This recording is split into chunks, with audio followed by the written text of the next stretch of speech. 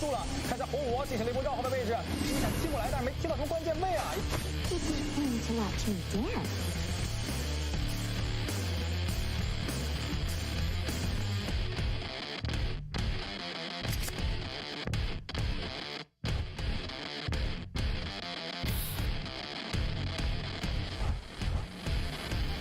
阿凯就是不要看，这一波长进场再来一枪，还能再收一个。互枪进场，收枪。微博有点遭不住啊。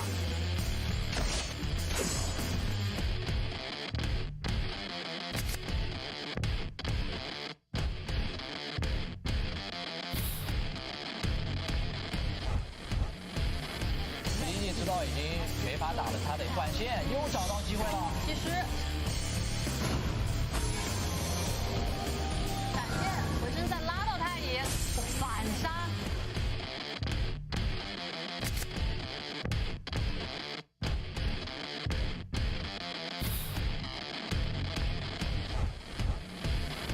但是张飞直接开，把明天运进去，但凯开大，冲进去，阿里先撤一波，风正一下凯，先生选择了回闪。那个迷茫的蓝进场，先将别人给秒了。Perhaps you'd understand me better. 这一波公孙一绕后开团了。是的，和蓝的一波完美的配合。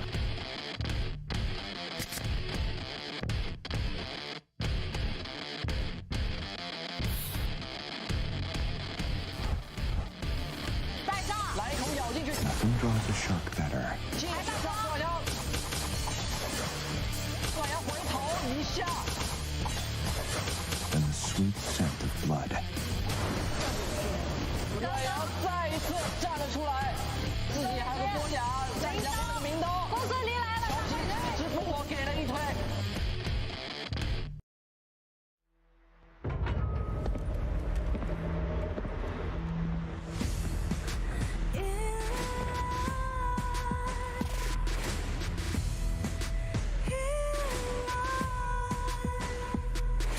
What's a life without its worth?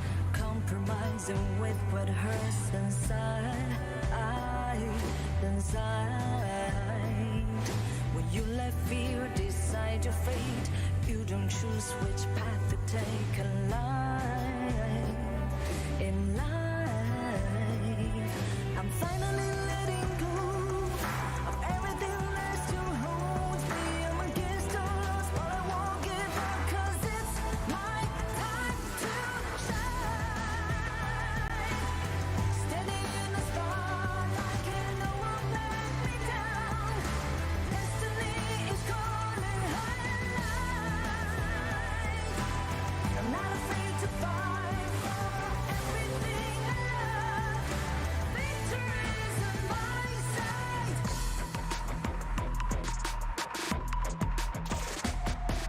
The more we lose, the more we gain. The more that nothing stays the same in time.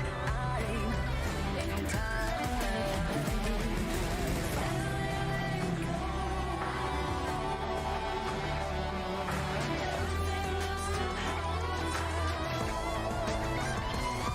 Cause it's our time to shine. Standing in the spotlight, can't no one back us down. Destiny is calling high and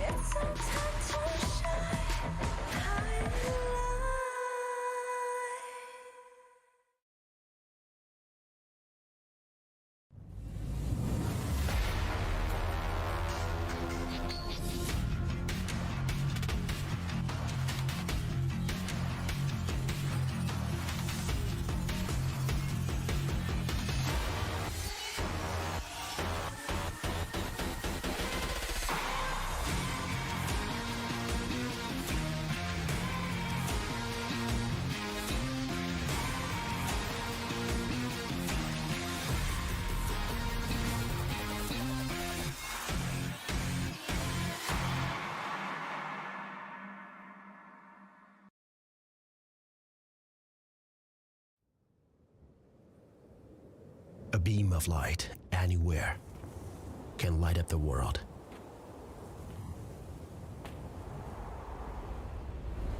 Light, a warm and outpour force, brings newcomers hope.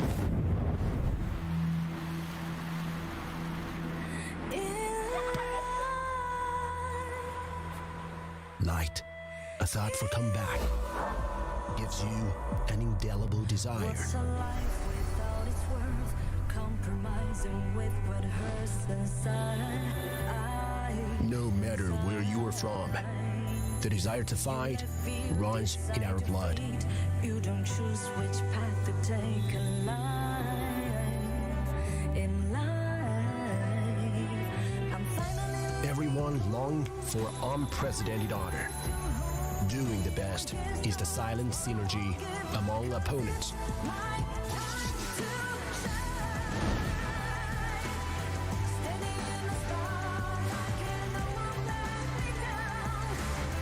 Fight, guard, meet the unknown power. Challenge, attack, rise to difficulties till being famous.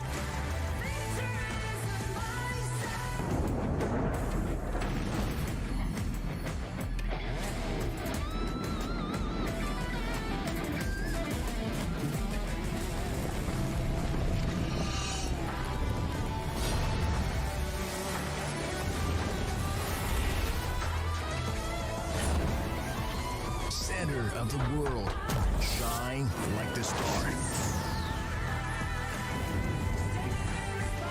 Unbowed fighter never walks alone.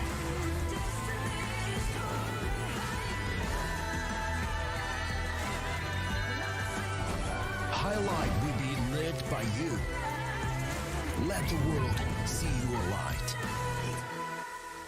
it's our time to shine.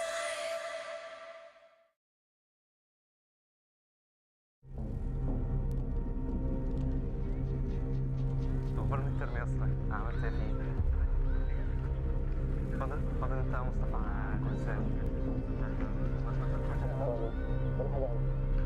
انا الصراحه مش بفكر في الميد ترم امال فاضل ايه؟ ان انا الحمد لله قدرت اتاهل في بطوله العالم في كوريا الجنوبيه للعبه هوك. ايه ده بجد؟ مبروك. طب والكليه اصلا انت كده بتضيع وقتك واللعب ده ملهوش مستقبل.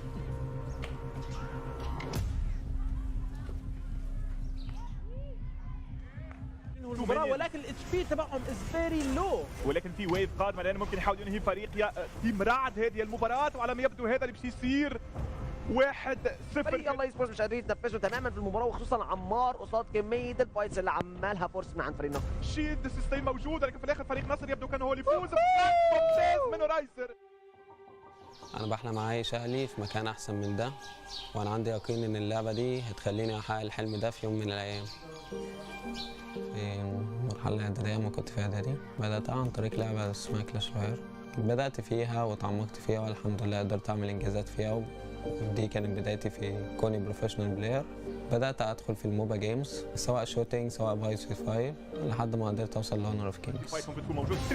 حاضر من فريق فيرست رهيب على كل لاعبي الفريق المغربي فوكس جيمنج.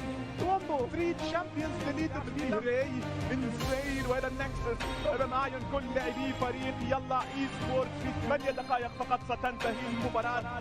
ظهور رهيب لهذا الفريق شوينج ممتاز. الصعوبات التمرين، ساعات التمرين، يكون كل واحد مشغول سواء بقى في شغله دراسته مع الحياة بشكل عام، بس عادي قدرنا نتخطى دي الصعوبات لحد ما وصلنا للي احنا فيه حاليا. أول مشكلة كانت تواجهنا هي إنه كنا 5 أشخاص جدد على بعض، فما كان في بيننا أي علاقات سابقة أو معرفة أو شيء، فاضطرينا إنه نبني سينرجي من البداية. يعملوا انجيج هون بالميد لين. انجيج موجود وانستنت وان شوت يصير على اللورد. شوف اهم كاري في فريق سكاي روكيت يموت، ولكن حضاري عبده ممكن يكون اوت اوف بوزيشن لين يحاول يسستين شوي، ولكن في انجيج من جهه الاخرى. فالأمور صارت أحسن وأحسن، وحاليا إحنا عبارة عن عائلة صغيرة. ولكن في الآخر فريق جي كي مازال كوميتد اكشن ينهي المباراة. التيميت مريوتشي راي مرة أخرى سستيننج مريوتشي، وأخيرا جي كي خلصها 5-0 في الجروب ستيج. First matches everyone was talking so much and it was kind of confusing, and actually I was kind of surprised that we won 2-0 in the semifinals against GK. انسين فوكس وانسين جيم بلاي موجود منهم. اعتقد انه اول مره نشوف فريق جي كي يخسر فيها يكون بالفعل خسران 2-0. I thought would be much harder. Everyone thought, okay, maybe GK will win this, maybe Clash would win this. بحس جي كي عندهم ادفانتج انهم يقدروا يفوزوا هذه المباراه بطريقه اقوى. But we believed in ourselves. ما حطيناش بالنا على الهزيمتين دول، وعادي اللي احنا كنا داخلين بطولة واحنا حاطين في بالنا اللي احنا هنكسب كده كده. احنا كنا بس في الجروب ستيج كنا بس بندرس الخصم بتاعنا مش اكتر ولا اقل، وعرفنا نقاط الضعف والقوة وعرفنا ازاي نظبط نفسنا، وما قدرناش نشوف البيكات بتاعتنا كلها، يعني كنا حاطين سيكريت بيك برضه للتصفيات. So the game that changed everything in the tournament, I'd say, was the Nasr game that went for almost 30 minutes. completely ignoring اتجه ناحيه النكسس محاولات انه يند، ولكن طلع كان على قدر الحياه يفول داون وورد في لسه عنده فرصه انه يستفاد ولا كمان بالستيج، ولكن مفيش وقت تايم يرجع ثاني يعيش ووصل كنت محاولات انه يتانك، ولكن يلا يسبورت لسه مكملين من لسه الجيم ما خلصش. Since we already had one loss, there was a lot of pressure. الفريق اللي قدر يتغلب على نصر بعد ما البيس تبعه كله اتدمر هو فريق يلا. Because if we lost it, there might be a chance that we don't even make it. يلا اي سبورتس يتمكن من هذه المباراة بعد 31 دقيقة. باتل رهيبة هذا الكلاسيكو، ولكن الفائز هذه المرة في البيست اوف 1 هو يلا اي سبورتس. مجرد بس نلعب سكريمات، نلعب 1v1، ما كناش بندي نيجاتيف فايبس. Sat together, we watched the matches together, reviewed them, analyzed them. What were our major mistakes? ما نستهترش بالخصم، نعمل حساب لكل تيم حتى لو كان التيم مستوى ايه. بصراحة كان في أكثر من درس، ولكن يعني انسى أي شيء. أنت حاليا مع 4 زملاء لك ضد 5 زملاء هم أيضا فيما بعض، واثنين كل الطرفين حابين أنهم يفوزون، فلازم تبذل كل جهدك أنه تفوز بغض النظر عن مجرى المباراة أو المباريات اللي قبلها. يعني حتى لو أنت خسران 3 مرات وأنت حاليا على وشك الماتش الرابع، لازم تركز بس بهذا الماتش. We decided a main shot caller everyone is listening to, because in the first matches everyone was talking so much and it was kind of confusing, too much talking and too much nonsense information which didn't help us. مكنا ديزنجيج، ولكن هي فرصة لفريق يلا سبورتس ان هذه المباراة تفوكس على حجر مات. ومجال الأخرى في انجيج من جن، ولكن سيستين رهيب. يلا ركزين على النكسس ويلا اي سبورتس ينهيها.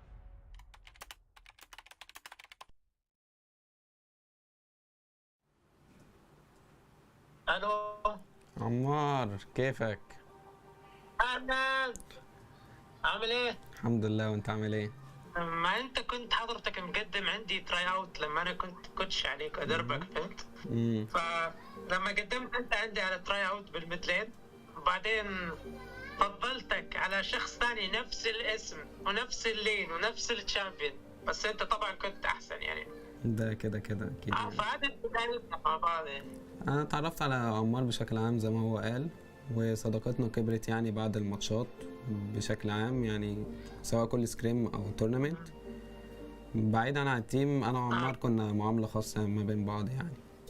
صراحة هو بشكل عام أنت لما تكون طالع من بطولة بعد الإرهاق والتعب، ولكن يكون عندك فكرة إنه أوكي أنا مسافر، فكله راح يروح. أنا مجرد ما أسافر خلص عادي، تعبنا وخلص، المهم إنه فزنا بالنهاية. فخبر إنك تشوف إنك مو مسافر، وخصوصا لما تكون أنت الوحيد اللي مو مسافر، ما عندي مانع. أنا بما إنه الفريق مسافر الأربعة، شخص واحد ما راح يأثر. يلا على بعد خطوة واحدة من وجوده كأول فاينلست موجود معانا. كل موجود على النكست على البيس، هل سيكون الدفاع موجود من طرف فريق جي كي ولا لا؟ يلا بالبوش، هي كيف الدفاع؟ هل سيكون كافي 4v5؟ ولكن يلا يسبورت. بحب ألعب عامة، فلما لقيت أخويا وصل لإنجازات حبيت أوصل زيه. اخويا بشكل عام كان كل ما اخش بطوله او كل ما اطلع من جروب ستيج واروح التصفيات كنت ببلغه عن اي انجازات بعملها، كنت ببلغه دايما بكل خطوه في المسيره اللي انا بمشيها في اي جيم بشكل عام. يعني كان هو الشخص الوحيد اللي انا كنت ببلغه باي حاجه، ما كنتش برتاح لما اقول لغيره، لان ما كانش غيره هو بيدعمني بشكل عام. متستناش بقى لما تكسب. متقلقش، اجمعك يا عم وانت ده وانت جاي. اللي نفسك فيه. ربنا يخليك فينا. المباراة القادمة أقل من 3 دقائق عشان نروح لأول مباراة في البيست اوف 5 سيريز. ولكن رأينا يجد رسول فوضى يسعى مشهد شرطة مش طالع على الأستاذ فانك الكل ربما يكون موجود موجود والآن يلا اصبر أنا هذا يدخل على حمزاوي والفوكس الآن في طرف كيان الانتماد يا سلام جوكيش مأخوذة من طرف ماركو بولو والآن فرو هو الفوكس هو تانكي ولكن مش تانكي انف تريبل كيل موجودة من طرف الأستاذ والماركو بولو اللي تحدثنا عليه هو الكاري الآن 1-0 ستكون النتيجة بالنسبة لهذه البست اوف 5. أول مرة نشوفوا يلا سبورتس بهذه القوة في الايرلي تو ميد تو ليت جيم بطريقة رهيبة من الجراند فاينل ويلا اي سبورتس ياخذ اول فوز وفوز مهم ودفعه قويه. هذا النكسس كان موجود ولكن كلاش هو الاسبق 4 لاعبين اكبر من واحد يد واحده ما تصفقش بالنسبه ليلا اي سبورتس وكلاش 2-1 موجود على نظره اهم تارجت من فريق كلاش لو يجيب هذا الكل عبده ونقولوا خلاص ونقولوا مبروك لينجيج الاخرى حمزاوي لو اتش بي عمار بكل ثاني عمار يا عمار حمزاوي وقت يحاول السستين يستون ولكن مستحيل يلا اي سبورتس الفائز بالتصفيات العربيه لبطوله اونر اوف كينجز يلا اي سبورتس يلا ابطال العالم العربي لاونر اوف كينجز 2022 تشامبيون شيب مينا كواليفاير المتأهل لبطولة العالم لأونر اوف كينجز 2022. يلا هو ممثل المنطقة العربية والفائز ب $12,000 من مجموع جوائز تصفيات العالم العربي و$250,000 بمجرد مشاركته في بطولة العالم على الأقل. مبروك ويل بلايد يلا اي سبورتس وهارد لك لكلاش.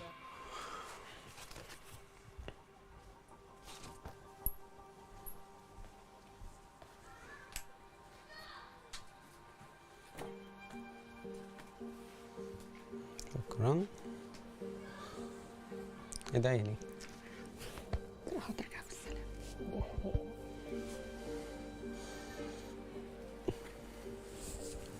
اكيد احساس وحش محدش بيحب يحس بالغربة والغربة احساس وحش. كوني بعيد عن اهلي لاول مرة لمدة فترة طويلة كمان زي شهر وممكن تمتد لشهرين يعني محدش يقدر يستحمل كده.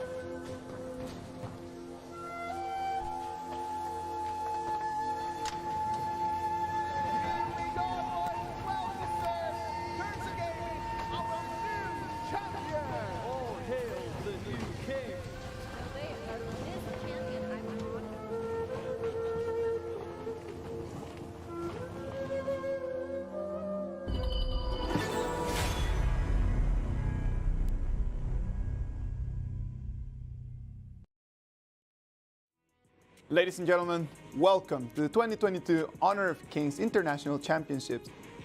Group stage, week 2, day 2. Today we're going to have all the games, all the matches from Group B. Yeah, today is gonna be the day for Group B, and every rank will be settled down after today's matchups being finished. And we can see actually there's a video, right, just before our matchups kick off. And I really love to watch those documentaries because it kind of showed us those stories that we hardly would know behind the scenes. Yeah, of course, it's very interesting just to be knowing exactly what is behind the stage, right? Like we always see the players just playing with the heroes, always competing. We focus a lot on the game, but besides that, there's always families and there's always stories happening, right? Yeah, when we're doing those games, we almost like focusing on what their strategy is. But behind the scene, we can see for YaLLa, actually it's quite hard for them to make this journey truly like come true. Go to Korea, like just Abdul said, it's the first time for him to travel for such a long time. It is very hard for them, right? Like it's just making it all the way to the other side of the world, right? Like for them just making it all the way for a lot of them the first time that they're gonna come to Asia. it was actually a very big travel, very, very big adventure for them. Yeah. It wasn't easy for them in the final as they had to take a 3-2 victory in a best-of-5 against Clash. And also, like, for this tournament actually could reckon as a huge challenge towards them. And also you can see like their original mid actually was absent from the group stage. So they must need to do a lot of effort and try to adapt the like totally new lineup. It is important just when you're in a team, right? Like when someone cannot come with you to the last stages for any reason that it is, you're not playing only for yourself, you're playing for that teammate of yours that sadly could not make it with you. Yeah, you know, to this point, after I watched that video for the first time, the only thing that came up to my mind is that when they're playing, they would think of that one of their ex-members are there on the other side of the earth, maybe at his home, maybe with his friends, but he's keep watching. How my members doing now? Yeah. Huge supporter, right? Yeah. One of the biggest YaLLa fans right now, for sure. For YaLLa Esports, we can always see that through that video, the support of your family, right? Like family supporting players, how it is very important for them to understand that being here away from your family is still a big challenge for them, no? Yeah. Family, friends, and all those support that they gained, for them that would be like a huge encouragement.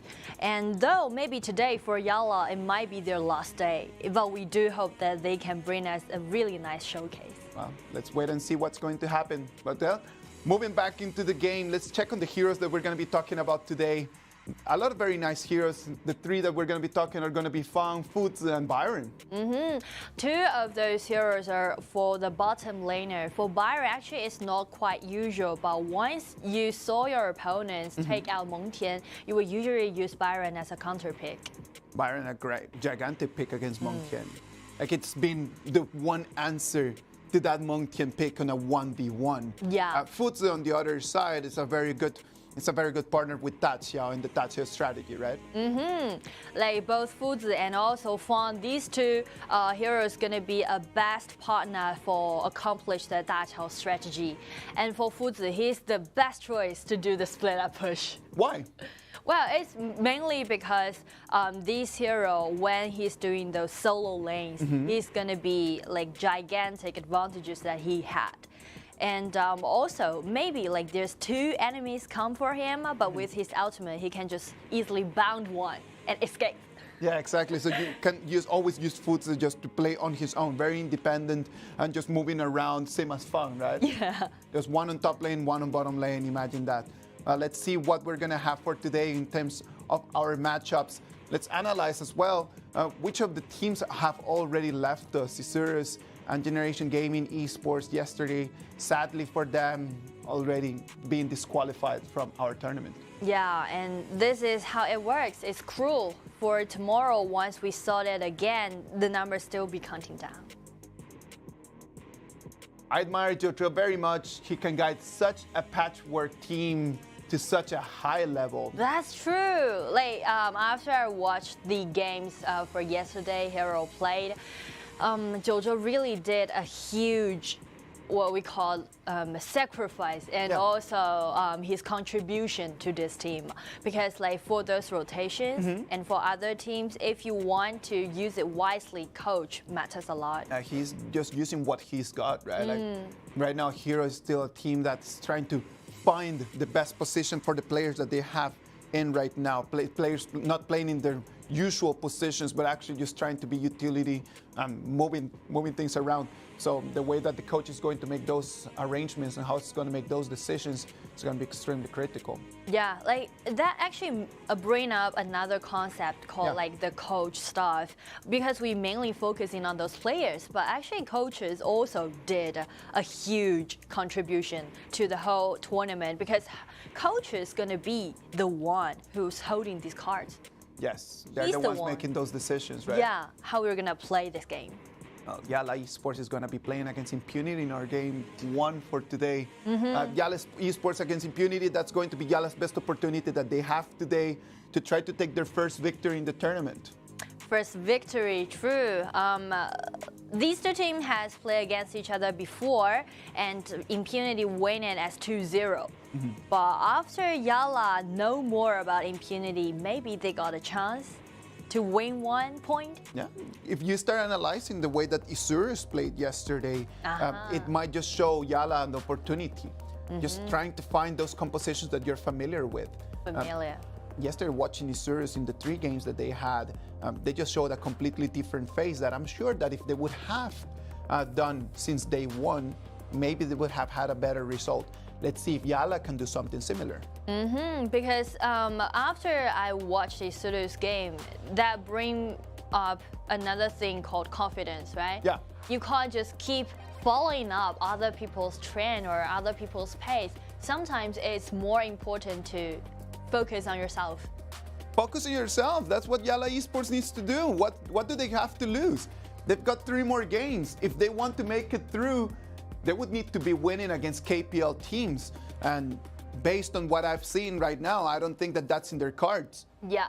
It's just the reality. But winning against Impunity in this one, it could be just that one goal that they could have for this whole tournament. Yeah, there's hope out there. And for Impunity, on the other hand, for Impunity, actually they won their place during the wild card qualifier, right? Yeah. And they secured the 2nd place. Everyone was like holding high expectations on them. Well, they beat the first one who can take 1 point from teams from KPL region. It was just a tough group for them, no? Yeah, EDG.m and Chongqing Wolves.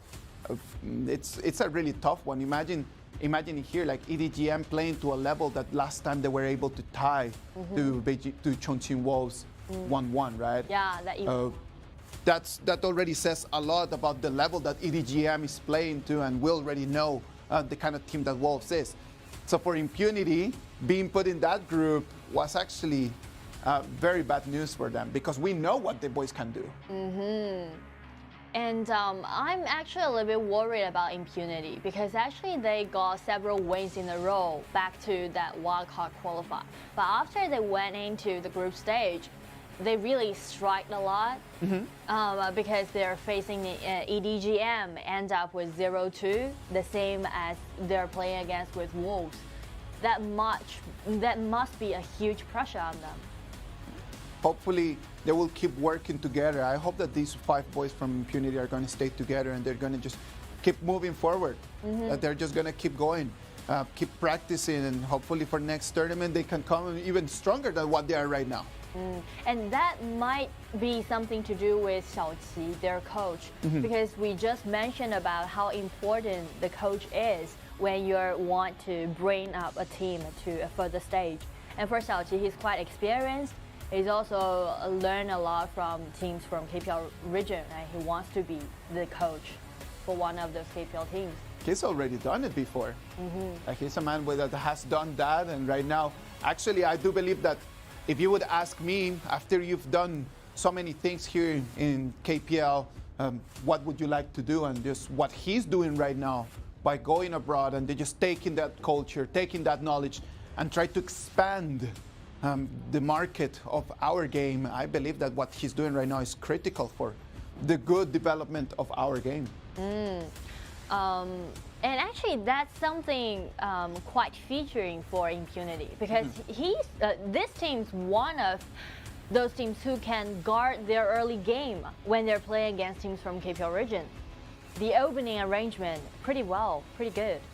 So what's going to be the opening right now in this game that they're not playing against KPL, but they're playing against YaLLa? What do you think? Vice versa, they're just going to get invaded into YaLLa's field, no doubt.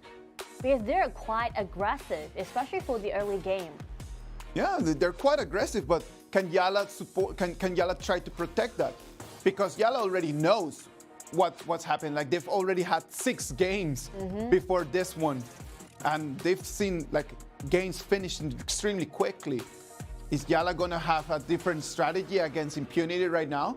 Because Impunity might just think like, okay, we're gonna go in and just invade in the first minutes. Yeah, they definitely. But YaLLa might have something under their sleeves. Actually, when I look back to those compositions that YaLLa had before, it's quite solid.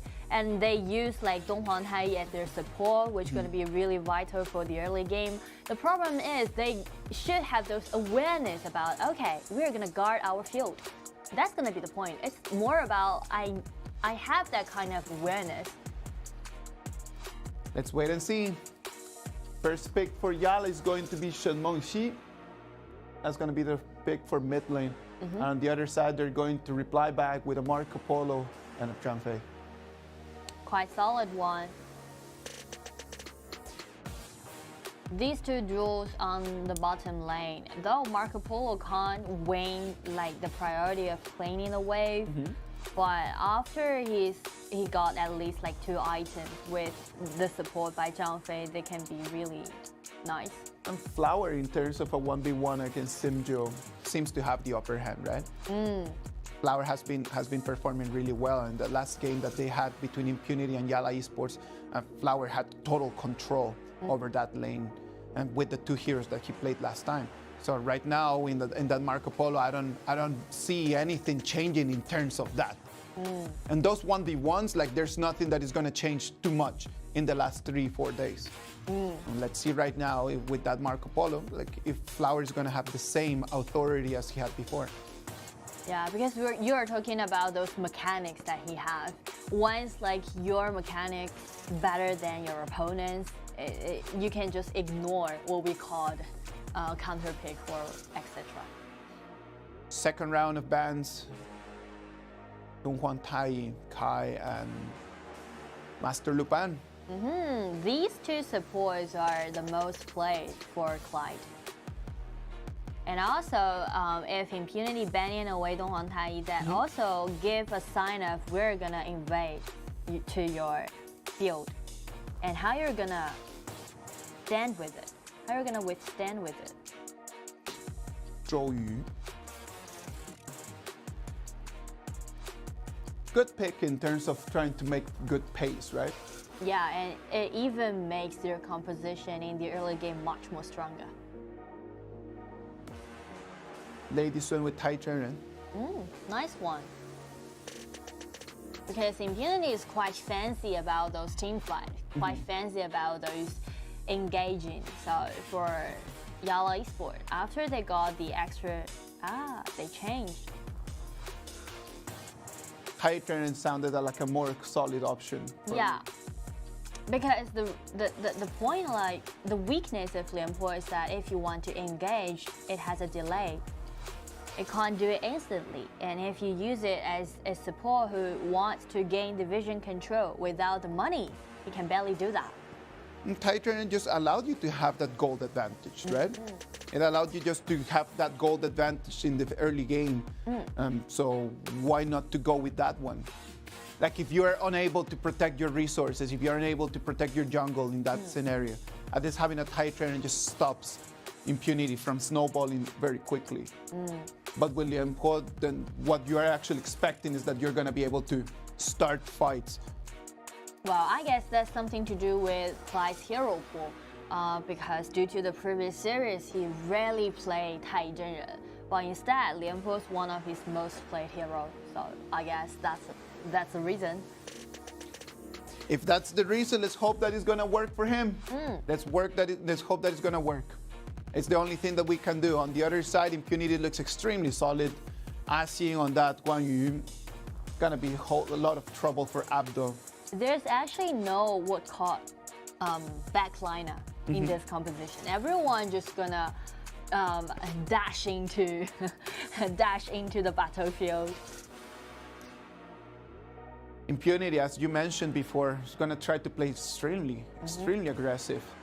Wanting to just do exactly the same as everyone has been doing. Finish the game early, very fast.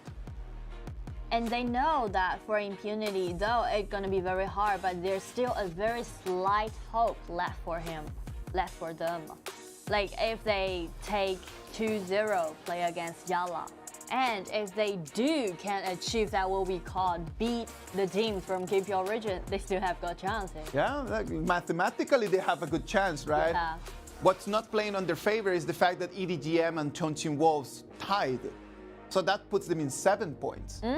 That's a little bit out of their reach, right? Yeah. Because if they just make it, if they win this one, they're going to make it to 6. Yeah. And then they would need to go and win both games against either EDG.m or Chongqing Wolves. In the other scenario, if it would have been either Chongqing Wolves or EDG.m, the ones that they would have taken the victory, then you have like one direct opponent. Yeah. Though it's just like mathematically, but it was tried, so. It is worth a try. Let's wait and see. Hopefully they can make it. Fingers crossed. Yeah, finger crossed. And for Impunity, they still carrying too smart. They're always carrying too smart. They always do. Like, and it has worked for them up until right now. And why not? Enemy minions will arrive in 5 seconds. Let's see. First game of today, YaLLa Esports against Impunity. YaLLa Esports is going to be taking the blue side, and Impunity is going to be taking the red. Check the opening. Impunity, they always want to get invade in the early game. That's one of their features of playing. Look at that. It's going to be Megumi, the one that is going to go and check on the blue. They're really worried about their own blue because Marco Polo just stayed here with Lamb up until Lamb got his blue.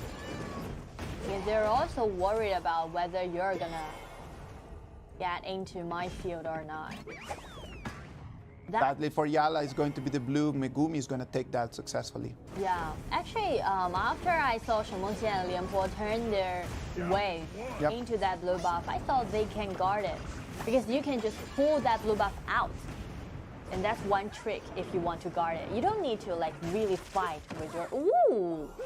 They just need to re-aggro it, right? Yeah, just buy some time.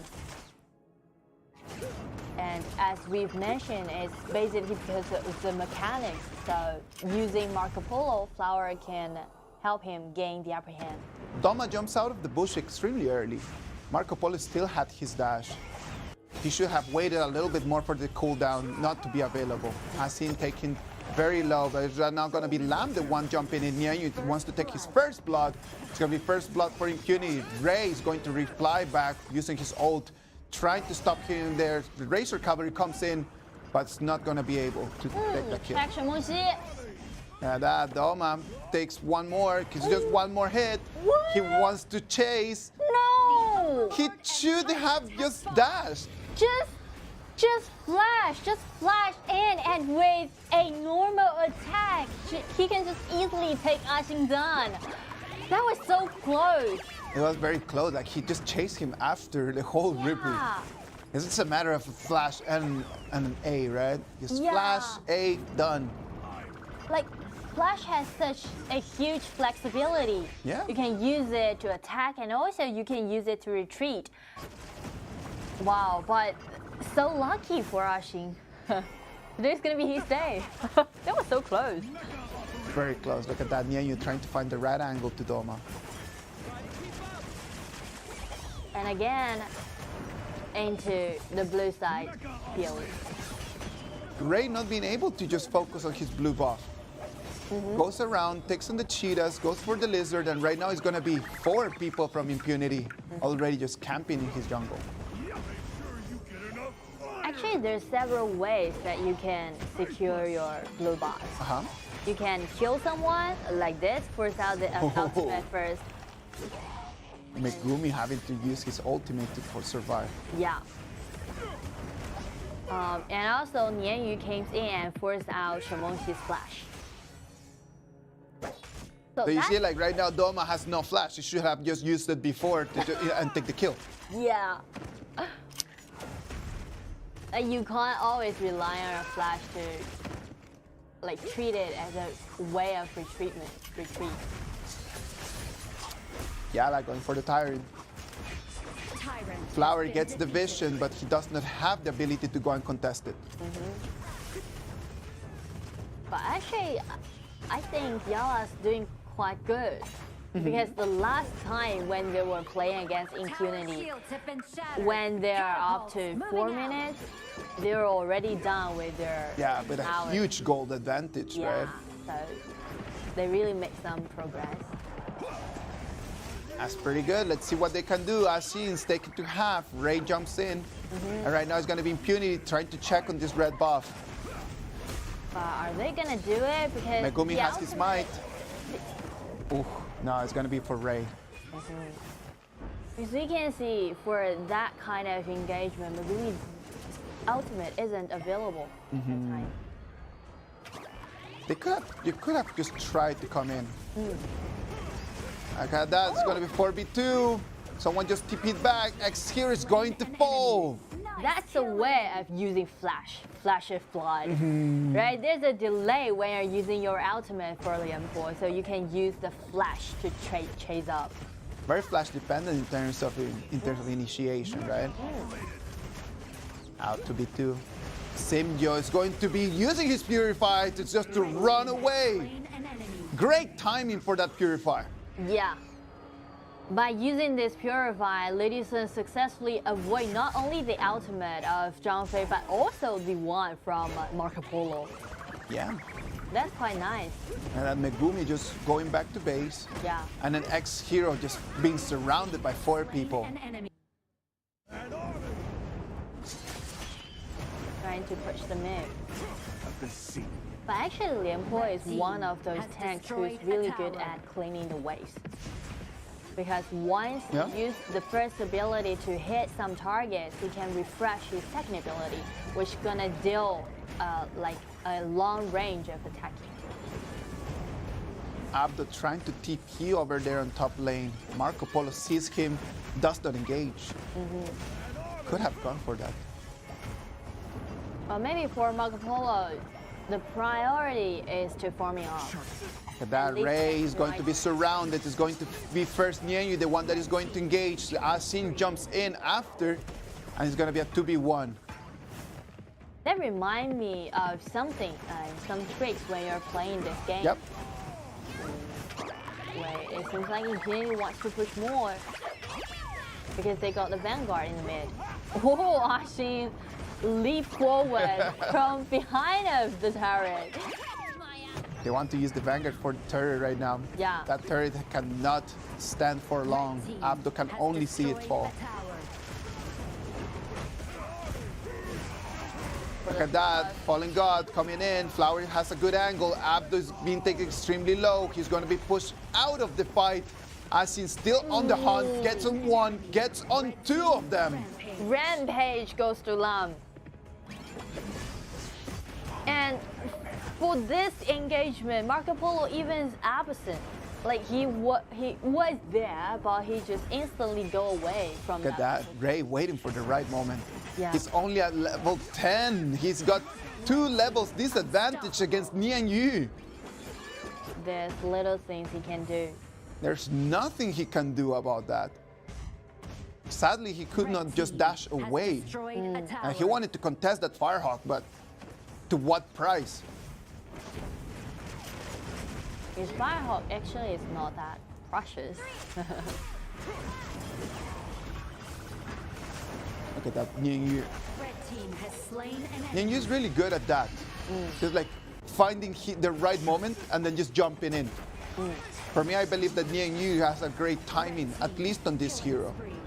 If you're playing a jungler, timing means a lot. Because for those junglers, they're really good at doing insta-kill, but not like constantly doing those outsets. They're quite vulnerable if they just dash into the KO. The way that Asin just chased after that kill that we just saw on the top right corner of your screen, amazing way of how to use that Guang Yu. Yeah. Always chase, just chase. Because you can gain extra movement speed. Clive comes in, but now it's going to be Nianyu followed in with the chain. Amazing, it's going to be a double kill. Now Nianyu is trying to go for the triple one. Can he get on Clyde? Clyde is going to have to go back to the fountain. It's going to be the one more kill that Guang Yu is going to take for them. Nianyu is just like swimming in that battlefield. And the ultimate, he did 67% back to that engagement, and he's looking for more, just like a real shot. Take another people down with this minion wave. They can easily take down this crystal. First game, congratulations to Impunity. Congratulations to Impunity taking the first victory of the day. YaLLa had a good start of the game, but then after that, a couple little mistakes, a couple little movements from Impunity just made that level just disappear in their eyes. Yeah, because our game's quite high tempo. So actually we can tolerate little mistakes during the game. And Impunity for this team, they're quite good at seize those moments and just easily use this snowball, close out the game. Very well done. I think on that Guang Yu was one of the highlights.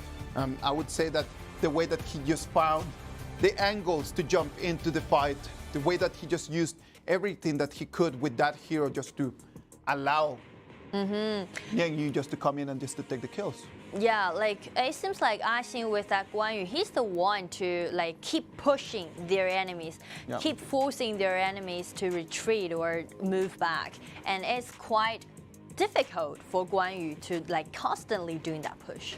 It is difficult, but at the end of the day, he was able to do that. So that shows a very good understanding. Impunity had a very good strategy. Like they wanted to be aggressive, but at the first time, we did not see that same aggression as we were expecting the first 2 minutes, right? True. They were aggressive after 5. After they allowed Marco Polo to have a little bit more items, a little bit more gold, they became really aggressive, just really counting on those mistakes from YaLLa.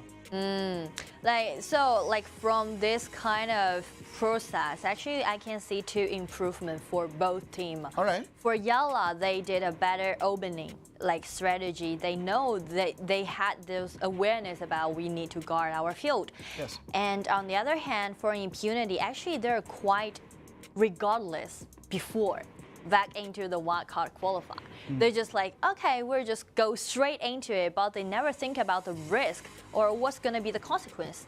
But you can see after like the first round in our group stage, they can just like slow down and be patient.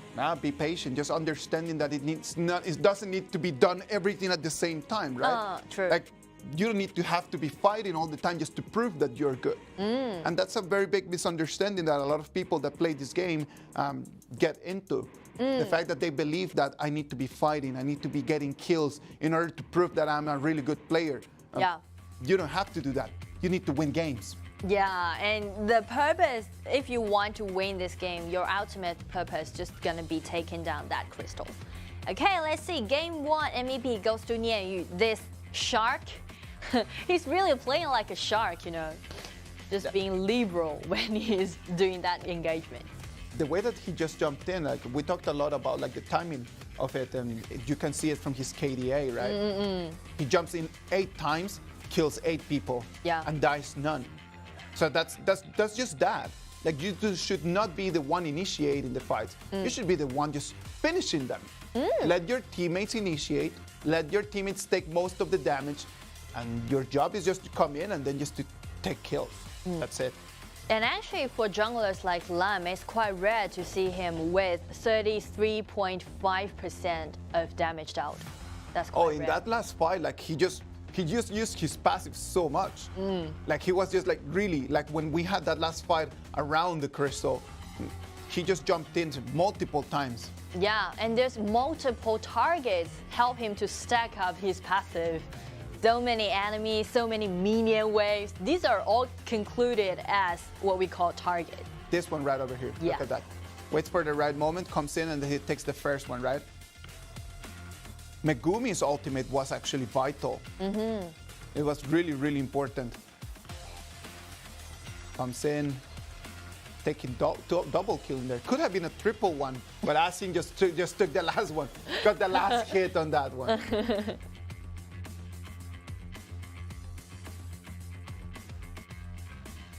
And actually you can see Impunity is quite have those big smiling face. Because for them, actually those improvements would be they try to slow down and not like be so rushed into something. Very clear strategy from them. Very well done. A very good and important victory if they still want to have a chance to move out of the group stages, right? Because remember that that's what they have in mind.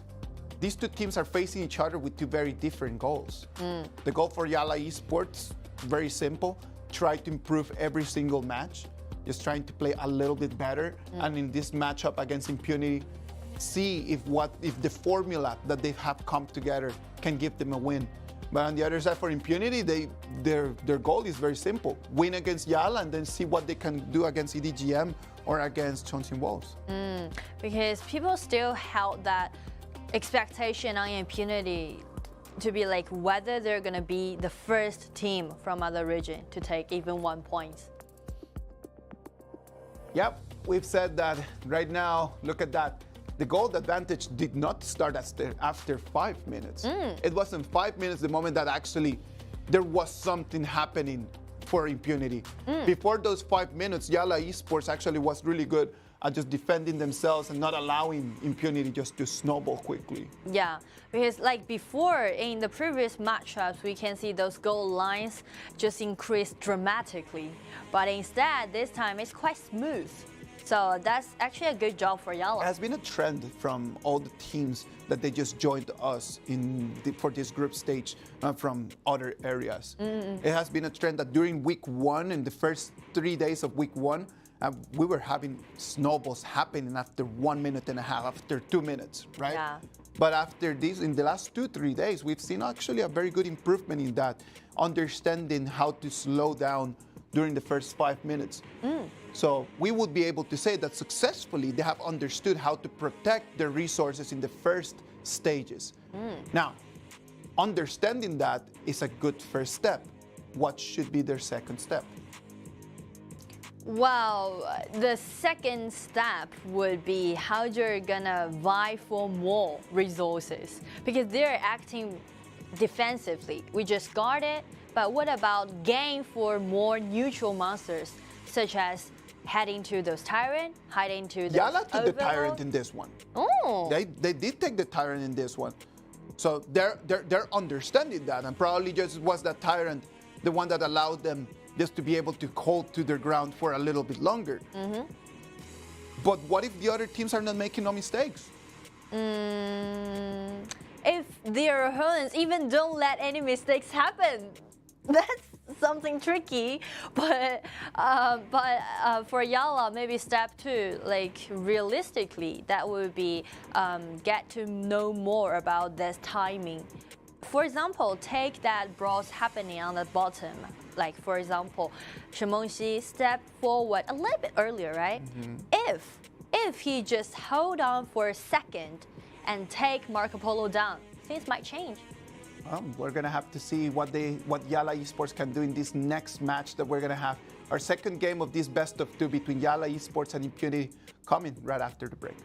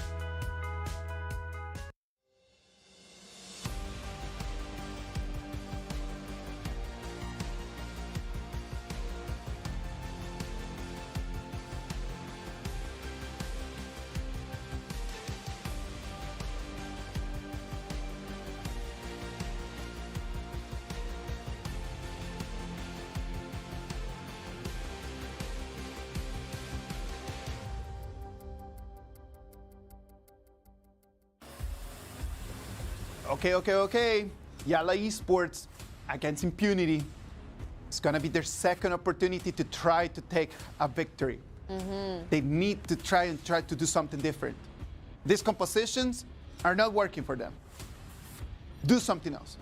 Come on, try something different. You know, actually, I'm thinking about another thing of YaLLa Esports. Yeah. Because we know that actually their former mid lane were absent, right? Absent for this game. And Doma once played top laner before. So is it possible for them to just use 2 warriors instead of like using one of those marksmen? So you would say using 2 warriors? Like 1 tank, 1 warrior. Okay. So probably like a Guang Yu on 1 lane. What would be your suggestion on the second one? Well, it's easy. Like you can, but they've already used Lu Bu because usually they would like use Lu Bu or Fuzi. Yeah. Or Guan Yu, like these heroes to pair up together. But if you want to do those 2 warriors composition, you need to have a core player in jungle. Like Tigress. Oh yeah, because Tigress then can push turrets, right? Yeah. Well, let's wait and see. It would be a good option. It would be a good gamble. Like if what's happening right now is not working, why not try to do something different? Let's see that. Maybe that's an option. Maybe the other option is going to be just do something like what Isurus did yesterday. Go back to your familiar heroes and try to just leave the meta away. Don't be just restricted by the meta and then just go back to what works for you, what you're familiar with.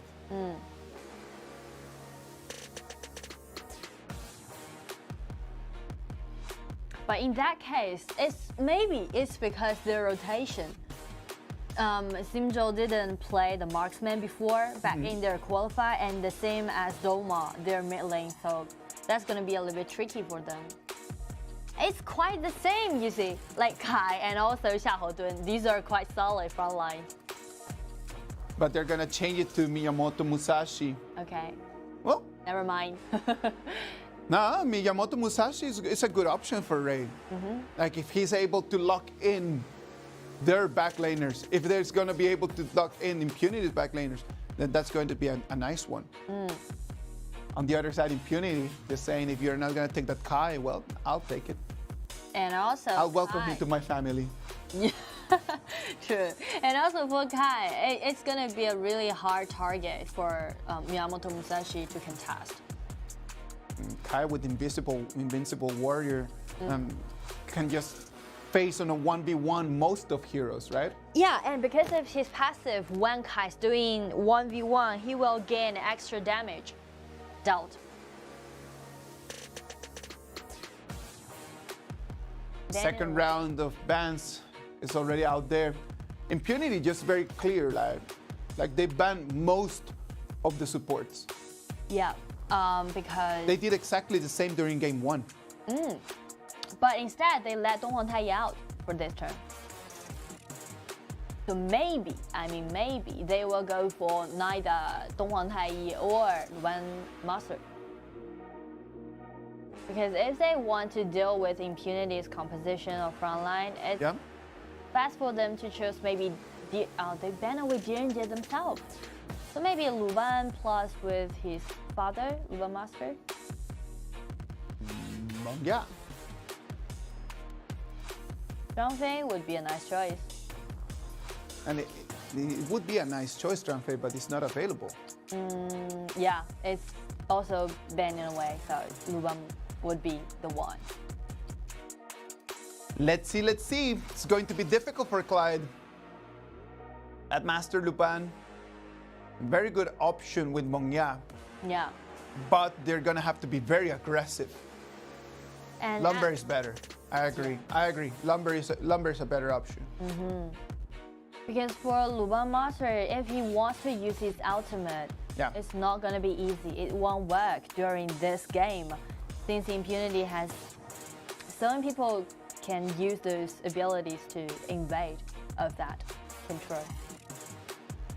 You sure? Bring some engagement. Xishu, who are they thinking about just pulling in there? I think it's quite good and it's quite suitable because for Impunity they have enough damage out, they have quite solid front lines. So the only thing that they miss is they need someone to engage, to initiate. And Xishu is going to be the best choice. And also we can see, take a good look at YaLLa's composition. These two front laners, they need to get so close to you. And that will kind of make them to be easier target for Xishu. So Xishu is going to be used in a more aggressive way, trying to initiate instead of being used as a defensive option just to lock people away, right? True. Xishu was one of the other heroes that we've seen during these days as a good option against Meng Tian, right? Meng Tian? Yeah. Yeah. We saw Xishu just being a good option against Meng Tian. We were just talking about like what could be good against that. So practicing that hero right now would allow you to be a little bit more familiar as you're going to move into the next games, facing a Meng Tian, just having that Xishu right there, understanding the mechanics of it, just kind of like moving your fingers, right? Understanding the game. Well, the role that Xishu is playing was usually recognized those utility mage. Just use the first ability, try to manipulate someone, pull them back, and to initiate. And that's quite cost effective. Because you can see other people take Lambert as the example. If he wants to engage, he needs to use his ultimate and probably with his flash. And that takes like 120 seconds cooldown. But instead for Xishu, if you miss one, it takes you 10 seconds. True. So that's cost effective if you really want to engage. And in terms of cooldown, like for sure, like it's gonna be harder for Clyde to initiate. It's gonna have an option of that flash only every 2 minutes, right? Enemy minions will Let's wait and see. It's going to be the same. YaLLa Esports on the blue side. Impunity is gonna be on the red. Let's see what YaLLa can do. Due to they have Lambert, so they won't be that worried about their early game invasion, I guess. Because Lambert's passive can offer his allies extra magical and also armor defense. But look at that Doma already take it to half of his HP. What? I was thinking about, actually I was just want to like reward Clyde because it seems like he wants to pull that blue buff out. And that's what I just mentioned, one trick if you want to guard. Look at that, YaLLa tries to go to change. It's going to be manipulated Ray. It's going to be surrounded by 4 people. X-Hero has his ability and cooldown one more time. Goes in, is going to be first blood for Impunity. There's still one more. Their hand is going to be wide, and then it's going to be Doma, the one that's going to run away.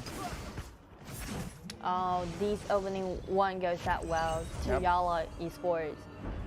Wow. They tried to change, to exchange those with the other side's blue buff, right? Yeah. But why did it take them so long? Yeah, that's the problem. Like, if you want to do one thing, you need to do it thoroughly. But first, Lambert didn't pull out that blue buff, just halfway through it, and then stop. So they just easily hand it over to him. And on the other hand, they want to take their opponent's blue buff down, but they also waste a lot of time there. So only keep focusing on doing one thing. Hesitation. Yeah, hesitation would drag you down. Too many ideas at the same time. It's something that we saw from YaLLa's video at the beginning of this whole cast, right? Let's talk about that in a minute. Right now we can see Clyde just falling. They took the Tyrant, but at the end of the day, they just lost this fight as well. Impunity 5 members all gathering together. What is Megumi doing? He did not even have his ultimate. Jumps in, takes the turret damage, and it's going to be a 1-to-1 trade. Maybe. So talking a little bit about that, like we talked at the video when we watched about YaLLa Esports, they mentioned something very interesting. They mentioned that when the team just started, everyone was just making directions. Like there was always 5 people giving 5 different instructions. It was not until the end of their qualifiers that they found one person that was going to make the calls. I don't know if after just coming back over here and making all the way to South Korea, if that problem is just happening one more time. It just seems they got the rotation. It just seems to me like they have 5 different ideas happening at the same time. And too many voices sometimes going to be interrupting. It's going to like confusing you a bit. Because you don't know which voice you should follow up. So shot caller is going to be quite crucial for a team. So maybe that's something to do with the rotation, once we said, right? Yeah, it might have something to do with that rotation. It is difficult for sure. Ray is going to be able to protect the Firehawk. The third hand from Megumi comes in. Ashin going to jump in as well. It's going to be X-Hero, 3 people from Impunity already here camping in the red buff's jungle. And check Ashin's spot. What he's doing, what this guy's doing now.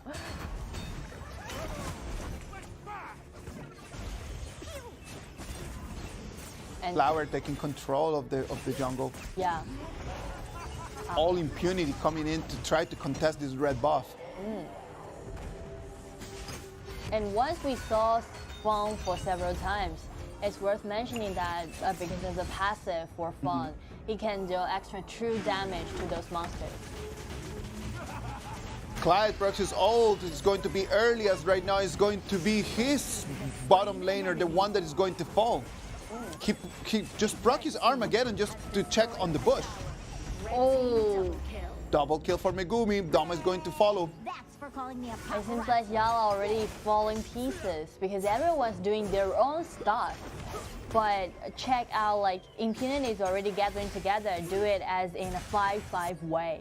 So that's gonna make Impunity always have numbers advantage. Easy rotations for them, no?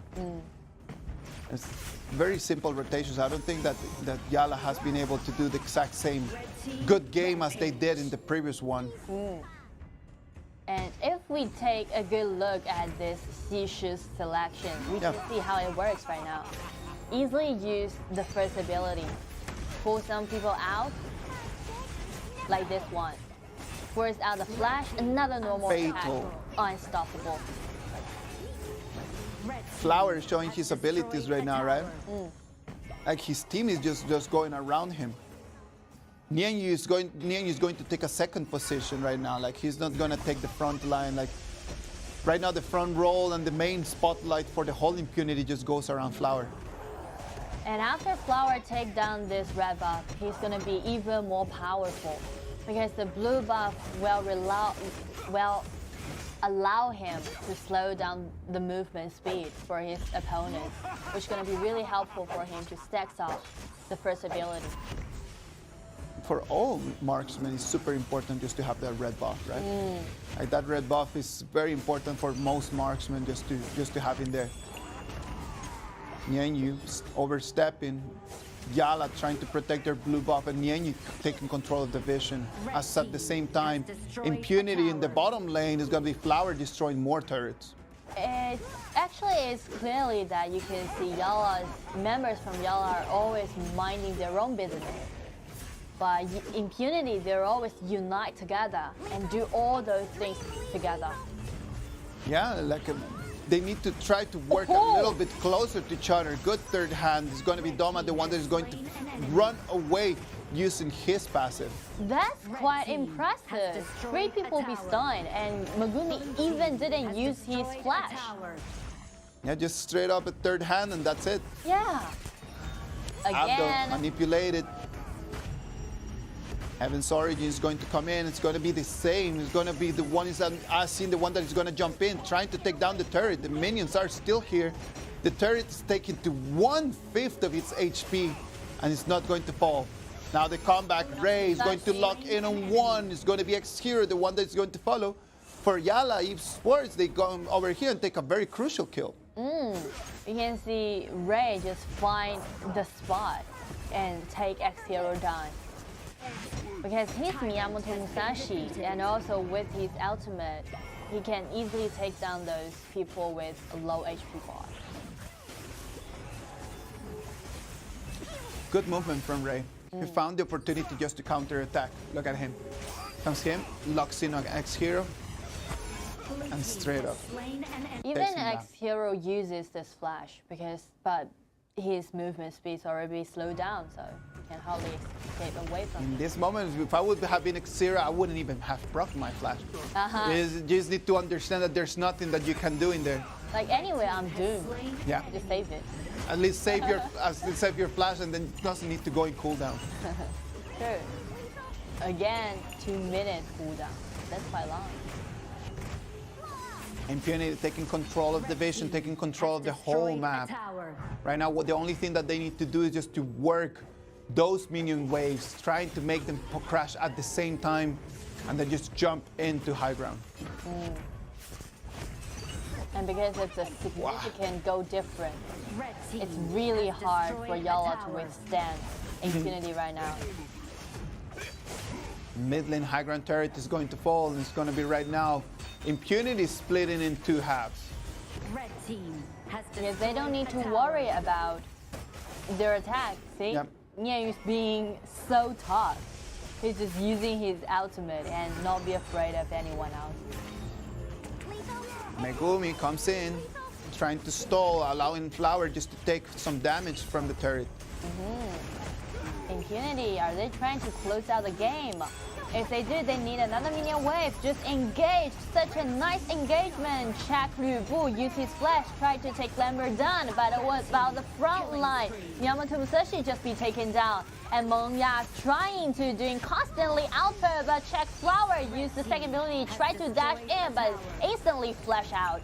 Look at that, it was extremely well done from X-Hero, not allowing Doma to jump in and try to clean up the wave. Now it's going to be Clyde, the one that's going to follow. The super minion comes in. That's going to be the last nail under coffin. It's going to be a game for Impunity.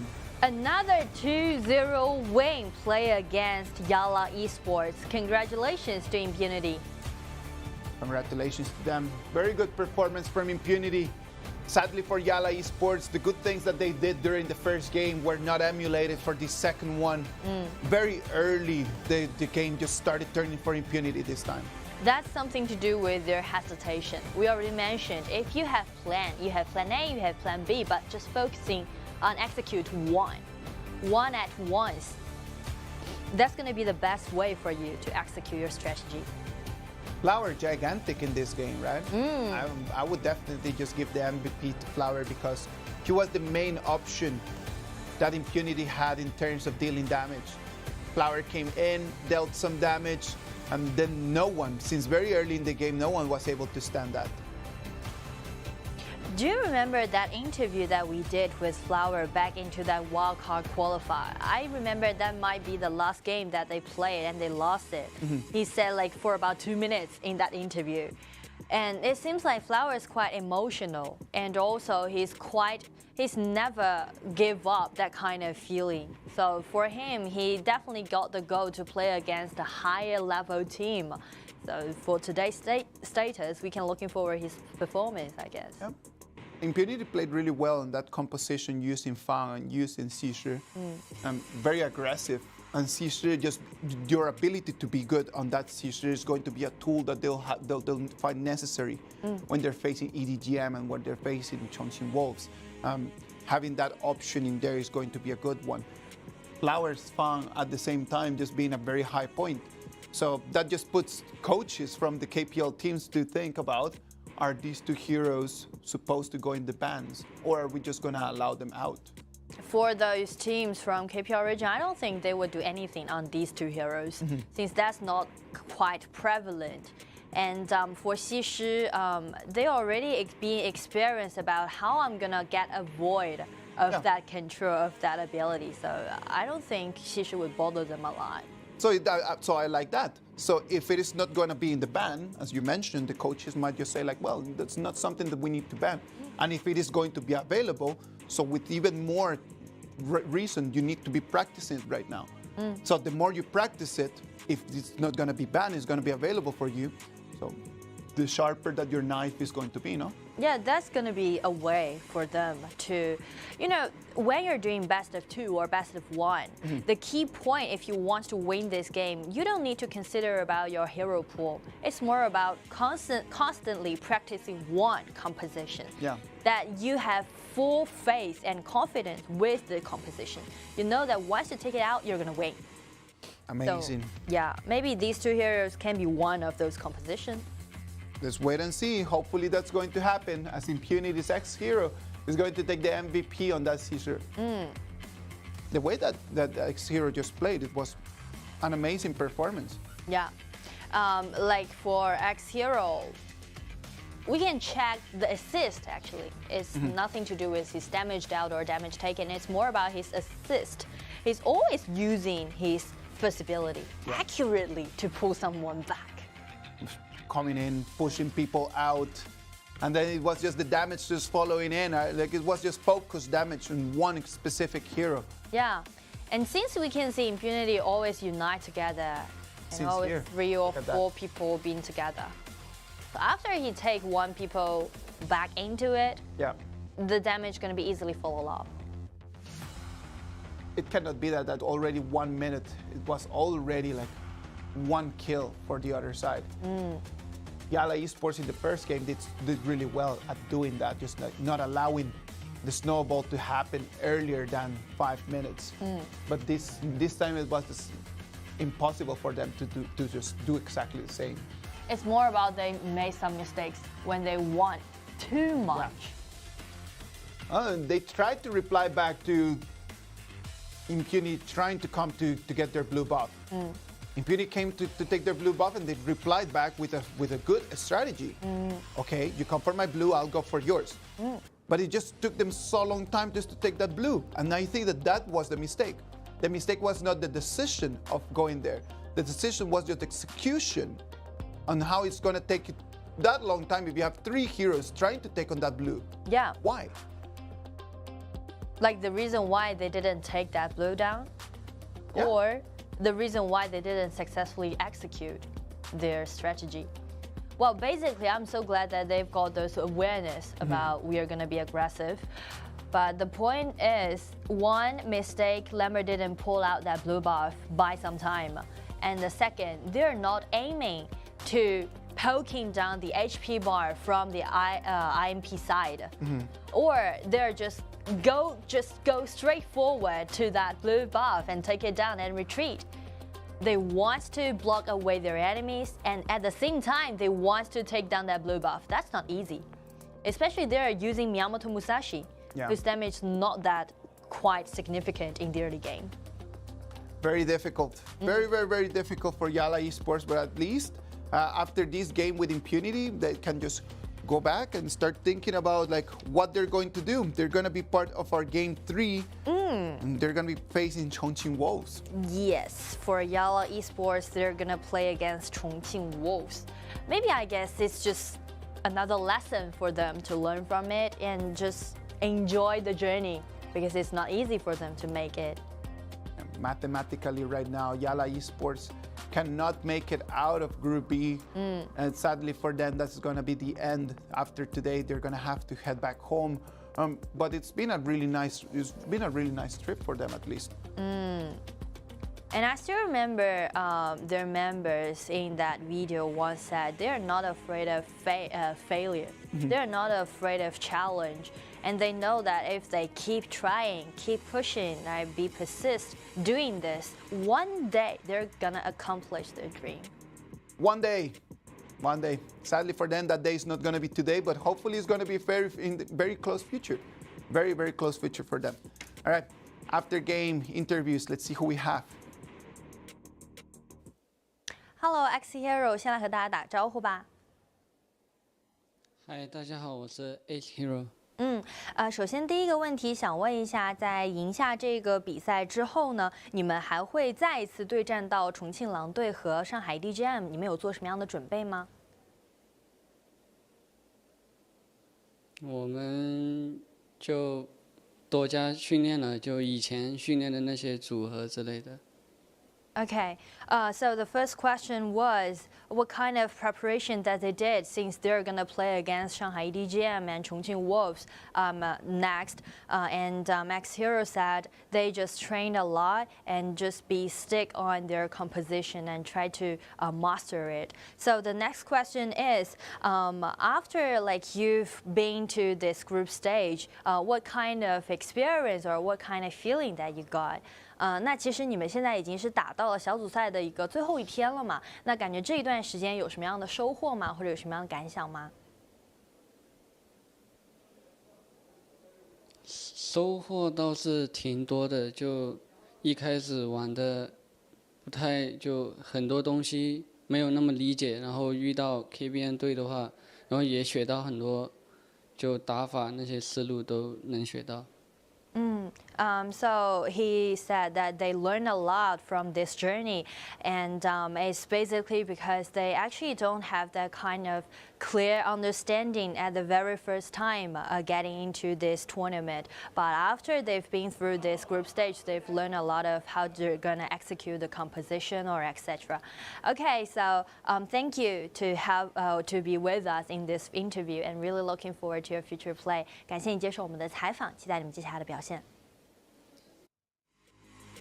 They can see exactly what they can get from here, right? Like if they cannot come in and get a trophy, if they cannot come in and get a medal, at least what they can come and get is just a good experience and some new knowledge that they did not have before. Yeah, and that's something that we are really glad to see. Like everyone can get something from our tournament. Excellent. Now, game 2 is going to have impunity against Shanghai EDG.m. It's going to be a final for them if they want to move into the next stage. First, let's have a little break, and then we'll be back.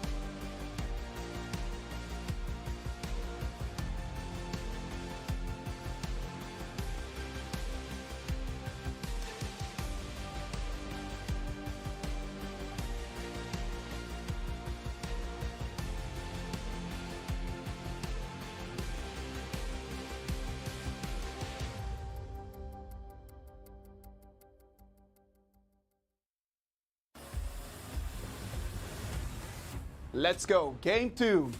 We're gonna have Impunity in what's gonna be their final opportunity to try to make it out of group stages. They're gonna be facing Shanghai EDG.m. Yeah, these two teams, actually this game's quite crucial to both of them. For EDG.m, they now have the even spot with Wolves. So that if they want to make it at the first place, they need to end it with 2-0. They have to end it with a 2-0. They cannot accept a 1-pointer in here. They must go for the 3 if they want to try to make it out in first place. Yeah. And one of the reasons why everybody wants to fight for the first place is because after this group stage, we're going to go for another draw. Yes. And the teams in the second place going to play with those first place in other groups. And we've already know the first place in Group A will be E-Star Pro. Yeah, and I don't want to have that 1 out of 3 chances of playing against them. That 1 out of 3, that 33% chance of having E-Star Pro as my first pick for the first round of knockouts. Nah. Yeah. I don't want that one. So everyone, EDG.m as well as Chongqing Wolves, both of them are trying their very best to finish first. And for Impunity, as we've mentioned, this is going to be their last chance to gain 1 point from EDG.m. I don't think that 1 point is going to make it. They must go for the 3. They must go with the 2 victories in here. If they want to make an upset and try to get out of the group stage, they must win these 2 games. A draw is not going to make it for them. Not anymore. If they want to have that goal about going to the next stage, they need a 2-0 win. Well, quite hard, but they still got hope. Still need to try. And the first step, take 1 point. Use those compositions that they have the best confidence with. Because due to that last interview we did with X-Hero, they're just train more, but basically just keep training those compositions that they already had. So it's more about those mechanics or how they're gonna execute it thoroughly. I'm totally sure that for X7, he's already done everything that he could. All the cards are out there. Everything that could have been prepared has been prepared. And right now it just depends on the players. Their performance during this game is going to define if they're gonna head back home or if they're gonna be here with us during the weekend. So they need to be fully engaged into this game. No playing around. They need to be very serious. There's no playing around, that's for sure. Can you imagine taking this as a practice? This is probably their most important game in their very short esports career. This is it. When people is going to think about okay, what can they do when they're under pressure? They're gonna watch this game. It does not get bigger than this for them. This is gonna be the one game where everything that they've worked for is gonna be on stake. So this is gonna be the D-Day. And if we take a look at EDG.m, we can see they're quite relaxed since they won the 2-0 win last time play against with Impunity. So it seems like they don't worry a lot. And also for Rock, he got his pentakill achievement in this tournament in group stage. So after you got a pentakill, I'm totally sure that the confidence is top. It's on the peak. It's at the peak. Let's see and hope that he can have a very similar performance in this game. The bans start coming in. Xiao is going to be the first ban. Maybe YaLLa is going to be the next, so that Impunity can take away Shimengxi on the blue side. Mengtian. Lots of respect toward nature. But Impunity really had a high priority on Shimengxi. But since YaLLa is still out there, EDG.m can take it. Gongsun Li for Flower. So Shanghai EDG.m is gonna go with the Bomber Cat, I imagine.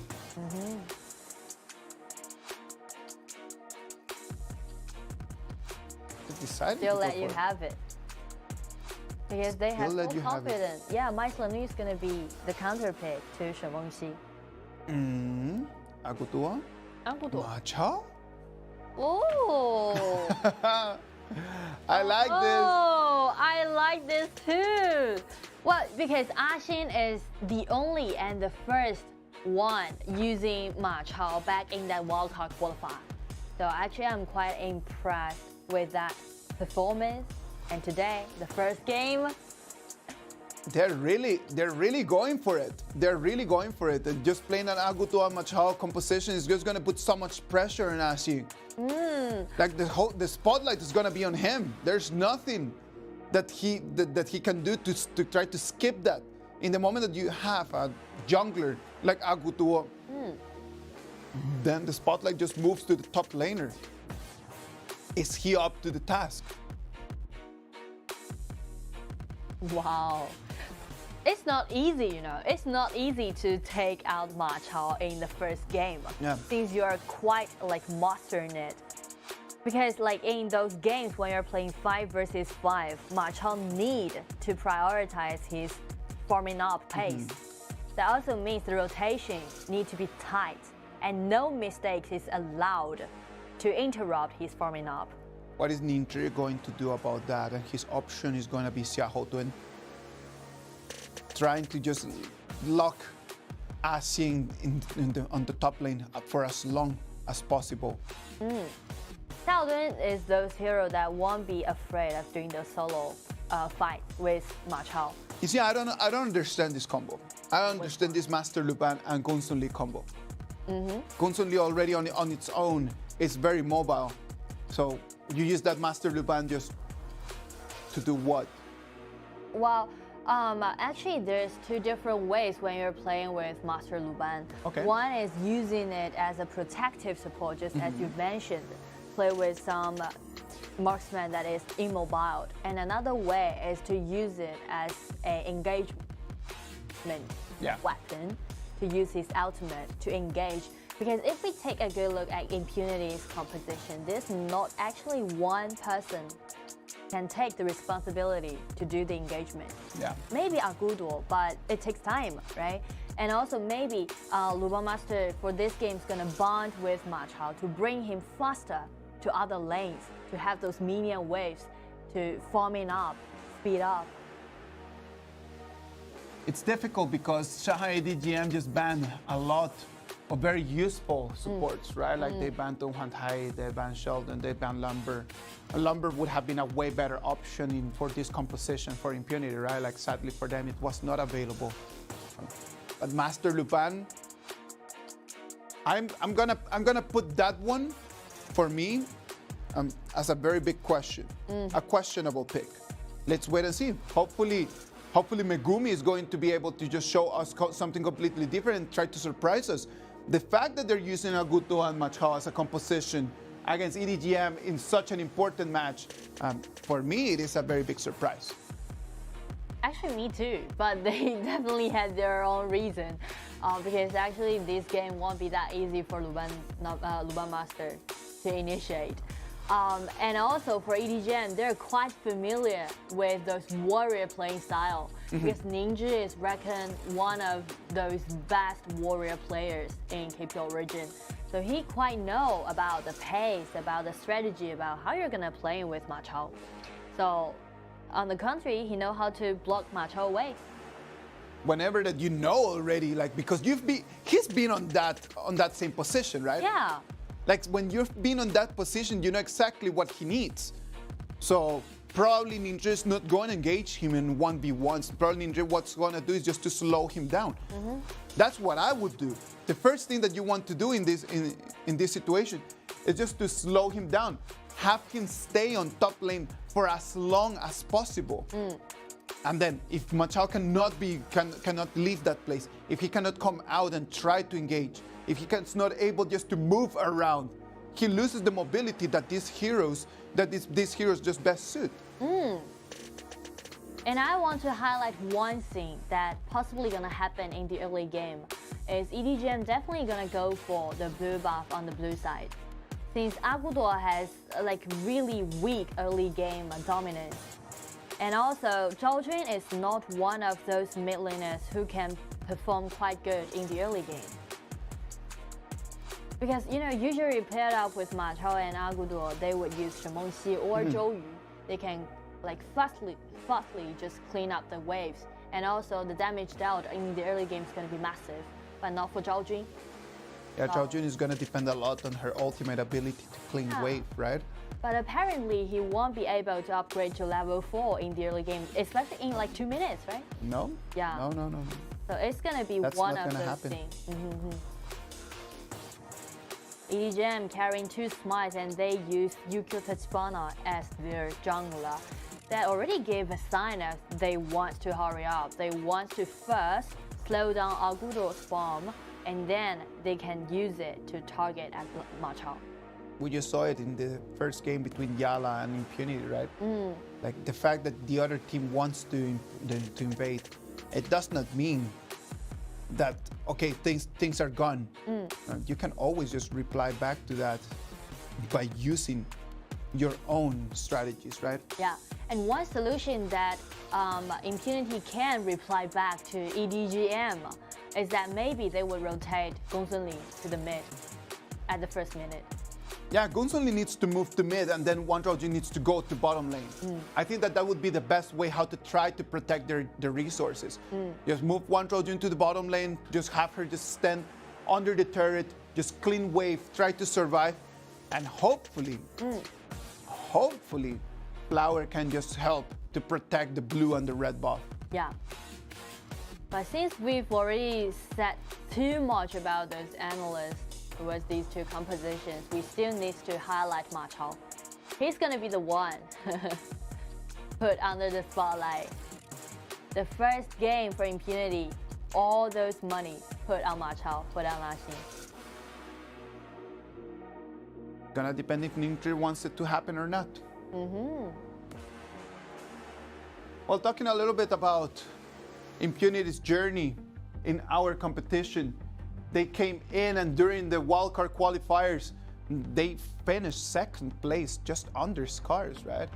So they did have a very good performance during the wildcards. Then for the group stages, very good performances against YaLLa Esports, but whenever that they were facing EDG.m or Chongqing Wolves, things didn't go their way. Yeah, it's because of their previous performance back into wildcard qualify. Everyone had such a high expectations on them. Like, will they be the team to take points from teams from KPL region? They still got chances, and today's going to be their last chance to accomplish that kind of high achievement. Let's wait and see. Everything is going to be defined in this game. Is it going to be Impunity Esports making the upset and actually taking the points, taking the win from EDG.m, or is it going to be EDG.m just going to keep going in their pristine performance and make it a 3-pointer for them? And check the scene. This is exactly what we predict to happen back in the Banpick phase. And Impunity rotate Flower to the mid. Try to guard the early game. Try to guard the blue buff. Check Yuan. Look at that, it's still very slow. Yuan is going to have to push back. Good defense from part of Impunity. Now Flower is going to jump in the mix. Yuan is going to take successfully that blue buff. The damage is not going to follow. Ningzhi has been taken to half. Mianyu is still very unhealthy. Megumi is going to flash away. And it's going to be EDG.m successfully coming in this invasion. It seems like teams on both sides are trying to fight until the last time. They just keep trading abilities. They just keep trading and trading and Ming's span is going to be a little bit wide. Yeah. They're trying to trade the HP bar, trying to trade those abilities.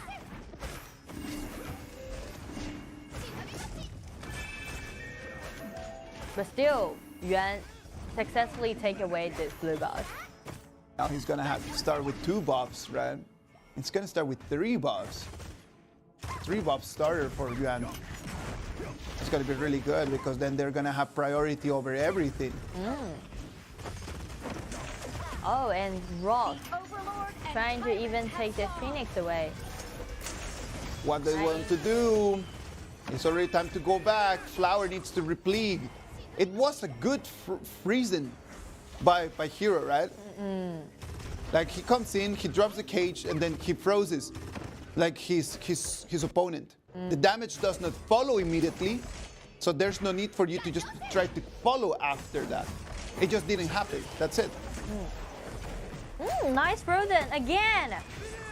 But again, the damage is too slow. Ooh, but without much. How trying to get one, but be pushing back from allies from EDG.m. Even one, like he just need one more spare. He can take Yuan down. He just needed one more. That's what he needed. He just needed one more spear, but then sadly for him, it did not happen. Because all those allies from EDG.m, they just try to aid. And also the passive from Mai Shenui push Ma Chao back. Damage needed to be a little bit more solid, more focused on that specific hero. Everyone should have been just dropping their abilities towards Yuan.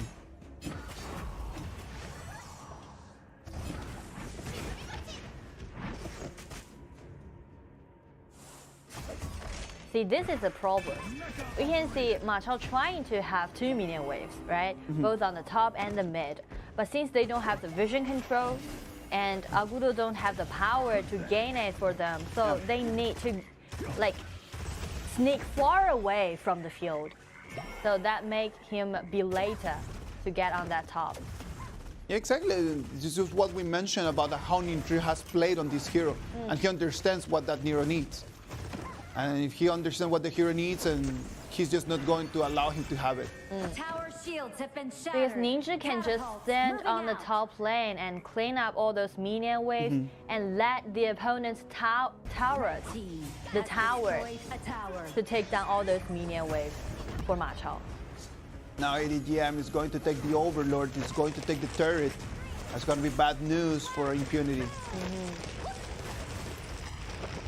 The problem for this composition is that why they chose Wang Zhaojun. I will leave that as a question.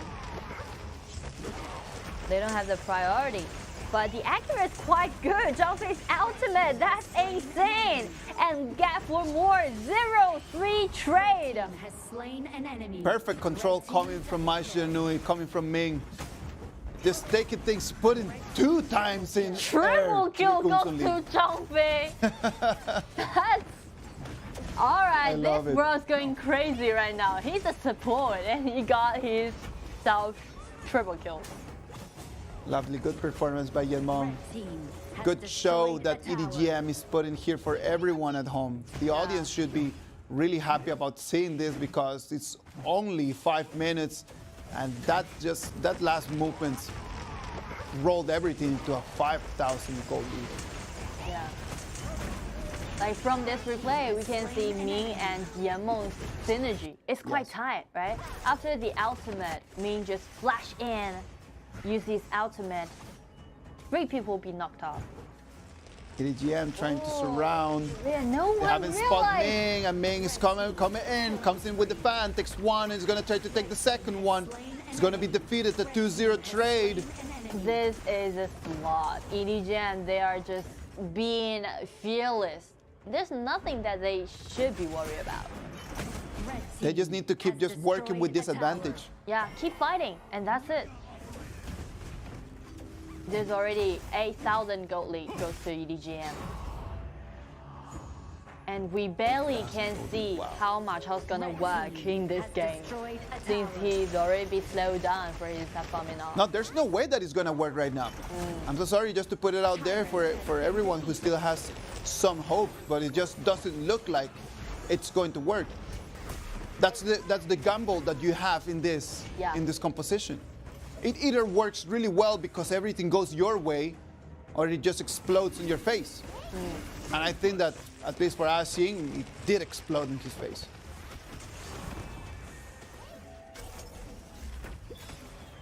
Well, maybe the only way that Infinity can slow their enemy down and buy some more time should be X0. I want to highlight him since he's quite accurate with his second ability. And if he successfully used the second ability and ultimate to shred down some HP bars, that might work. They'll have the advantage of the Wang Rouji's ability to protect the high ground. Try to go for a counter attack in the high ground, probably. See, that's the conflict happening in their team. Once you want to take out Ma Chao, you should never play defensively. You should just be aggressive, be proactive. You don't need to think about doing counter attack if you want to play this Ma Chao system. Yeah. Let's wait and see. They're trying their best, trying to protect that second turret in the mid lane. Oh, the ultimate didn't work for Megumi. We need to wait for some time. But what about the minion waves? EDG.m managed 2 minion waves on the side laners simultaneously arrive at the towers. That's going to be the Winters here, the one that's going to protect the one on bottom lane. And the rotation from Flower and Megumi to top lane.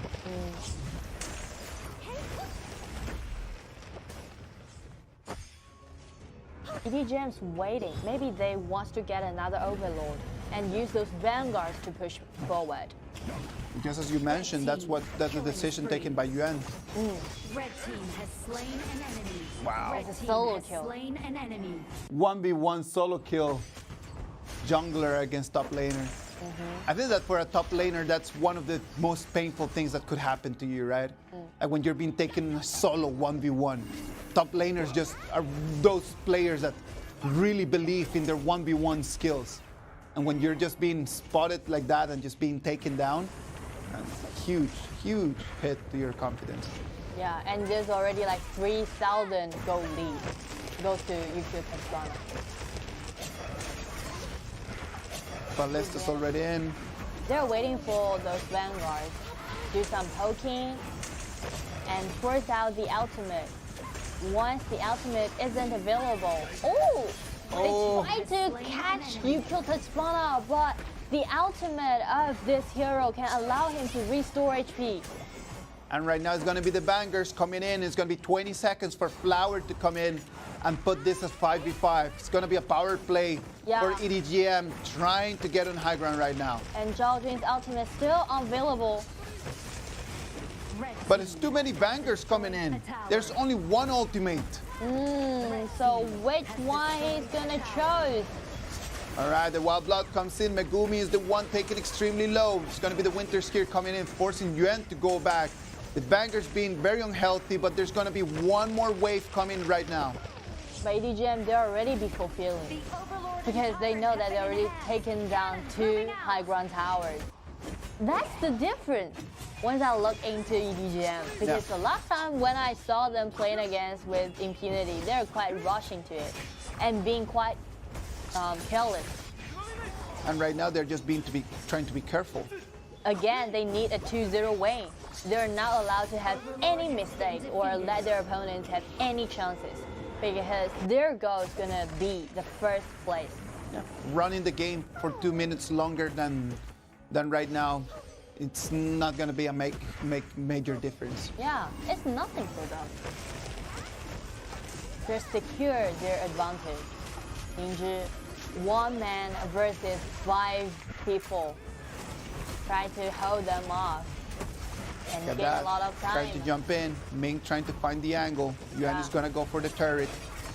Minion waves arrive. EDG.m try to do the fatal strike. And look at that. It's going to be fatal. It's going to be X0 and Megumi, the ones that are going to be falling. The rest of the blue team is being forced into the fountain. The crystal's going to fall. And it's going to be EDG.m taking the first victory. And also, Zhang Fei got another double kill at the last team fight. Yamon gains a lot from this game. Triple kill isn't that normal for a support player. I love when supports can get kills. Yeah. It's always fun. It's always fun to see your supports just coming in and getting kills as well. Like, let me finish it. Wow. sadly for Impunity, they needed to win this one. They needed to go with the 3 points. After this loss in here, it's very few things that mathematically they can do if they want to make it all the way out of the group stage. And it's gonna be right now. If it was already a very big challenge, right now it's a gigantic challenge. Yeah, like they already made their last stage effort, but it didn't work. But to be honest, I guess it would be a good news to them, because all those expectations or all those hope might be a burden on them.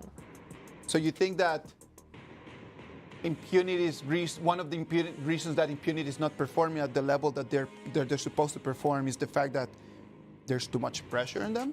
I mean, maybe, because everyone knows that they did a really great job back in that wildcard qualifier. So Scars did a very good job as well.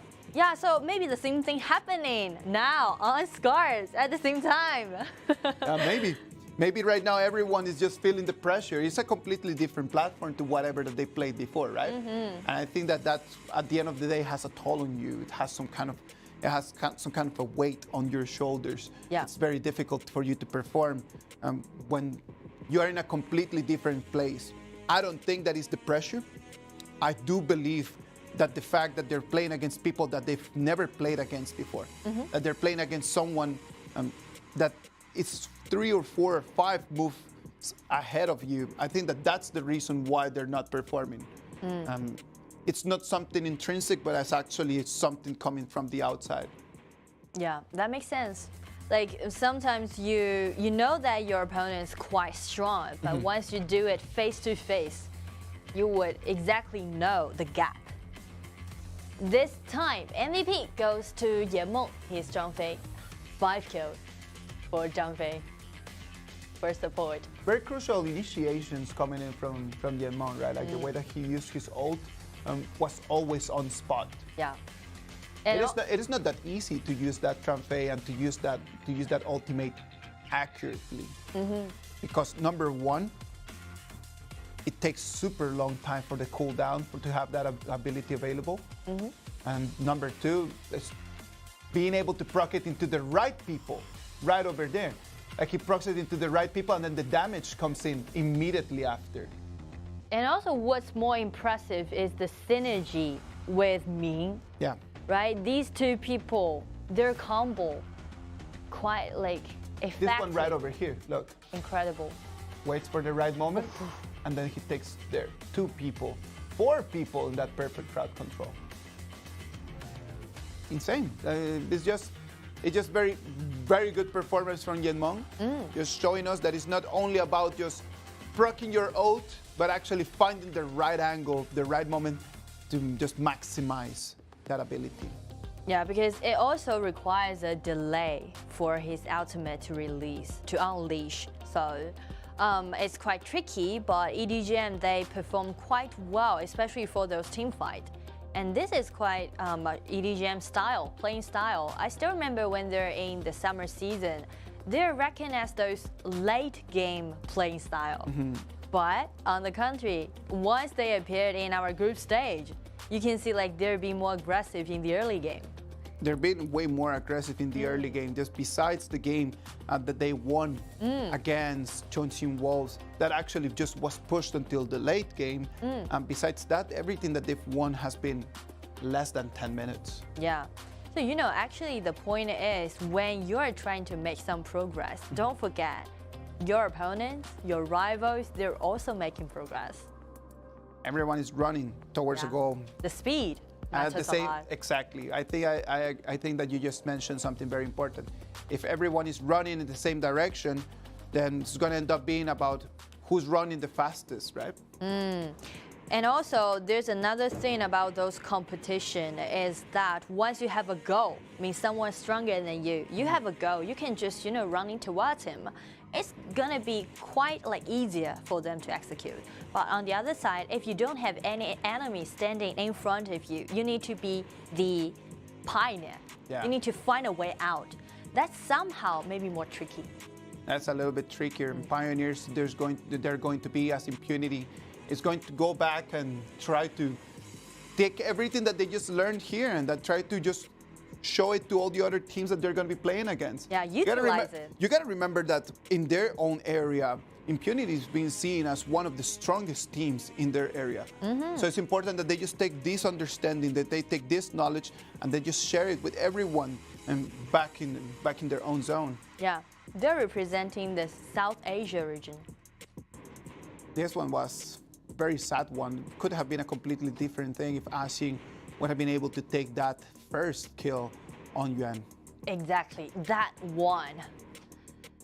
That was so close.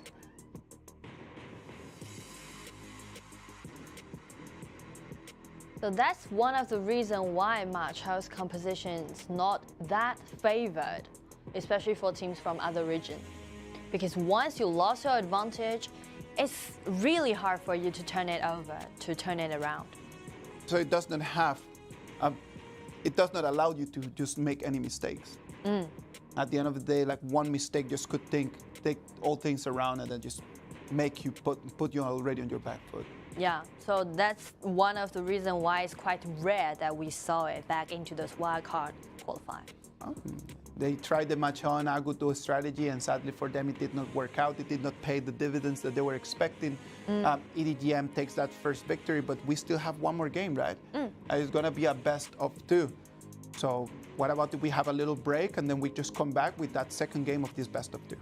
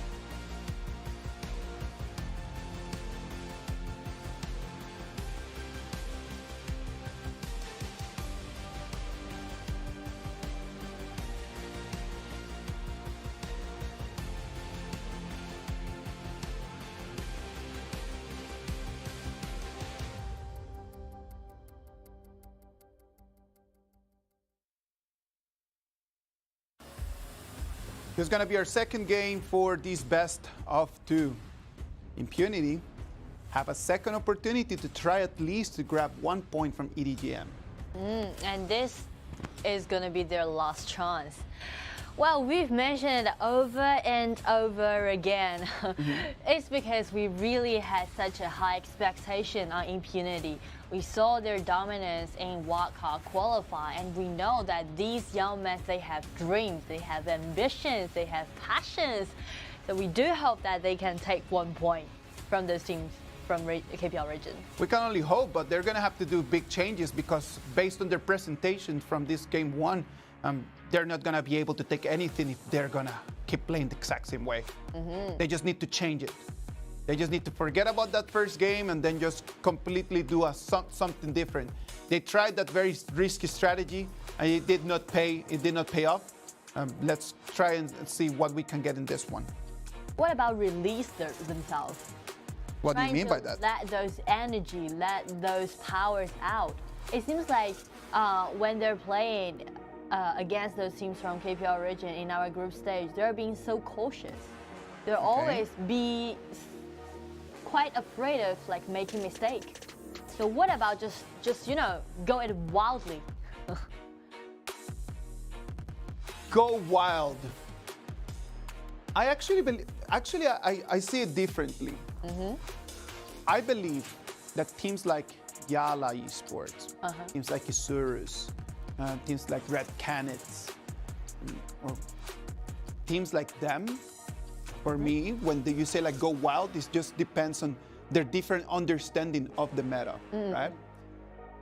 They did not participate in the wildcard stages.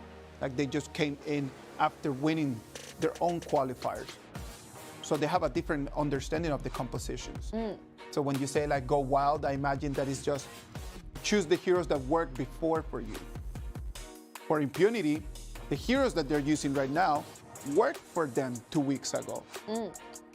So when you say go wild, do you mean like choose different heroes, or no, is it gonna be a different attitude? What do you mean? Maybe it's like they can choose more early game style composition. Okay, so being more aggressive. And also go wild is more like I can feel like when they're in that game, especially for Flower, he's not that aggressive when he's doing those solo lanes, play against teams from other region, isn't it? So go wild means he just need to release that power. He got mechanics. Don't need to be afraid of whether I'm gonna die on the bottom lane. It's kind of feel like he got those pressure. I need to like be stable. I can't make any mistakes. That somehow means he can't show off his mechanics. Let's wait and see. He's gonna need confidence. That's for sure. Now for Flower in a 1v1 against Rock, would you put your money on Flower? Well, I was wondering whether he's gonna use Mengya, but it has been banned away from EDG.m.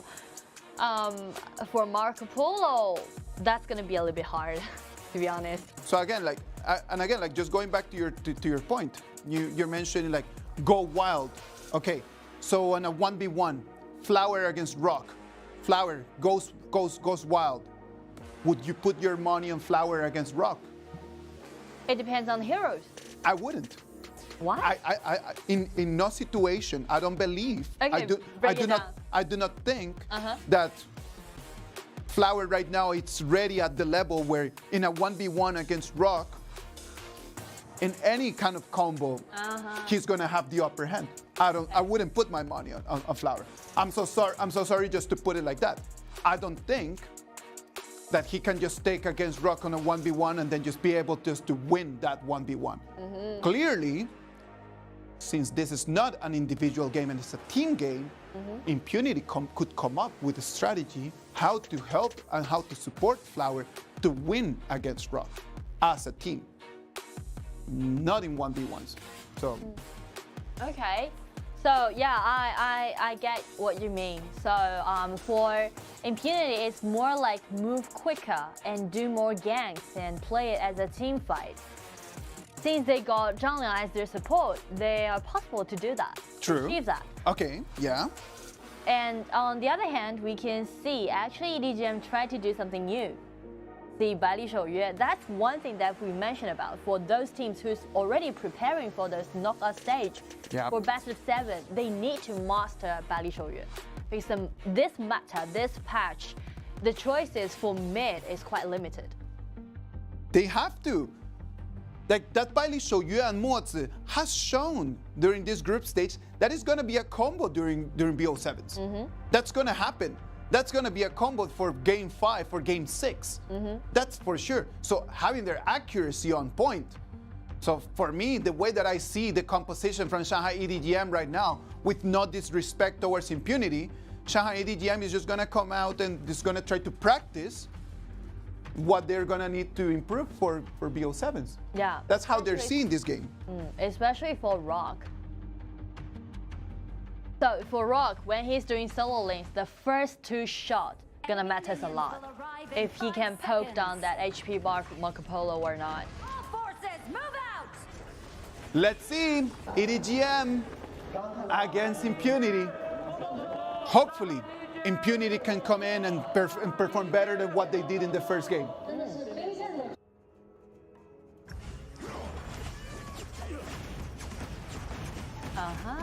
Check Nianyu's casting. Where he is. But they're gonna spot him right over there. They saw that he was not on his blue, and they just immediately just realized that man needs to be over here. Oh, it's a little bit early for Nianyu to use that smite. It's just like 1 second earlier.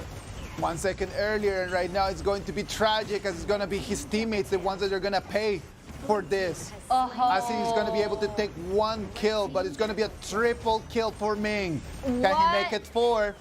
Can it make it 4? YaLLa allowed it. It's gonna be taken out by Yanmeng. It's going to be a 4-1 opening for Shanghai EDG.m. You had those awareness, had those movement, but the problem is it's just 1 second earlier to use that smite. And YaLLa guard that red buff, do some poking damage with all those rotations. You be surrounded, be taken down, flash in. You see, since he got those red buffs, he can even slow down the movement for his opponent, and everything went chaotic. Good for Asing, he was the only one that was able to take a kill out of that whole thing, right? Wow, and the second ability of Mozi of YaLLa is quite accurate. 3 shots, all banned. We were talking just about that, right? Like in between games, we were talking about how YaLLa's performance has improved so much, right? Like recently, like it's been YaLLa, like the one player from the whole EDG.m that has shown us a huge improvement compared to the previous cups and the previous tournaments. It would be really nice for us to know exactly why. What has he been doing? We can put that as a question during our interview. That's gonna be on you. That's gonna be on you. I'll take that responsibility. Let's wait and see. Look at that. It's gonna be Lam coming in and taking 1 more kill. And Yu is still very deep in the jungle. Ninja is taking extremely low, but he's gonna run away. Yu wants to go for the kill, but he's gonna fall instead. Asing right now trying to do his very best to survive, but it's gonna be completely unnecessary. Look at that, the counter attack. They were the meat and then they became the hunters. Right now trying to go for the snipe. Comes in, Flower is going to be taken to 1/3 of his HP. Tries to go around. Yanmeng and Rock are just trying their best, trying to poke on him. He's trying to run. Rock puts his laser through his chest. It's going to be Flower moving in left and right. And he's going to survive that hunt. Flower did such a great job. It's not easy. That situation is quite dangerous for him. He's almost on the edge. Oh, Yanmeng is going to fall right over there. He needs to let it go. Look at that. Coming in, allows Rock enough time to go and get into the bush. Oh, that's something I want to see from Flower. And what about Nianyu? The snipe. It's going to come in and it's going to be accurate. Yuan is being suppressed. He's going to have to run away. But now Megumi's ability is going to go on cooldown. Well, actually, there's one man that almost also need to be cooled down is TianYun. You see his UQ Tachibana in 4 minutes already being killed for 3 times, I guess. Well, I know that he really wants to prove something, really wants to gain something, but it shouldn't be that like carelessly, right? Yeah, like he's just going around like the way that he just started the game was Tyrant has been defeated. not the best. Yeah. I know that you have a Yukio Tachibana and that you're strong in the early game, but it's not enough. Look at that. I see him trying to counterattack, trying to look for Ming. He comes in with the flash, comes in and takes 1 kill. Nice one, nice flash. Even one more since Flower got his ultimate, but they're a little bit afraid of YaLLa. Trying to show some respect as well, right? And they could have just jumped in, but they don't know what YaLLa can do. He did not have his ultimate. His ultimate wasn't cooled down, but he's been so accurate. Rock trying to go in. Again. Comes in, gets Flower. Yuan is going to be put in between 3 people. It's going to be him that is going to fall. Nintri procs his ultimate, trying to block the way out. The kitty bombs come in, chipping the HP bars, but it's not going to be lethal damage. It seems like both junglers are going wild. But good news to Impunity. From this kill, they can buy some time. And Ooh, can he get the second one? No. Oh, killing spree!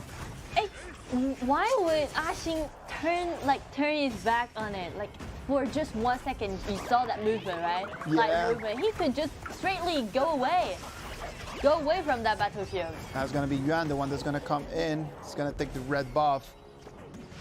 Rock getting better at the snipes, right? Like he did not start really well in the game, but look at that right now. Him and YaLLa are totally online. Ouch! Oh, a sure hit for 7 times. That Asing is going to proc his ult. Coming in, just cleaning the waves. That's the only thing that he can do right now. He's only at 3,700 gold, Mongtian. But once you use the ultimate, try to clean the minion waves, that also gonna mean that you're gonna be weak during those team fights. The cooldown's not that short for Mongtian. It is pretty long. 4,000 gold lead goes to EDG.m. And I still want to highlight YaLLa and Rock, their synergy, their potent damage. Oh, Megumi flashing away from that. Now it's going to be Asin, the one that is sucking in damage. He does not have his ultimate yet. He's going to receive 1 snipe. It's going to force him back to the fountain. And EDG.m take away this blue buff. Try to snowball the game. But that flash from Megumi, quite impressive. Yeah, he saw it. He saw the snipe coming his way, and he just decided, you know what, I'm just getting out of here. Suppressed. The damage does not follow. It's going to be Flower, the one that is going to come back. It's going to be the one who takes that kill. It's going to be Flower, the one that's going to fall. Flower wants to use his ultimate to shut down Lam. But the damage out is apparently not enough. Yeah, without the stun, the damage is not going to lock in, right? He needs to be able to stun first and then go in with his ultimate. The reason why he's taking flash maybe is because he wants to aiming for Rock, for Shimongqi, for me. So he needs an extra distance for him to move forward. Look at that Rock aiming. Whoa, constantly. Accurate. Again, ultimate. Asin trying his very best, trying to clean that. His generals are just going to be taken down so easily by EDG.m. But another minion was going to follow up and already arrived at the high ground tower. TianYun, what can he do? The stun comes in. It's going to be Megumi, the one that is going to follow. Flower is going to follow him. And Ashin's being surrounded. Take 1 done. Make a trade. This is a 2-3 trade. 2-3 trade, but they're gonna have to let that bottom lane turret fall as well. Lost 1 high ground tower. Take 2 man done. Wow, it's the best thing that Impunity can do. Yeah. And Ninja's engagement is incredible. This second ability plus with his flash for 2 men back on that wall. Now, everyone in this whole group stage have been playing that Ata just like that. We have not been able to see Ata just being very tanky and being able to survive fights. Actually, what we've seen is just Ata just sacrificing himself for the team. And that's literally what Ninja did. Came in, sacrificed for the team to be able to get that turret. Force out Zhongliang's flash. And what about this one? Take that!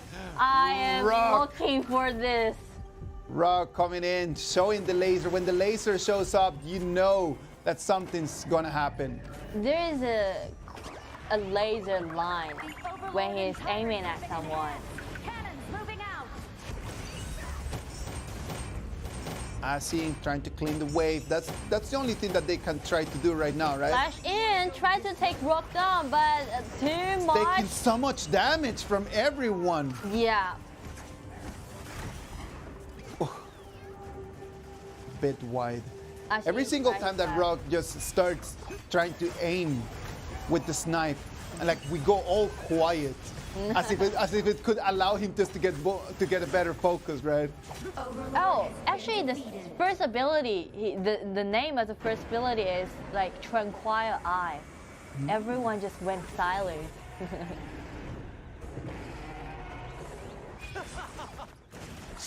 10 minutes and 50 seconds. The bangers are gonna come in, trying to allow EDG.m for that one last push that they need in this game against Impunity. They're ready now, since Yuan's already decked out. Oh, Yuan being suppressed, comes in, and you're gonna follow with the damage, but Yuan is going to run away. It's gonna be the snipe that is gonna come in. Bullseye takes on Flower. They put all those abilities on Yuan, take him down, but what about the next?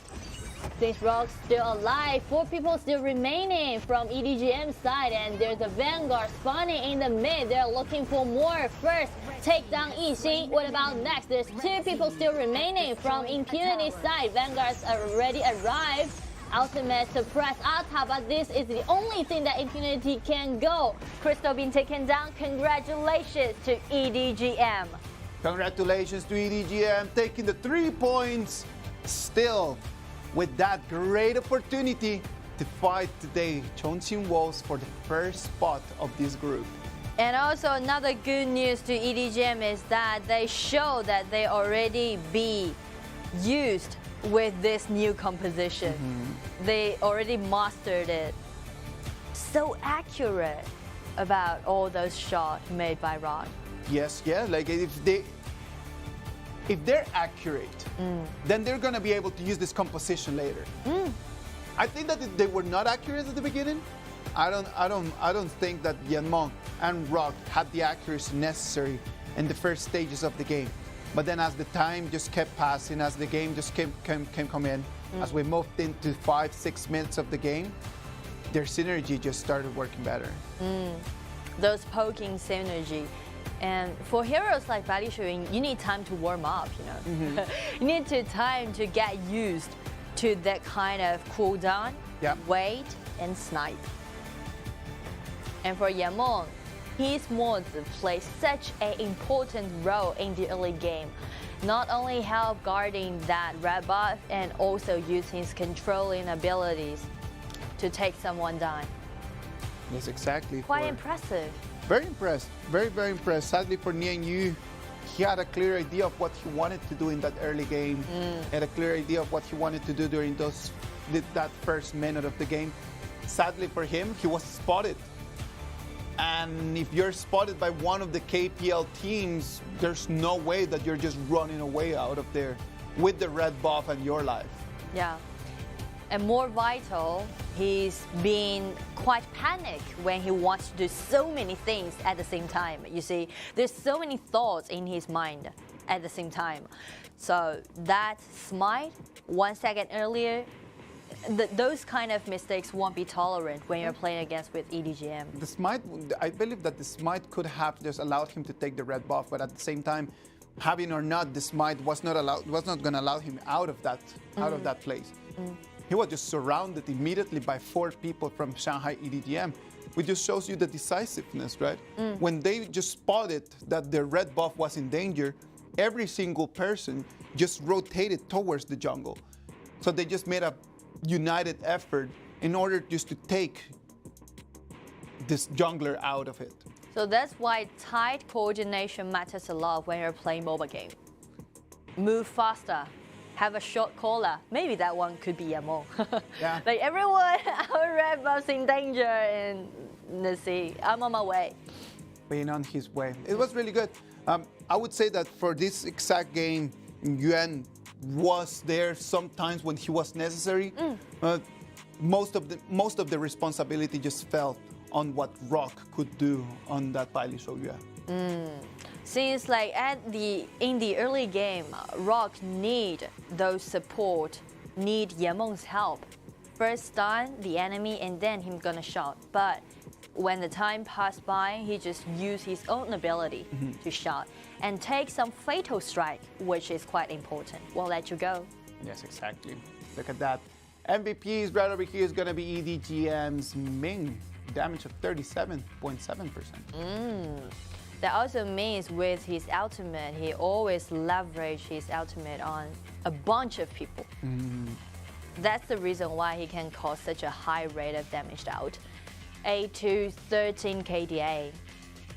13 assists. That just approved what we just said. The area of effect that this Shenmengxi has is very big, it's very wide. And not only you're going to be slowed down by the bombs, it's just so big. The range, the reach is just very far. And once you have a huge gold lead, one ultimate by Shenmengxi and another shot by Bailey Shouyue is already enough to kill a backliner. The coordination between those two heroes it was really good. Look at this one. This one right over here. Sadly for him, it was only 45 seconds of the game, and things just did not turn up for him. Followed in. Those 3 people, that poking strategy is going to be a really important one. Look at that. The kitty bombs come in. Bomb. Straight into 3 people from the Impunity's backline. And in the same time, Ninja just flash in. That's what we call tight coordination. It seems like they've already got a plan. The thing is, we're just gonna execute it. We have steps, one by one, and we know the layers of doing teamfight.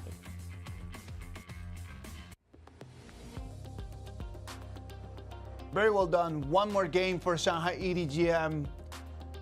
Very big win for them. Like the way that they won this one, it was just completely like just left Impunity with no opportunity. Yeah. And more important for EDG.m, it's not only about they got 3 points more, it's more about they've got a new composition. It shows like they're quite ready for best of 7. They are ready. Like I don't think that the fact of them being ready or not is what comes to question right now, but the fact is, are they gonna be able to beat Chongqing Wolves today so they can make it to the first place? Yeah. I think that's actually what is in their minds right now. In terms of BO7, like, they've got the compositions, they've got the depth. Can they make it out in first place today so they can have a better matchup for the next round? Yeah, this important game, we'll leave it at the last one for tonight. The answer will be reviewed at the last game. But the next one will be YaLLa Esports play against Wolves. And that also means EDG.m have some time to observing how Wolves, like how's their condition for today. This last match between Impunity and Shanghai EDG.m has just shown us that Impunity, among the other area teams, they're pretty strong, they're very solid, but these 2 matches were just like very clear verification of the distance that there is in between them and the KPL teams. there's still a long way to go. And that also give them a strike and let them don't be drowned in that kind of achievement. All right, we are now dominating in this wildcard qualifier, but they know it's not enough since they already faced this truth. Facing the truth. Sadly for Impunity, that's gonna be it. That they're gonna have to go and beat Chongqing Wolves in their next matchup, and then just hope and see what they can do against Chongqing Wolves. Oh well. Yeah. After match interviews, let's see who we have on the other side. Hello， 野梦，先来和大家打招呼吧。Hello， 大家好，我是上海 EDG.m 野梦。看到你最近的状态可以说是非常的好啊，像今天第一把张飞的这个3杀，然后墨子第2把的这个手 buff， 还有这个准度都很好。请问最近是有专门做一些方面的调整，或者说得到了什么样的帮助吗？就最近和队友就还有复盘什么都复的比较多吧，然后就有点进步吧。Okay, so the first question is, we can see YaLLa apparently is in his best condition during this series. So what's the reason for this kind of best condition? And YaLLa said he did a lot of review for those games and watch a lot of records with his allies, and they find a lot of problems and he made some progress. So the next question is, the next matchups you're gonna play against with Wolves. Last time you end up with an even, with a draw. What about this time? Is there any possibility for you guys to end with 2-0? 那最后一个问题想问一下，就是上一次其实对战到重庆狼队的时候，你们是打成了平局嘛？那想问一下有没有做什么准备？然后这次有没有信心2-0呢？这次就正常打吧，就平常心打吧。Okay. 尽力打就行了。好的，so his answer is like treat it as a normal matchup and just do our best. Okay, really looking forward to that matchup and hope you guys can do well. 感谢你接受我们的采访，也期待你们在接下来的一个表现。Well, he's been working. That's the answer that he just made public for us. He's been working, watching videos, reviewing with teammates, working hard. If that's what he thinks is the reason why he's performing so well, what was he doing before? Yeah, and that also mentioned something about the speed. You need to speed up your progress. Yeah, let's wait and see. Next game, we're going to have YaLLa Esports against Chongqing Wolves. It's going to have that after this break.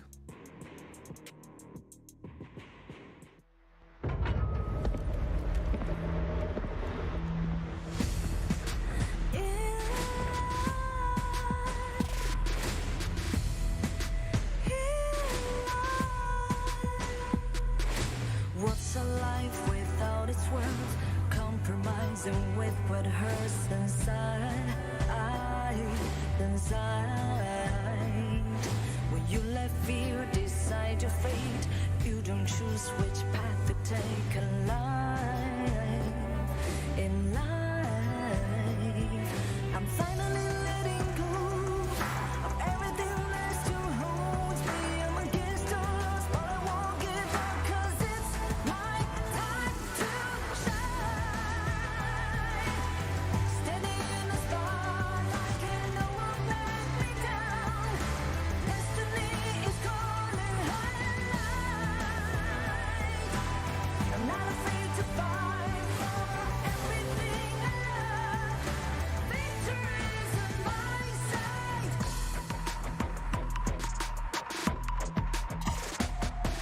The more we lose, the more we gain. The more that nothing stays the same in time.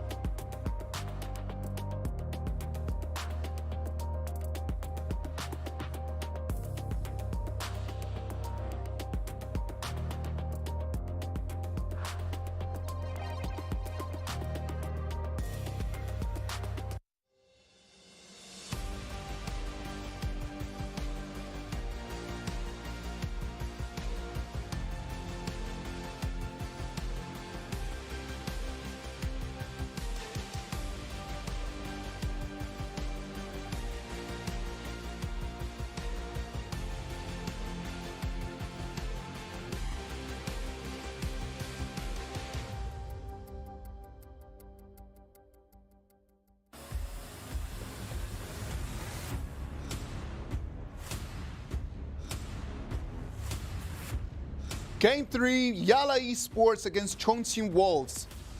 Chongqing Wolves already saw the performance from EDG.m in the last game. So they know that they need to bring their A game right now if they want to finish first. And for YaLLa Esports, whew, this is gonna be a tough match. Yeah, last time when YaLLa Esports were playing against Wolves, actually that game ended up within 6 minutes. So this is gonna be a huge challenge for them. They had their first challenge against Impunity, which was a little bit closer to their level. This in here, they're gonna be having one of the top 3 teams in KPL. Wolves. Actually, you know, this game means a lot to Wolves because actually last game after EDG.m just take that 3 points, already secured 1 spot to make it to the knockout stage. So if Wolves make it to 2-0, after this, they're gonna go straight to that knockout stage. Yeah, I think that right now there's no question about the fact that Chongqing Wolves is going to make it through. Can YaLLa Esports do something, show a miracle? Because anything that is not going to be a Chongqing Wolves victory right now for me would be a miracle.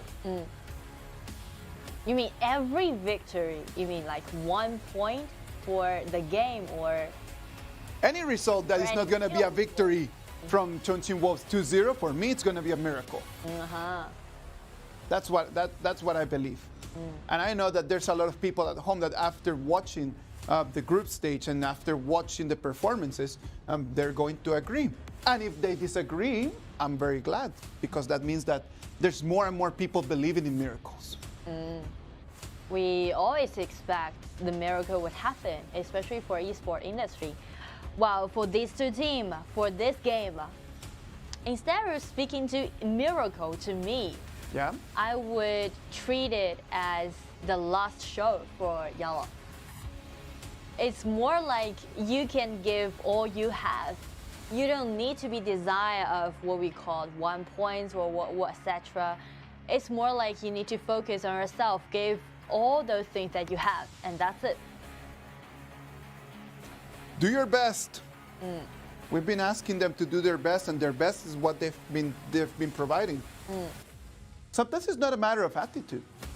I do believe that YaLLa has been trying really hard, and I'm completely sure that YaLLa has been practicing, and I am 100% sure that they've been watching video and then trying to solve these things and trying to come up with formulas.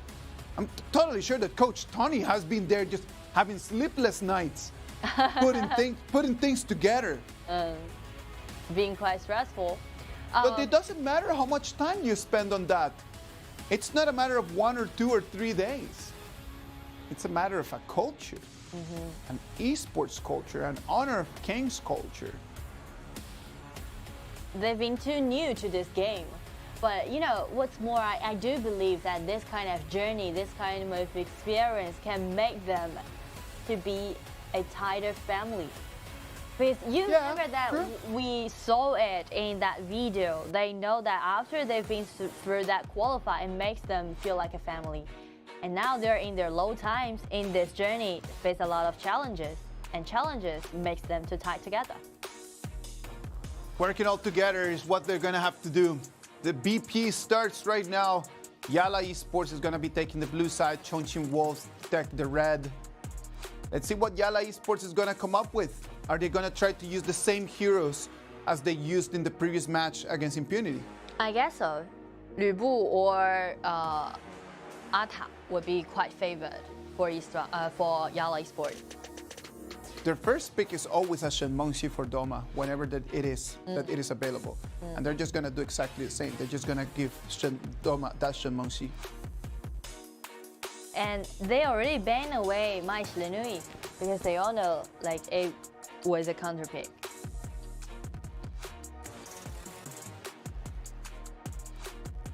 One of the reasons why sometimes we would use Zhang Fei as sort of protection due to this Shen Mengxi is because you can use the second ability to grant a shield to your allies, and that can cover some of those AoE damage dealt by Shen Mengxi. I think that Chongqing Wolves is gonna try to finish this early. Those two picks, Zhang Fei and Gongsun Li, already show you that they're business. And this would also be the matchup for them to warm up because they have a bigger mission to do. The last match, play against with EDG.m, try to vie for the first spot. So they need to win it clean, neat, without any mistake. Xiao Dun is going to be a lock for Chongqing Wolves. And Lü Bu for YaLLa Esports. Everyone is just doing like very direct bans towards the support for teams from the other areas, right? Straight is first is going to be Sheldon. Second one I imagine is going to be Master Lupin probably. Oh, Lady Sun. Lady Sun. If Lady Sun's be taken out, there's rarely have a hero that can contest Gongsun Li on the bottom. So what is going to be Simja's options in there? Maybe to my surmise, DRG paired with Lupin Master would be great. Yeah, DRG Master Lupin, sure. But the problem is, I don't know if he can play DRG well or not. He used it before one time, but lost it. Let's see Simju and Clyde, what's going to be their combo. And DRG Master Lupin would be a good one. Let's see if they're going to follow us, or a DRG with a tidy trainer would be a second one. And actually, they don't need to be that worried about early game since Wolves take Nakululu as their jungler. Nakululu is quite weak in the early game. Again, Lin Bu. One more time. One more time. YaLLa Esports playing style. A little bit more of the same. Shen Guan Wan.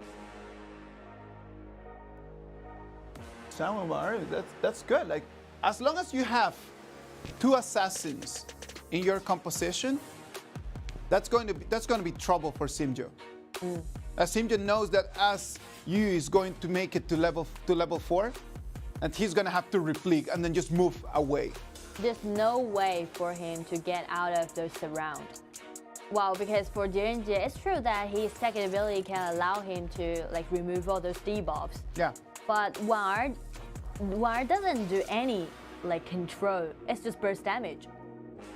And if you are good enough just to be able to control your strokes and to control the movement, you can just hold to that last final stroke for as long as you need. Yeah. So it's quite tricky if you want to play with Shen Guan Wan. But once you master it, it's gonna be the one who has a huge difference after he upgrade to level 4. Once she got the ultimate, she can just go everywhere, anywhere she wants and do some ganks. So, after level 4, that's going to be the moment for Chongqing Wolves. Yeah, and for YaLLa, they need to pay attention to when will be the time for Wang to upgrade to level 4. Once they know that Wang got ultimate, they need to hand back. They need to try to spot her. So Clyde's job in terms of vision is going to be critical. Yeah.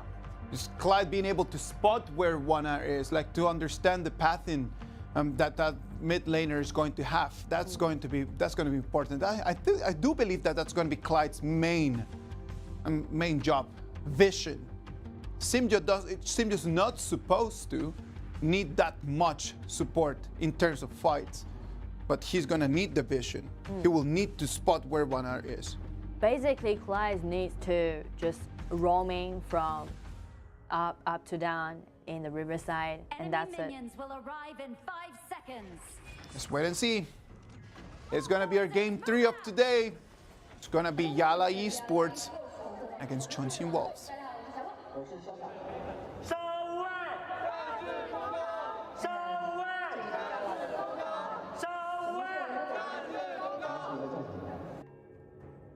You can see Wolves did a rotation because Wang is not those mages that gain the priority of the mid-way claiming. So they just let Yao just to go to the mid and take it. And actually, they're trying to guard their buffs because Narclulu is quite weak in their game. And that's a good decision.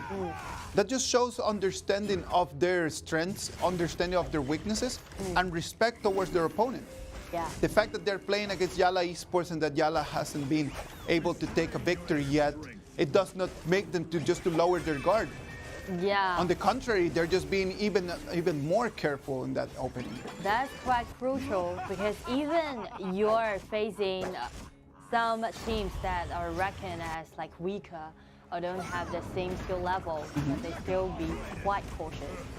Look at that, Fan is going to be surrounded by 3 and he's going to fall. It's going to be a 1-to-1 trade. The first blood is going to go for Chongqing Wolves, but good for YaLLa going in, seeing that Fan just stepped in too deep, allowing him to go back. So that was a 1-1 trade. Check next movement. This is a quite smart movement. They try to lock down Xiao, lock down this Wang. He's not level 4 yet, and it's gonna be YaLLa coming in, taking the second kill. Oh, that's quite impressive because Wang means a lot to this composition. I love it. Wow. They're going all together. Yeah. You see? I like that rotation. I like the rotation when you're just going around as a team, not as individuals. And YaLLa Esports right now in this game showing us again that they know how to play this game. And they're even trying to gain more. Whoa, Heng, take away this red buff. Look at that, they're gonna try to counterattack. It's going to be Fly taking that kill. Doma trying to come in, but it's going to be Wang coming in for the vengeance. This is a revenge. Xiao wants to take him down, but Lu Bu used his ultimate jump forward. That's quite risky. Yeah, he was very low, and his teammates were not there to follow with the damage. He wanted to go back and take revenge on his own. Uh-oh, something happened. The blue buff goes to Fan. Look at that, Fan just being surrounded by 3. Nothing he could have done to get out of there. Blue team has slain an enemy. That was back to like 1 minute. Well, these last 3 minutes of YaLLa Esports, not bad. Not bad, to be honest, especially for the first ganking movement. Look at that, again, 4-to-1 rotation on top. And that's gonna put Simju in a very, very difficult position. Look at him, surrounded.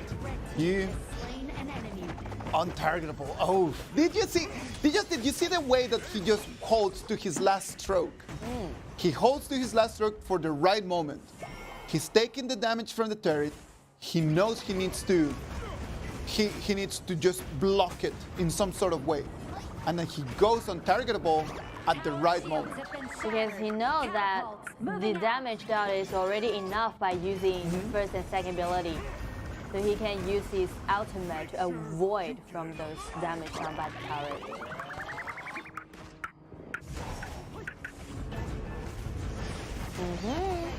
One more time. It's gonna be the kitty bomb jumping in, but he's gonna have to flash out of that. Well, to be honest, I'm quite impressed.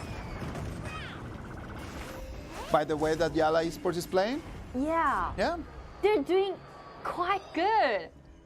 I'm really surprised. We've already mentioned last time, those rivalries happened from these two teams. It ended up within 6 minutes. And look, now it's almost 5, and there's only 2,000 gold lead. And showing now, understanding and showing improvement. Yeah, and what's more, YaLLa trying to do something. They're not playing defensively. On the contrary, they're always trying to trade for something. Heng waited in the bush for an ambush. There's no opportunity. Now it's going to be a 3v3 on top lane. Get enough iron!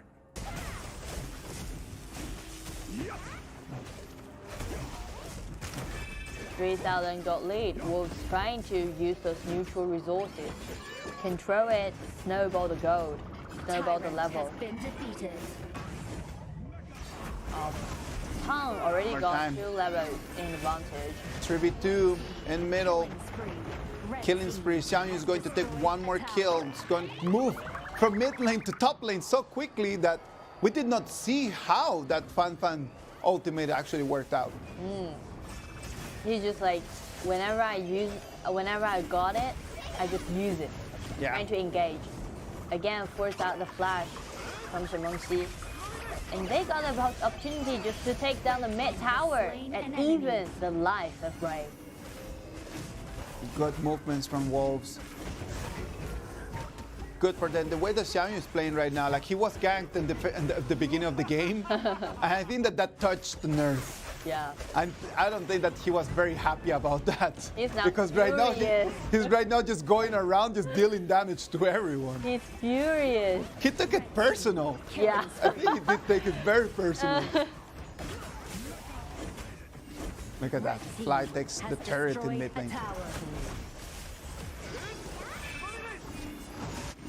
And now it's time for Wolves to speed up, to accelerate the pace. They're invincible right now. Nothing can stop him. Especially for Naklulu. They're in a very good spot. Like, they've got gold, and right now they just need to try to manage things around. Let's see how YaLLa is going to reply back to that. They were rotating really well, but right now that there are no turrets around, there is no rotation whatsoever. You cannot rotate out of there. If you go out, it's just going to be to find your death. I guess one of the problems for YaLLa Esports is because they can't secure the damage dealt by DRG.GK. Yeah, he's not being able to find the angles, right? So without those damage dealt by your marksman, and also Lu Bu's not his time to show right now. So the team fight's gonna be a little bit hard for them right now. And for Wolves, for Pan, 6,000 gold, that's a lot for Naklulu. That is a lot, but the gigantic that YaLLa is right now. Shadow Ripper and Doomsday at the same time. Here in Jet does not have yet. He has only Doomsday right now. And the way they try to pile up their items is just aiming for those attacking items, not those defensive ones. There's nothing to defend. Just go for it. Yeah. Dive in. That's something we bring to you since you've got such a huge goal difference, goal lead.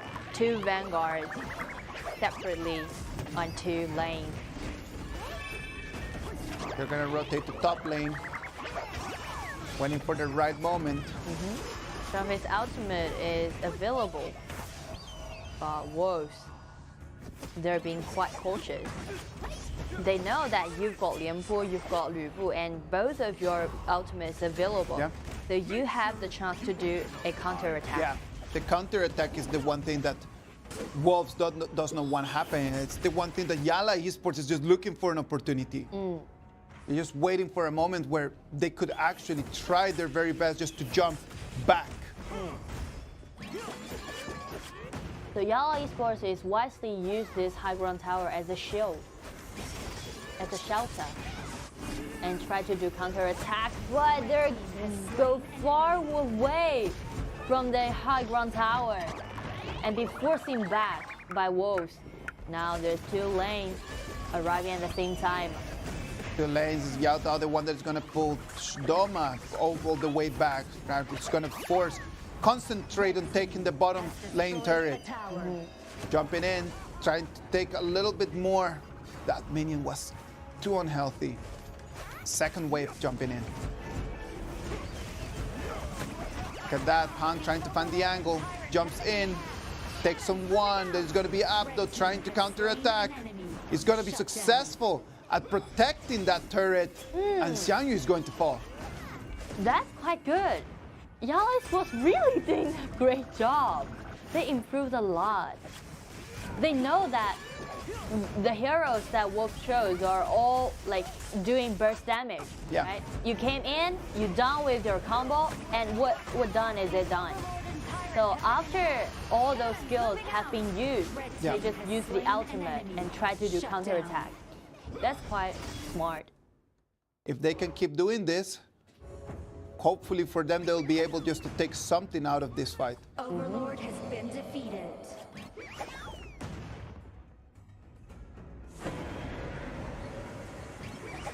Blue team has destroyed a tower. And now it's up to 10 minutes. Well, but still the goal difference quite significant. And by taking down this Shadow Overlord, Wolves now have the priority on both 3 lanes.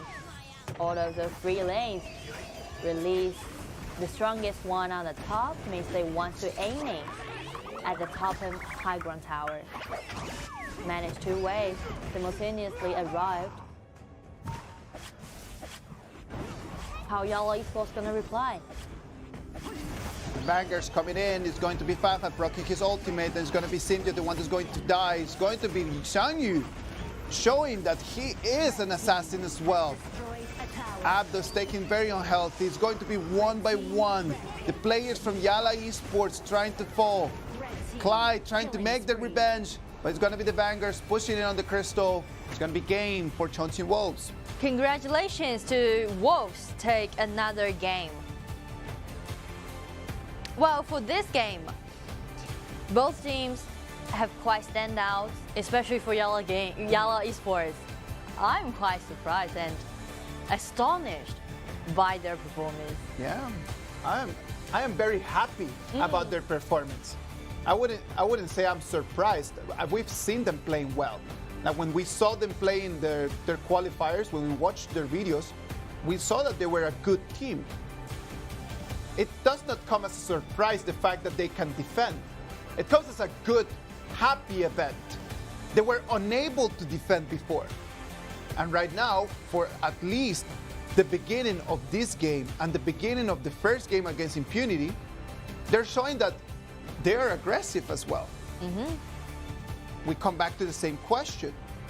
After you are aggressive during the first minutes, you need to be able to do something different. That is the moment where they just show that there's a little bit of distance between them and the other teams. Not only the teams from KPL, but between them and the other teams from the other regions. Like, we're not trying to like push them.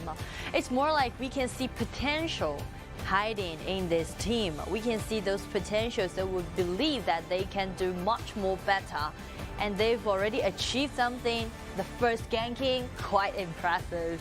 And also the first guard also succeed. So that's the reason why we can see potentials from these players, and we're quite optimistic like about the next time if we saw them come back. Let's wait and see. We can only wait and see, because the way that they played during the first 5 minutes in this one, and the way that they played the first 5 minutes against the game against Impunity, both of them were really good. Now, we already saw this script happen in the first game against Impunity. They come to the second one, and things just went downhill extremely quickly. Do you predict that it's going to be the same? About the composition, I guess it would be the same. YaLLa would just be consistent with the one that they did before. You know, actually from this game, what I see from YaLLa is more like they know what's the key point of your composition. Yeah. They totally know that your first pace, your first movement gonna be done by Shanghai. So that first ganking, it's not just easy like I take you down. Yeah. It's more because I know what's gonna be the trigger of your composition, and they successfully did it. They found the right timing, right? Like they made it all the way before Shanghai was in level 4. And that's what allowed them just to go there and be successful at that gank. Yeah. And they do exactly the same rotation a couple waves after on top lane. But the problem is that that allowed Chongqing Wolves to take on their marksmen. They were trying to gank on fly, but at the same time, they were unable just to protect Simjo. Xingzhou need to take care of himself, to be honest. Well, it is difficult to take care of yourself when you're facing one of the top teams. Yeah. Okay, let's see. This round, MVP goes to Fly. Xiao. The engagement also, like the first ability with his flash, did a lot of nice crowd control and also some crucial engagement. Besides seeing Fly today on that Xiao, like we've seen him perform really well during this group stage. Ups and downs today in this specific matchup. It was not a very big challenge for him, but making some good decisions. For example, this one. Jumps in, ultimate, and flash. And this movement was the turning point for Wolves. Because at that time, Chongqing had just been taken down. Yeah. And they used this 4-man to get invasion, do some trade. Very well done from Fly in there. Turning things around for Chongqing Wolves, right? Like that's the only thing that they need. Just a little bit of an advantage, just a little opening. It doesn't need to be big. It doesn't need to be a gigantic mistake. It just needs to be a little opening. But again, for the next matchup, actually I'm looking forward to seeing Chongqing Wolves will take something more aggressive. For example, Meng Tian with Zhou Yu, with Jing. Just, you know, they need a quick victory, help them to warm up, because they know that their true goal, the biggest mission, is playing against with EDG.m. They need a neat and fast victory. They're gonna have to try to pick on something else, right? Like EDG.m showed us after they got their first victory that they wanted to practice a different composition. So that brings us to the same question: is Chongqing Wolves gonna do the same? Are they gonna try just to finish the next game quickly, or are they gonna try to just practice a different composition that could be useful for their BO7s? I guess both things could happen. It depends on their coach. If he wants to prepare more for the best of 7, take one step further, then they may use something new, something not familiar with. On the other hand, if they want to aiming for that kind of atmosphere or vibe when they're playing against with EDG.m, they will gonna do something quick. What's your opinion? I prefer the second one. You prefer the second one? Especially you need to vie for that first place, or you're gonna play against eStar Pro. I don't mean like they can't defeat eStar Pro. It's not that way. It's more like you want to do it with less risk, right? Nobody wants to defeat eStar Pro. Yeah. Nobody wants to. That's not up to the discussion, right? Nobody wants to get that card. But for YaLLa Esports, it was a really good opening. We were very happy to see that, to see them performing a little bit more confident. They had a very nice start. They just need to be able just to try to find those opportunities and try to cement those advantages. From the side of Chongqing Wolves, I'm totally sure that Xiao took that first kill very personally. He's being like furious. And sometimes, you know, you need to be mean when you're playing this game. Well, you need to completely just show everyone that they need to respect you. Yeah. If you're not gonna respect me, like, I'm so sorry. Like, you need to show yourself that you're the top dog. That's for sure. Yeah, and always have that kind of faith that I want to fight back. Yeah, I won't let you just take advantages from me. That's true. Well, we're just getting ready for the second match. I believe that YaLLa Esports are gonna try something different. I'm really hoping to see something else, something that would show us a little bit more about their depth or their hero pool. I would like to see different heroes in different positions. We're coming to the end of their journey with us, right? Yeah. They have one more game against Chongqing Wolves, and after that, they're gonna have one more game against EDG.m, and then that's gonna be it. So what about showing us right now a little bit of what you have in there? I'm also to see that, but I've watched those matchups before in their own qualifiers. But since the rotation happened, so actually I don't know what kind of hero pools they have. Well, back to that qualifier when their mid lanes was still Ama, he played a lot like Zhenji, or other like some unusual mage. But for Doma, he once played as the top laner, as I just mentioned. Yeah. He rotated to the mid. So I don't know what. Do you think that's the reason why their first pick is always Shen Mengxi? Because in those kind of limit time, you can only be able to master 2 or 3 heroes. You can't ask for more because like the time's quite limited, right? So that's the reason why I guess maybe they can try something different, like picking those like 1 tank plus like 1 warriors and have a cool play.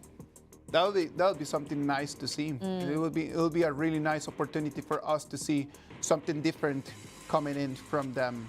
The champions of Pena, they're here because they earned a spot, right? They won in a BO5, a 3-2 against Clash in their finals right over there. It was not an easy match. Every time that we go back and we see that, we can see a very confident and happy team. Right now in here, like when they put them, and it's something that I believe is not really their weight, right?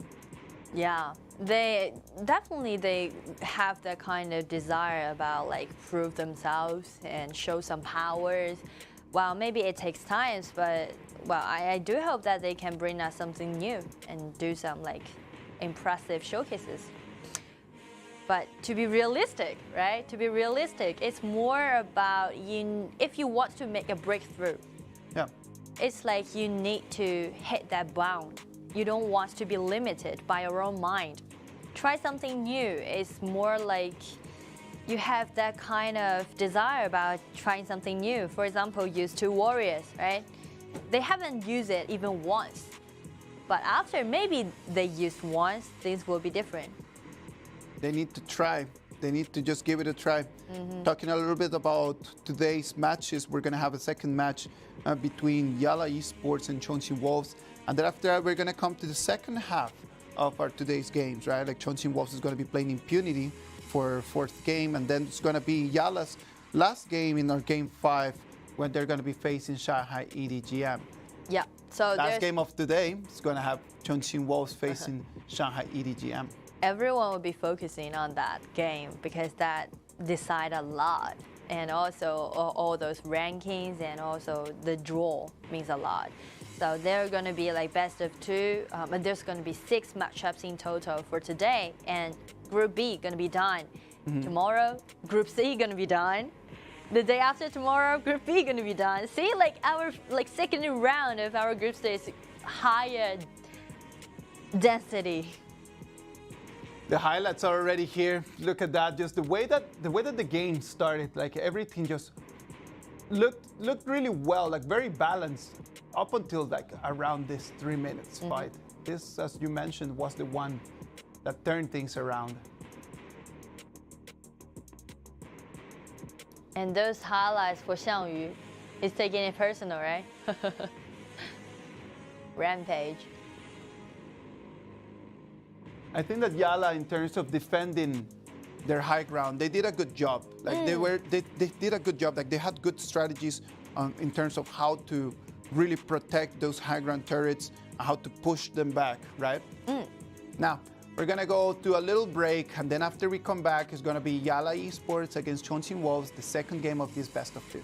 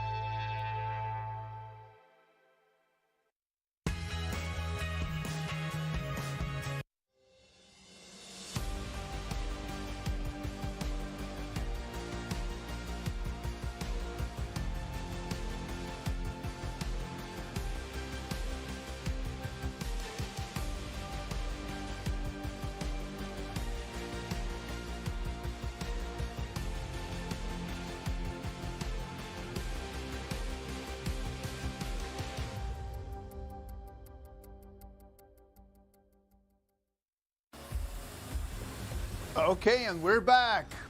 YaLLa Esports against Chongqing Wolves.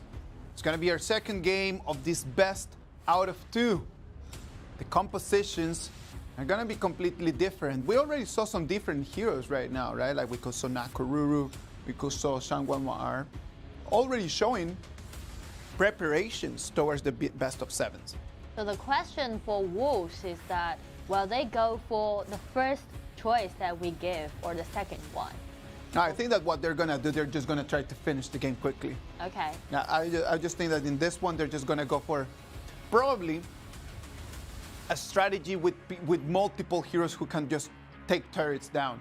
Then Meng Tian's gonna be the one. Yeah, just go for something quick. Probably what they want to do is just to get done with this quickly and then just get back to prepare for their next match. Well, speaking to that, maybe Meng Tian, Shen Mengxi, these heroes quite favored. Okay, YaLLa Esports, they did their homework, banning away Meng Tian. They're not gonna allow fly. They have a lot of the other area teams, like they have like huge respect to fly. Like whenever you ask them, like, who do you want to be facing? Like, I want to be facing fly. Like, who do you want to beat? I want to beat fly. So they have a lot of respect towards the man. So that's why they're not gonna allow him such an OP hero. True. And I remember that Fly tweeted once that why always me? Because he saw those interviews. And he's also like being so curious about why always me? Why I'm the one? Why? But a man with such a high achievement. He's a role model for everyone else, Yeah. right? Like when you are so consistent and when you're relevant in a competition, when you're relevant in a game for so many years, that says a lot about yourself. Oh, Dianwei. Oh, okay. They just My keep voice sounds like I'm doing a roller coaster. They keep doing that to us. They keep doing that to us. They keep showing us like, oh yeah, we're gonna try something different, and then no, they go back to more of the same. I almost want to say, because one of the words of Dianwei, this hero, is let's go crazy. And I almost want to mention that. And wow, at the same time change to Miyamoto Musashi. Okay, I accept it. And we can see Wolves taking out Mengqi as reply, doing the counter pick to Miyamoto Musashi. Yeah. Mengqi on Xiao Pan, right? Xiao Pan, like him being able to use that Mengqi really well. Not only he's going to be a little bit tanky, like he's just able just to find the right angles all the time. Like he understands really well just the mechanics of the heroes, and he's able just to find the right angles from anywhere, regardless where he is in the valley. True. So he's tanky, and with those money lead, he's also going to be quite a threat. Yeah, with a gold lead, he's always a threat. I do believe that players like Xiao Pan, even without a gold lead, they are a threat.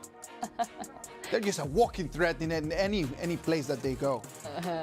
And you know, not even mentioned to actually Xiao Pan has the highest priority in Wolves. Yeah. Everyone would give those resources and monies to him. He's always going to be the carrier. He's already built. He's already built an image around, not only around Chongqing Wolves, but around the whole KPL of being one of those junglers that you need to respect. Yeah, I guess he's one of those like most strongest junglers. He's always playing as the cool player. That's something worth mentioning. Okay, let's go for those draws. And here I thought that Chongqing Wolves wanted to go for a quick strategy, something just to push on turrets quickly. And that combination of Sun Bin and Lu Bu just completely says something different. Yeah, goes in a different way. They want to engage team fight. And actually these compositions are mostly reckoned as the late game playing style. My Stanui needs items, at least 2. Lu Bu, definitely a late game hero. Sun Bin need items, need time to farm it up. So what about the marksman? If they are really wants to do those big team fight, Marco Polo may be the one. Marco Polo could be an option. I would have preferred DRG, but there's no DRG available due to YaLLa just put it on the ban, right? Well, Marco Polo it is? Yeah, because for DRG, he's afraid of those damage dealt by Zhou Yu, those AoE damage, burning him out. But for Marco Polo, paired with Sun Bin, and this is a quite... Yeah, and also he won't be afraid of like those 2 solid tankies standing in front of YaLLa's team because of the true damage he did. But the only problem is, actually this composition is quite late game style.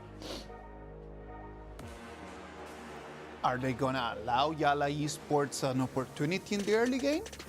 That's gonna be a question, because if we take a good look at YaLLa's composition, it's quite aggressive in the early game. Zhou Yu and also Lambert, right? They have the power to harass, they have the power to invade, they have the power to do something, make something happen. Let's wait and see. Let's wait and see. Let's see what's gonna happen. Yeah. I love the way how everyone is just like trying and facing this game. I love the way that how right now, with this composition, YaLLa Esports have an opportunity in the early game. And if they're able to play their cards wisely, if they're able to just try their very best, they could just come up with some surprises. Yeah, and due to the last performance that they gave us, the last game, it was great. They played really well. Yeah. They played really, really, really well in those first 5 minutes. If they can emulate that right now, they could come up with a surprise. Let's wait and see. And I'm really looking forward to see those surprises happen. It's gonna depend a lot on Sinju and Clyde, right? Well, like first Clyde need to gain the vision control and also do something in the early game. When you say do something in the early game, what do you mean by doing something in the early game? Just for the audience that is watching us right now. First, he need to gain the vision. He need to spot where Monkey is and spot the passing route. Second, he needs to bring Zhou Yu to somewhere else and using the passive wisely. And they can poking down those HP bar in the early game, win the priority. Okay, so let's wait and see if Clyde is going to be able to follow Nora's instructions and hopefully be able just to provide the vision that YaLLa Esports is going to find so necessary right now. There's no doubt that with Zhou Yu, they can win the priority. The problem is, what's the next movement? They're heading to Monkey's field. A very good sign, and without the smite. Okay, still guarded. But what about poking down some HP bar? They successfully did that. It did. Mai Shiranui finds out that Miyamoto Musashi started with his red, decided to invade immediately on the blue buff area. Well, that actually could be Abdul's job, because Abdul should like look after the field, because you know that something might happen in your field. Like in the moment that Mai Shiranui disappears, after they clean the wave, like Abdul needs to understand that if they make the rotation towards the top, and they don't show up where he is in top lane, it means that they are in the jungle. They're not just gonna be standing in there just looking at the bush. Yeah, like he needs to give that information to his teammates, and they need to make a decision. So again, this is a teamwork playing. It's a team sport. That's what this is. It is a team sport. Doma being taken very low. Ooh, the fan is going to be wide. The fire comes in, trying to support himself. And that restore. Xiao still hasn't yeah, he really wanted that kill. He has got those ambitions. Once he takes Zhou Yu down, he can easily rotate. He can easily win the priority.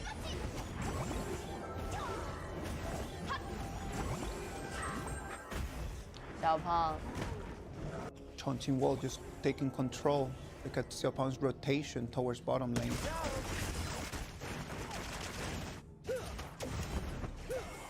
And for the bottom lane, YaLLa using his mechanics win him an upper hand. YaLLa in that battle against Simjo, unless that Clyde can come up and try to help Simjo, there's nothing that Simjo can do in there more than just clean wave and go back to his turret. Yeah, but YaLLa knows that, especially for Clyde, he knows that he needs to roam in the river side, gain more vision control, and try to block Monkey away. He's really doing a great job. He's always following up with passing route. That comes in. The Armageddon is going to be late. It's going to be wide as well. It's going to be first blood for Chongqing Wolves. But they're going to reply back, and they're going to be taking flying on top of lane. A nice ganking. YaLLa's truly learned something from this previous series.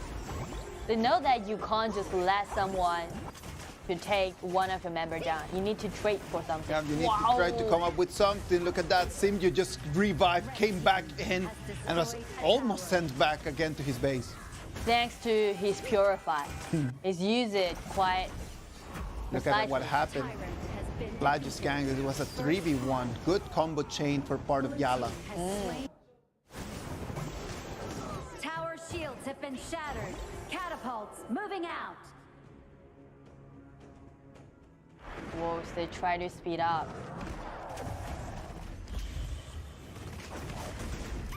One more time. Coming in, trying to control that red buff. Wolves got the numbers in there.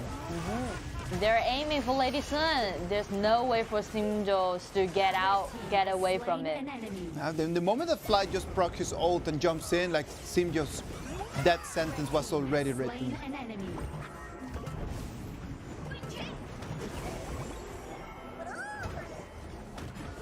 Again, one more time, like we talked about how YaLLa did a very good performance during the first 5 minutes in the previous game. But we come here to the second one, and it's a completely different script. Red team has For destroyed a YaLLa, tower. wow. They already missed the first chance to get the things in the right way. They did a nice gank on the top, but the problem is for these compositions, they need to combine together to do those big team fights. Yeah. But everyone just split up together. And also, for Wolves, they've already aiming at Lady Sun and take him down for twice, right? Twice. It's difficult for Clyde because he knows that the vision depends on him, but at the same time, he needs to help Sinjo. So he makes the decision of going around the river, just trying to get the vision, and they lost both turrets on bottom lane. So the point for Clyde is that there's too many people he needs to look after.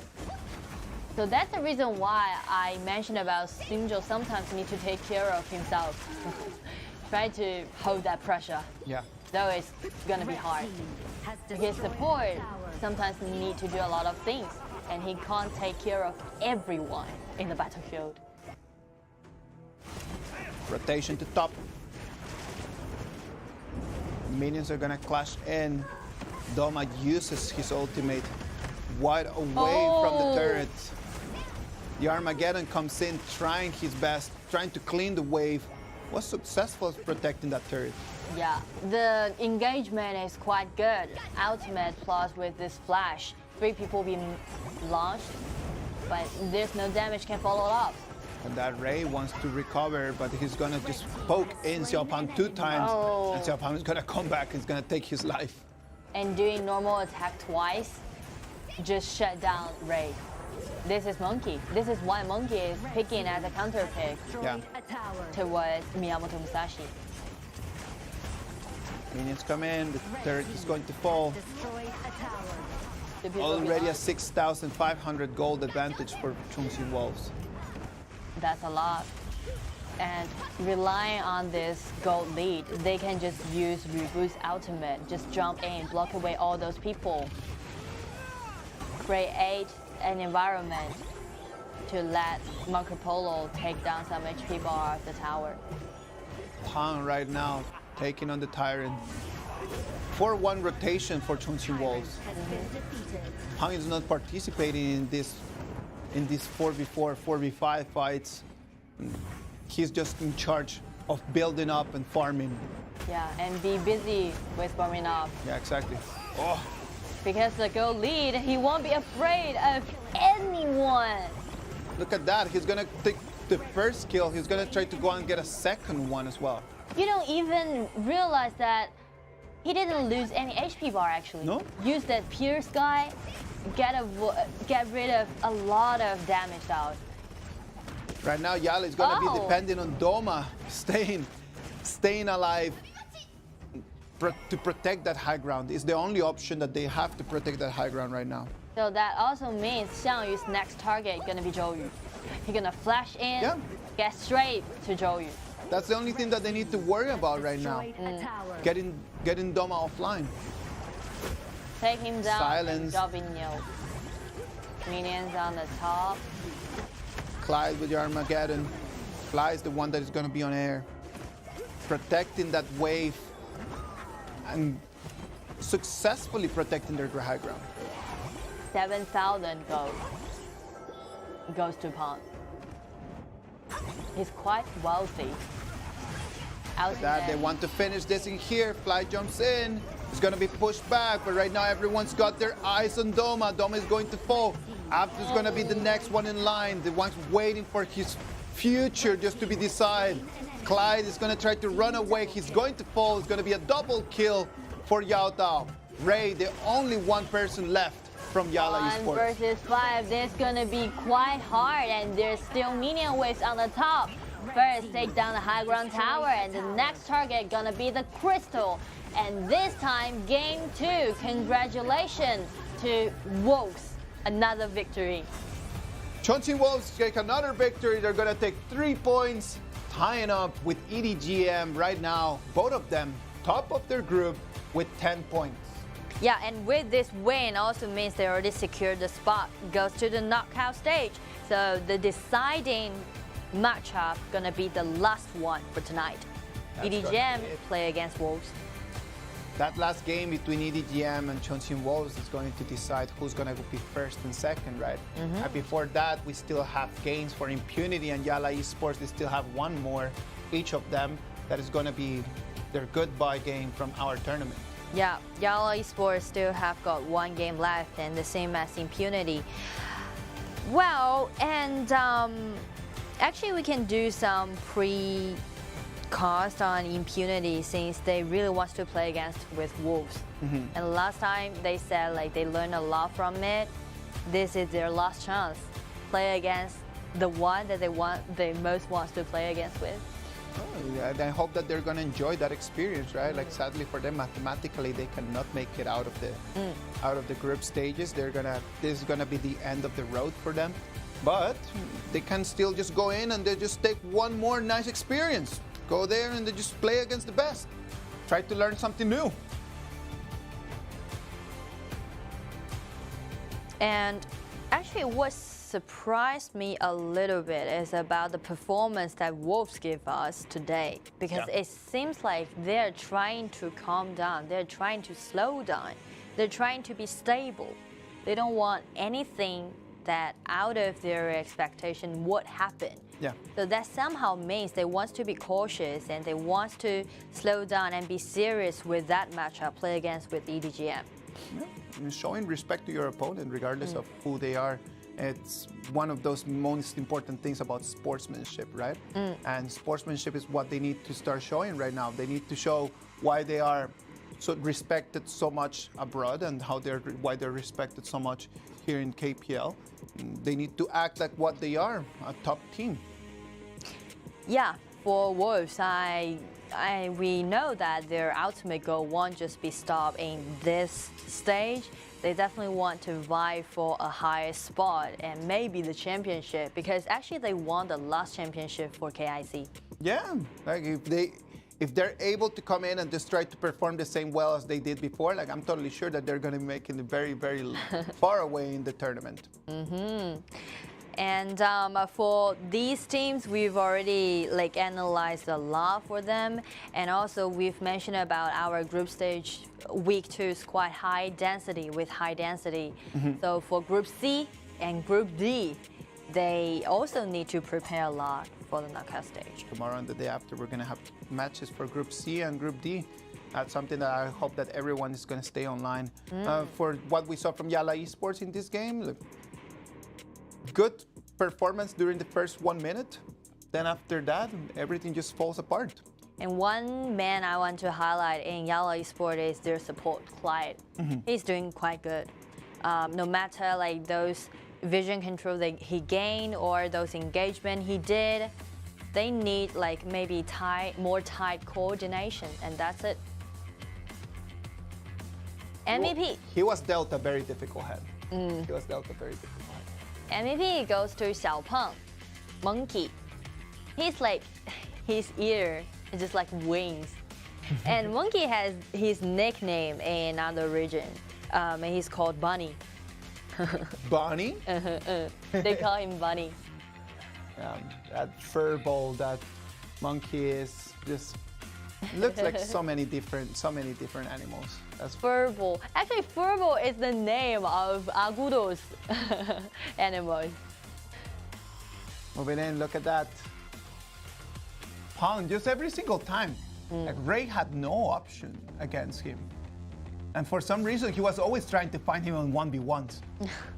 Like Ray knew that he had no option, and he was just like really like trying his best to fight him. But with that significant gold lead, you can see from this how many abilities have landed on Xiao. But with this Pure Sky, he barely just lose any HP. His HP bar did not move at all. And being so solid. That's crazy. Crazy. Heng showing us how it is done. Congratulations to him for getting at the MVP, and congratulations to Chongqing Wolves on taking the victory.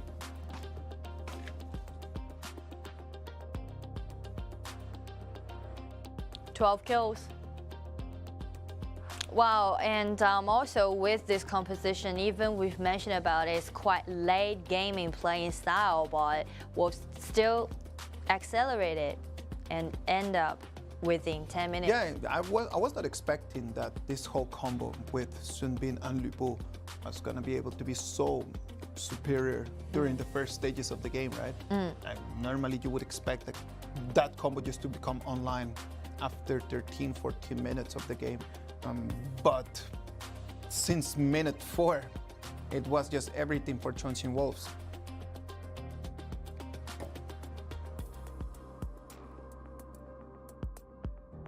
And again, we can see like the gold line. Whenever we saw those gold line performed by Chongqing Wolves, it's quite smooth and showed an upward trend.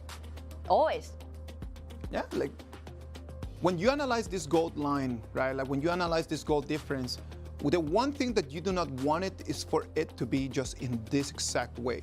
It's just a straight line that just starts just showing that how progressively the other team just gaining gold without any contestant. Like what you want to see is like big curves on that line, right? Like it says like comings and goings, and you were able to try to respond back to things. But when the line just looks like this, it just looks like it was a one-sided game. Yeah. And we can take a good look at our ranking for now. Still an even spot, an even point for EDG.m and also Wolves. So the deciding matchups, as we've mentioned, going to be the last matchup for tonight. And for the next one, it would be Wolves play against Impunity. Wolves against Impunity, the next match, just for them just to try to keep warming up. It's going to be the last game for Impunity in our KIC for 2022. So hopefully for them, like they can come up and they can just finish this in an elegant fashion, right? Yeah. just by trying their best. That's the only thing that we're expecting from them. Oh, okay. So we have a short interview, and let's see who's going to be with us.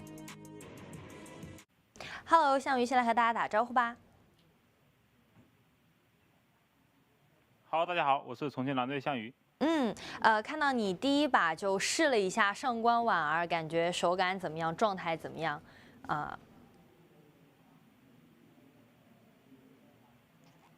第一把上官婉儿看对面阵容没有控制嘛，然后也是很久没有玩了，然后但是我们平时训练赛玩的也是比较多，然后看对面阵容就选了，然后感觉的话还是有点小失误在里面的，因为有一波大招没有飞起来嘛。Okay, so the first question is, what's the reason for picking out that Shangguan Wan'er? And Xiangyu just said because they use it before in the trainings, and also because their opponent's composition is lack of control abilities, so it's the best composition for him to take out Shangguan Wan'er. But there's still some mistakes that he made, and he tried to avoid it in the future. So the next question is, next game you're gonna play against with Impunity, and Impunity always wants to play against with you guys, and that's going to be their last game. Is there anything you want to say to them? 那下一场的话，你们会对战到 Impunity 嘛？那其实 Impunity 一直很想和你们交手，提及了很多次，然后待会儿也会是他们的最后一场比赛，有没有什么想和他们说的话呢？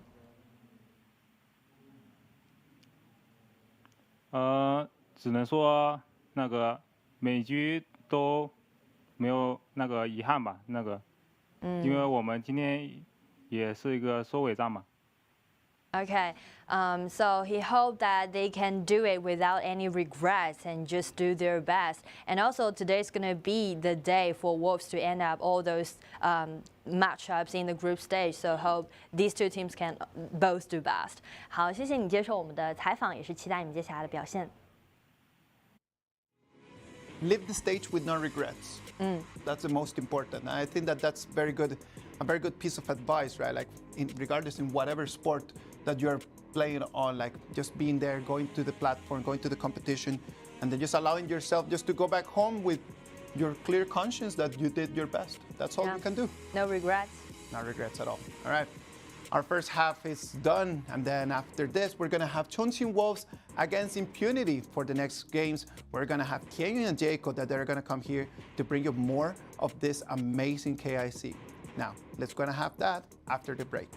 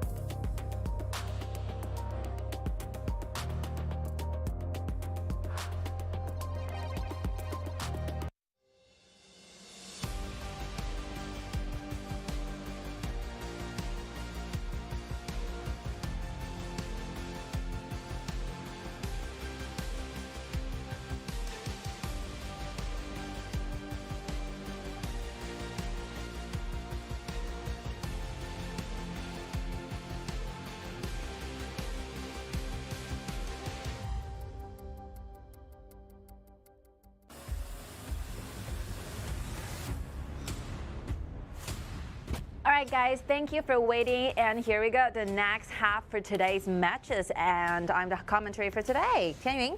I'm Jacko.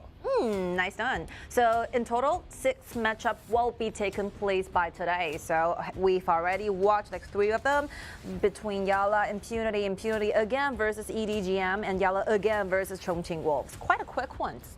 Quite quick ones, and that's a lot of stretch just from the Impunity because they're gonna face the Wolves again. But yes, yeah, but that's what they dream for. Now this is one match that is highly expected for those KPL audiences and KPL fans, because a lot of stories are laying down between Fly versus 帅哥.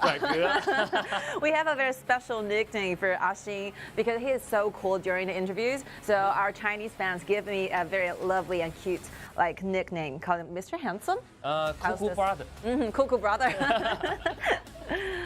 And I think hopefully like the whole members from Chongqing Wolves will get fully prepared for this one to come, because they will have another fight going forward against EDG.m. Yep. That's the best one.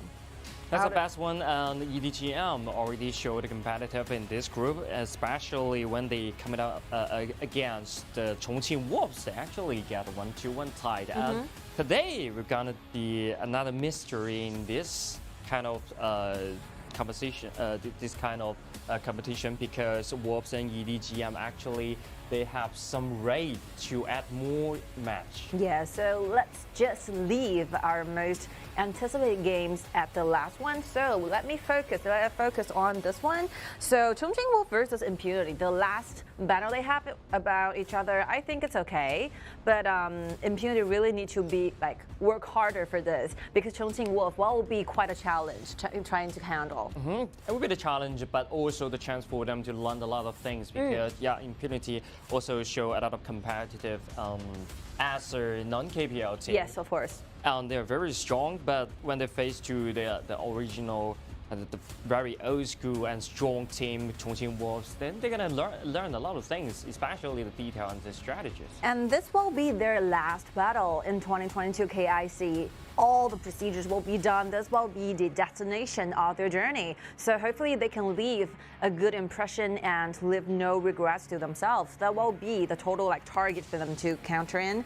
And I think like Impunity, there are 2 options available for those non-KPL team to choose when it comes to composition. I think the first one, you either go for those very surprising compositions, for example, like Xiao and Heng together yesterday, or otherwise you might still go in for those meta heroes compositions, but you definitely have to work harder and you have to perform better than before.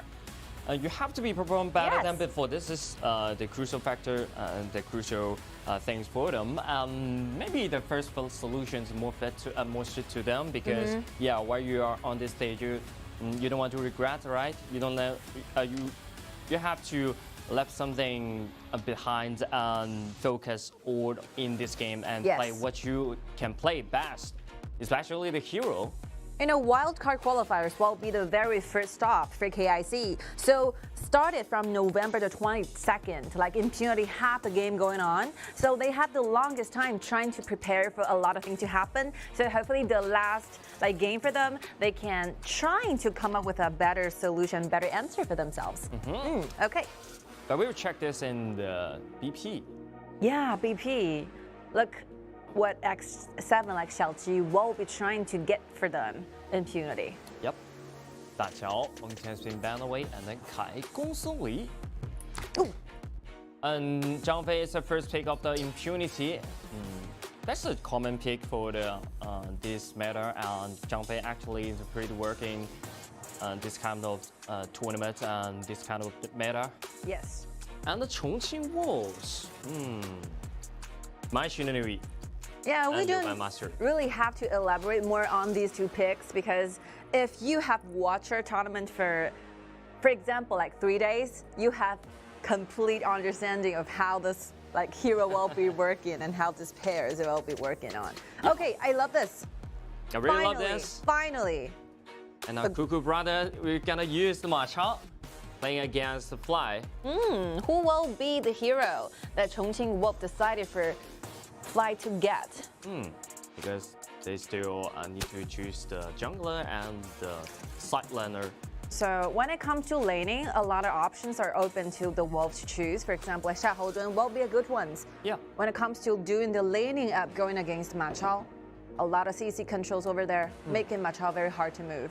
Xiao maybe is a choice, but for Fly, I think it would be more competitive because he can use the Charlotte. Maybe he can try to use the Charlotte in this game. It's available. I mean, the damage is obviously enough from Mai Shiranui and Mengya as well, but also like if Fly really want to enjoy the game doing those very countered laning up going against Ashing, I mean Charlotte is okay. Yeah, you can enjoy this game. You can combine the Pangu and then the Charlotte. But still going for those very old-fashioned, like very common countering. And they're still preparing for the next stage. So they just do what they can do best, or just try something original from their training. I mean, by getting this Alta as a very frontliners for the whole composition, Chongqing will be the last choice when it comes to jungler, while be a very like assassin core when it comes to junglers, because they need those burst damage coming from whoever they're gonna pick. And finally, we see Nakaruru over there. It's been a while since the last time we saw like Nakaruru on the BP. Yeah. And Xiao actually used the Nakaruru in the last game and he won this game. And right now, this is the second time he used the Nakaruru. So actually, I think Xiao is trying to practice this hero for the next stage. Yeah, I mean, Chongqing Wolves is leaving impunity no choices. When it comes to teamfight, you can see those assassins, Mai Shiranui, together with Makaru, while constantly trying to find the best angle to dive in, and those burst damage coming from this assassin will be huge. And this is an old school countering relationship, because the Nakaruru in the late game with the burst damage can actually counter Ma Chao. Because sometimes and highlight this part more. So usually we'll see if one opponent choose Agudo as a jungler, the other one might be going for this Nakaruru, because these two junglers share one common quality, is that they are extremely weak in early game. So you don't see any invasion happening in early game because these two junglers need quite a time to farm up. Especially this game, because the mid lane of the Chongqing Wolves is Mai Shiranui, and the impunity, the mid lane is Zhou Yu, which can always keep the priority of the mid lane. So they are in highly defensive. They can have the highly defensive of the jungle lane. Yes. Maybe there will be a peaceful farming up in the early game. But you know, in total, like 4 smites has been taken out. So hopefully some invasion, some little stealing of animals of jungles might happen during the game. And one more thing, the last time like Chongqing was going against EDG.m, they also used Luban in the very first match, but they lost it at the very end. And during that match, I think Fan, the support from Chongqing Wolf, could have been doing like a better job. So they're choosing the same hero for this player, and hopefully he can do a better job than this. To track himself the best, because they actually Fan actually have some mistake in going too far during the team too far, and you have to take care of YaLLa at that time. So this is another challenge for them. So the coordination between like Fan and YaLLa should be different in this match, and hopefully they're fully ready for this. And for impunity, this will be their last battle in KIC, and this composition I think is okay. They put a lot of highlights on Ashing, and Ashing will be doing his best going against Fly. Yeah, Ashing definitely Ashing win. He won the key, so everyone's watching this guy. Yeah. So just hopefully he can play this match better than before. Please, in this game. Give us more screen showing these two heroes. What happening on the top lane will be very interesting. Fly is a very good player when it comes to how to play Ata. He played Ata for a very long time, and every single movement, every detail is very clear and designed. Very like Fly excelled in using of Ata. Very good ones. I think Ata, maybe that is a pretty easy hero for a lot of new players, but a lot of details should be discovered by the professional player, especially the KPL side laner, and Fly is one of them. So we can just watch the Ata, how Fly dealing with this kind of details and invasion is quite important for them to learn.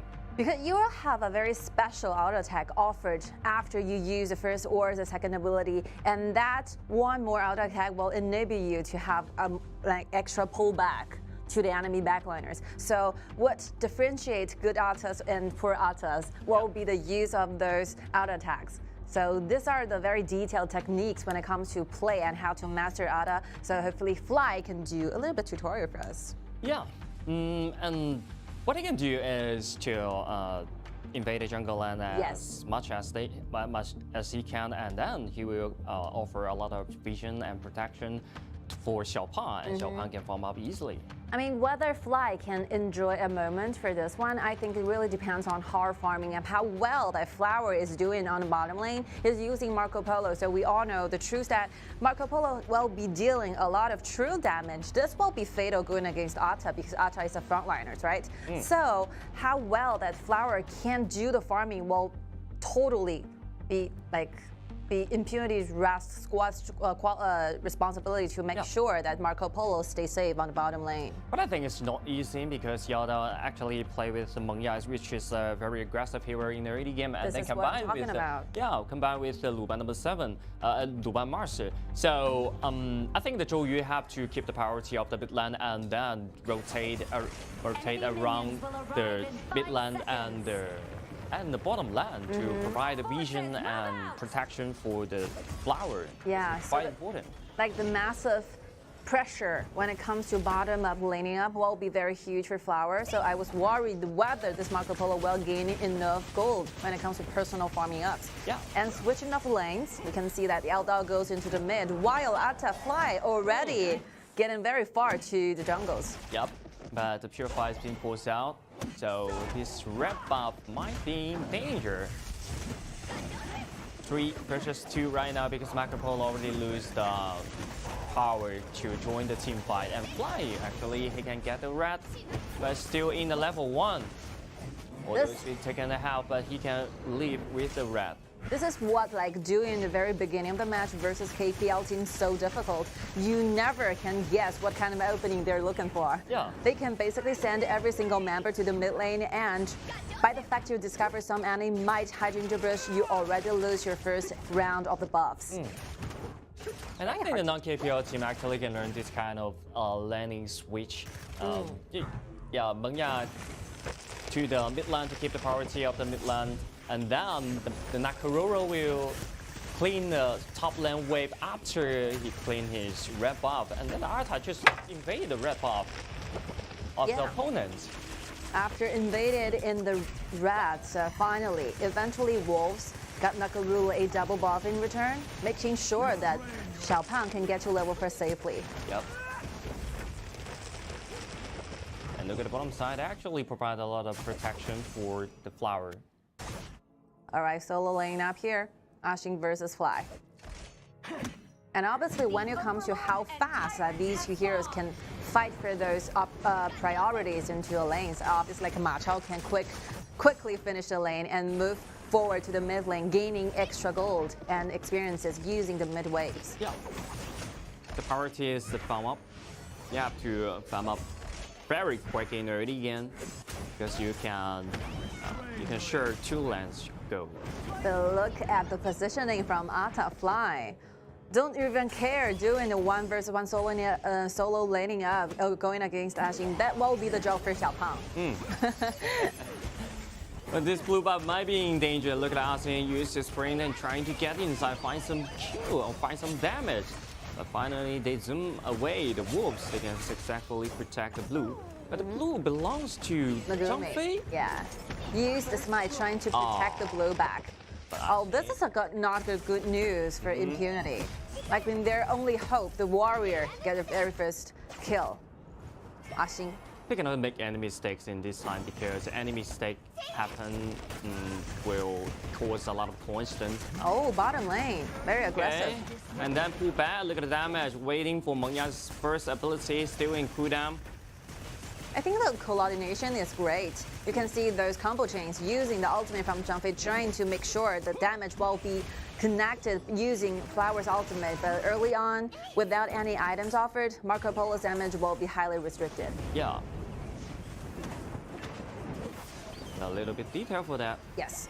Sometimes you have to wait for a lot of things to happen when you're playing Marco Polo. So basically you have to accumulate those bullets using the first ability, trying to get a 100% hit rate, and then followed by your ultimate will be giving you the maximum amount of damage from Marco Polo. Yeah, but first of this, you have to build up some items, especially the Doomsday and Spark Forge stack. And look at Asing, surrounded by 3 at the back up. It's too late for getting over there, so it's hard to catch them, and then they just let them go. Yes, it's a very dangerous place where Ashing's standing. And even though the rest of the teammates trying their best to do the rotations, but the damage is not enough. And right now, Joey is very low in the mana, so I think it will still be Wolf's initiative trying to gain the blue.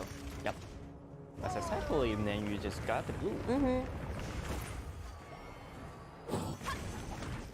Oh. Look at the damage. Yeah, Marco Polo has been taken very low, so we have to retreat and recover. Look at that, Kudo is in a poor positioning right now. Nobody is around, nobody to stay around him, so this is a pretty risky choice. So this is how the strategy works from Wolf. So using the 3-2 formation at the very beginning of the game, making sure that Ashing this match, the core for Impunity cannot find him a very safe and wealthy starting point. And then using the natural advantages, winning lane on the down lane. You don't have to pay more attention. You don't have to do the rotation to the bottom.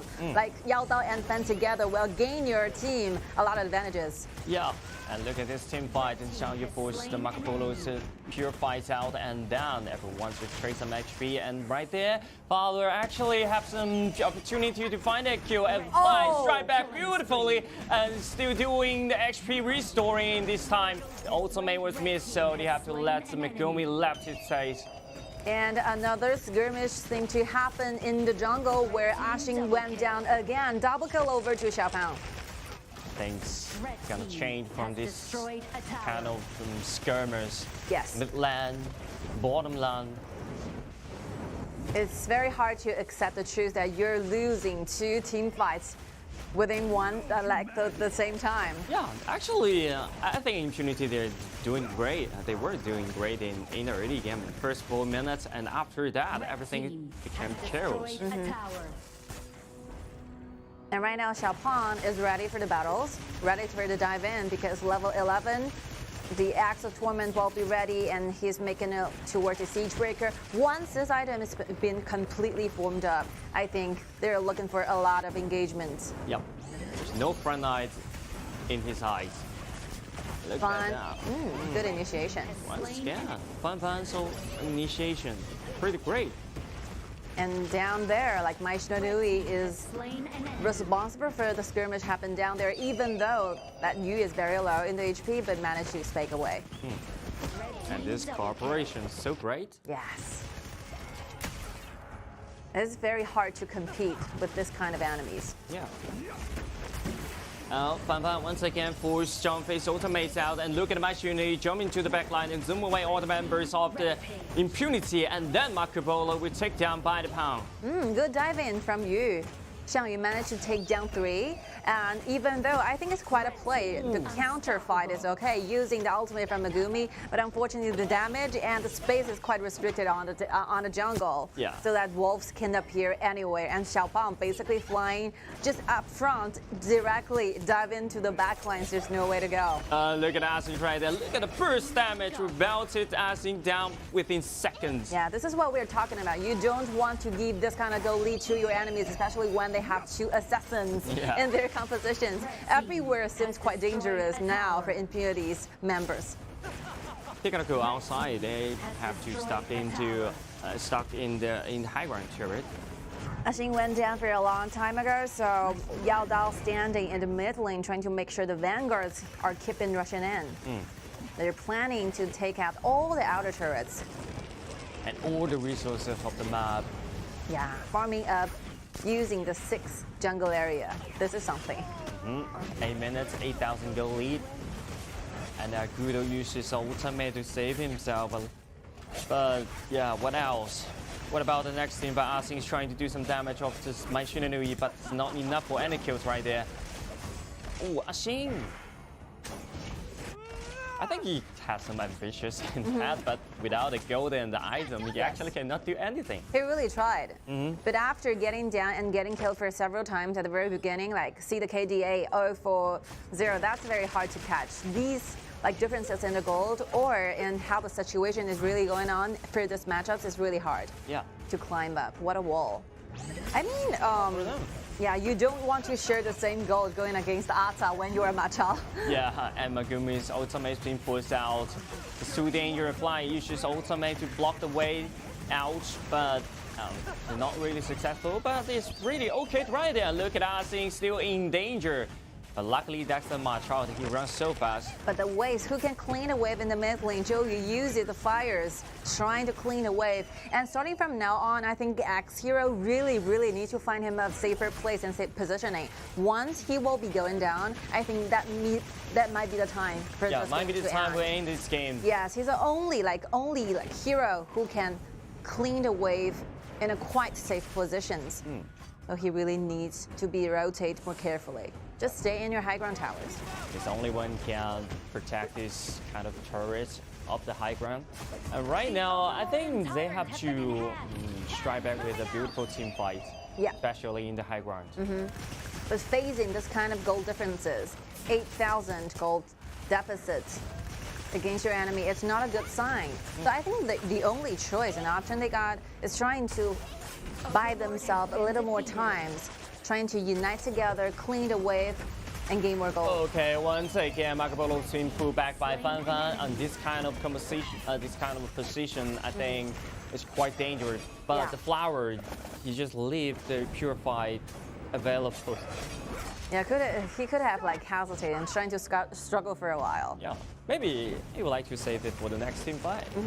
I mean, the reason they choose to go out is because they know like Wolf is trying to get this Overlord, but I think they can wait for Megumi to have the ultimate and trying to go in further out of the high ground tower. And now this is the time the Shattered Vanguard is gonna destroy this game, and look at the Megumi to jump front, and then use the ultimate to pull back every single enemy, but not combo can follow up. But look at Asing, the damage from Mengya is too high for that. One member down, 4 remaining. Wolves still looking good in their HPs, and Vanguards are still available on the bottom side.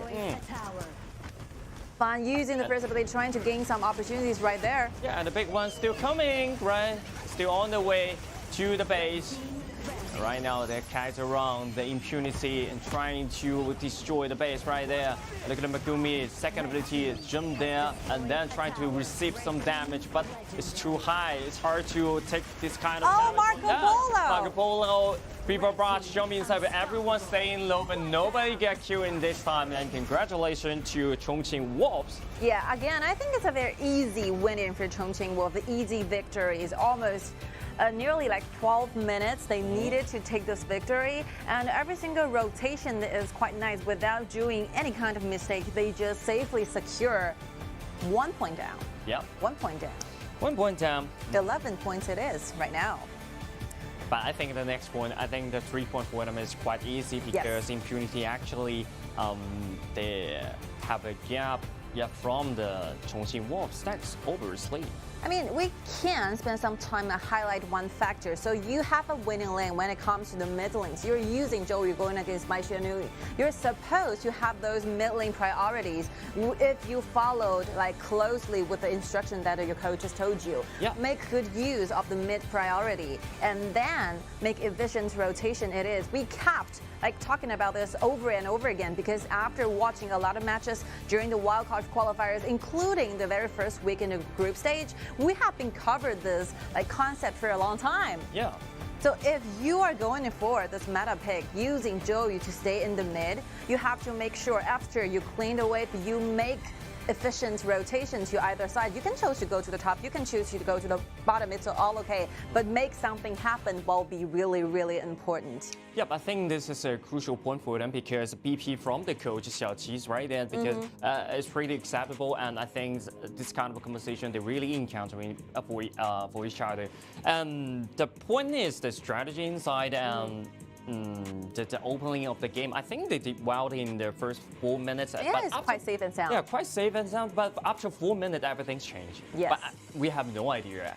But you know, the reason why the 4th minutes went quite safely for the side of impunity is because the jungle they chose, Chongqing Wolf, will be Nakoruru. Just to imagine if they're going to those Kyo Touch Bananas, Tigerus or something like that, you will definitely get invaded all the time. Yeah. So this is a point for them, the impunity or just for every single non-KPO team. How can you play the early game bad? So this is a detail you have to discover and you have to practice a lot. Quite a challenge, yeah. So it's like confident enough for them to pick Aguro at the same time with Ma Chao, but how to protect, how to make sure that Xin can find himself a quite peaceful starting point of the game, trying to kick off the game he need the assistance of all the rest of the squad. So hopefully maybe like Zhou Yu can do a little bit help towards the top lane, making sure that Xin stays safe. But this is quite hard decision for him because I think you have to offer some protection to the bottom lane because Marco Polo needs some farming up space. This will be the fact. Yeah, but you have to decide which is the core you need to protect, Marco Polo or Ma Chao. If you want to seek Ma Chao as a core, you have to protect Ma Chao. But in that time, you already lose the priority of the mid lane, so nothing else to say. Yeah, this is the factor you have to consider when it comes to composition. So in total, you might face in a situation where you got one lane winning situation right there, using Zhou Yu to going against my Xiao, but you're facing like 2 losing laning ups when it comes to the side lanes. So this will make the rotation very hard to decide which will be the lane you choose, trying to do some help. So maybe like impunity should found themselves like better composition when it comes to laning but up. mostly is the bottom side. The marksman will suffer a lot of pressure, just like when you start Pro Yizhong, right? I mean, the early game, the split push, those laning exchanges from Wolves are really good. Like legendary, they use the marksman go into the very first round of the mid waves and then make quick rotations, make good use of the Ata with a smite, basically taking every resources from their enemies. Yeah. Wow, that's good. That's quite good. MVP of the Chongqing Wolves is Xiao. This Mengya is quite insane. Oh, aggressive it is. Aggressive. It's everywhere. Yeah. I think he's trying to kill him, but at that time, Mengya already leads so much. Again, this Ma Chao, it's hard to kill him. I mean, Chongqing Wolves are displaying quite a quality of the proficiencies of this composition. They are so familiar with this. They know exactly when is the time they choose to farm out and when is the time they're trying to find those engagements. Yeah. And they choose Arthur because they choose Arthur carry the smite and just jump directly into the jungle lane in the first minute. So this is quite important for them. Yeah, this is a good sign. Yeah, they already know you're that good or you have no ability to defend your jungle lane. Maybe you have the ability to defend the jungle lane, but you have to know it. Yeah. Yeah, Zhang Fei together with Zhou Yu, actually you can clean the medium wave so fast and then return to the wrap up. But the thing is they haven't got this kind of experience or face to this kind of situation, so they don't know. They didn't know what Chongqing Wolf exactly will do in that time. And quite a challenge for Agumi to play the Shanghai because both side lanes are facing a lot of threats. So he have to make sure those side lanes will be protected. And if he like wants to stuck in either lanes, the whole team will be losing vision for a long time. And you do not want to lose your vision when your opponent have like 2 assassins. Like Mai Shanui and Nakalulu might be appearing at any places on the map. Yeah. That's very dangerous. So Agumi must be facing a lot of challenges during the game. So impunity after 4 minutes did this kind of job. They have to stay together, or they just leave one lane to release one lane, such as yes, you can lose your turret. Yes. Yeah, you can lose your bottom side outer turret, and then the impunity you can release your you can release your Marco Polo and then switch to the mid lane and then start up the pace. This is a really good opinion. When you're facing the dilemma, the best thing you got is trying to decide which lane you want to choose. Yep. You don't hesitate there, standing there making rotations, making decisions, spending almost 2 and 3 minutes. And this 2 and 3 minutes will be extremely fatal for your entire team because your enemies are definitely taking advantages during the whole hesitation process you had. So if you're facing 2 questions, just quickly decide as a team. Making a better decision for the entire team will be a better choice. Yeah, decisively is so important for Yes. the impunity because you can leave your just like I mentioned before, you can leave your marksman the turret of the bottom side, and then the marksman just switch to the top side and combine with Ma Chao, Agudo, and Zhou Yu to exchange some resources to push the top lane turret. I think it's not a dead end when it comes to composition. They can win using this kind of composition. It's quite happening because a lot of KPL teams use this kind of composition and actually won the victory. So they just have to work on making those very important decisions to the team. If you're going directly to this matchup and a good old system and this composition, this pair, you'd better give a lot of sacrifices, give more attention towards this duel. This will be a better thing too. You will have more work for the Ma Chao, because still the original point for that, you have to decide which core you have to protect. Of course. Okay, and this will be the very first match between these 2 teams. The second one will be going soon, so hopefully we can see a better performance from both teams. We will take a short break together.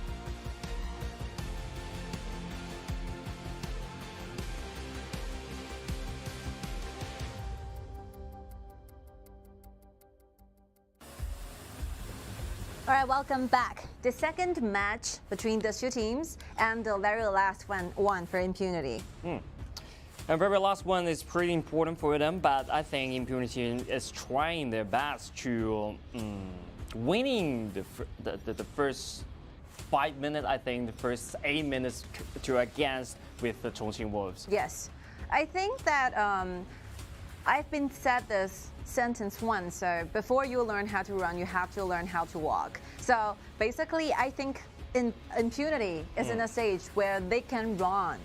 But their opponent Chongqing Wolves, they can fly.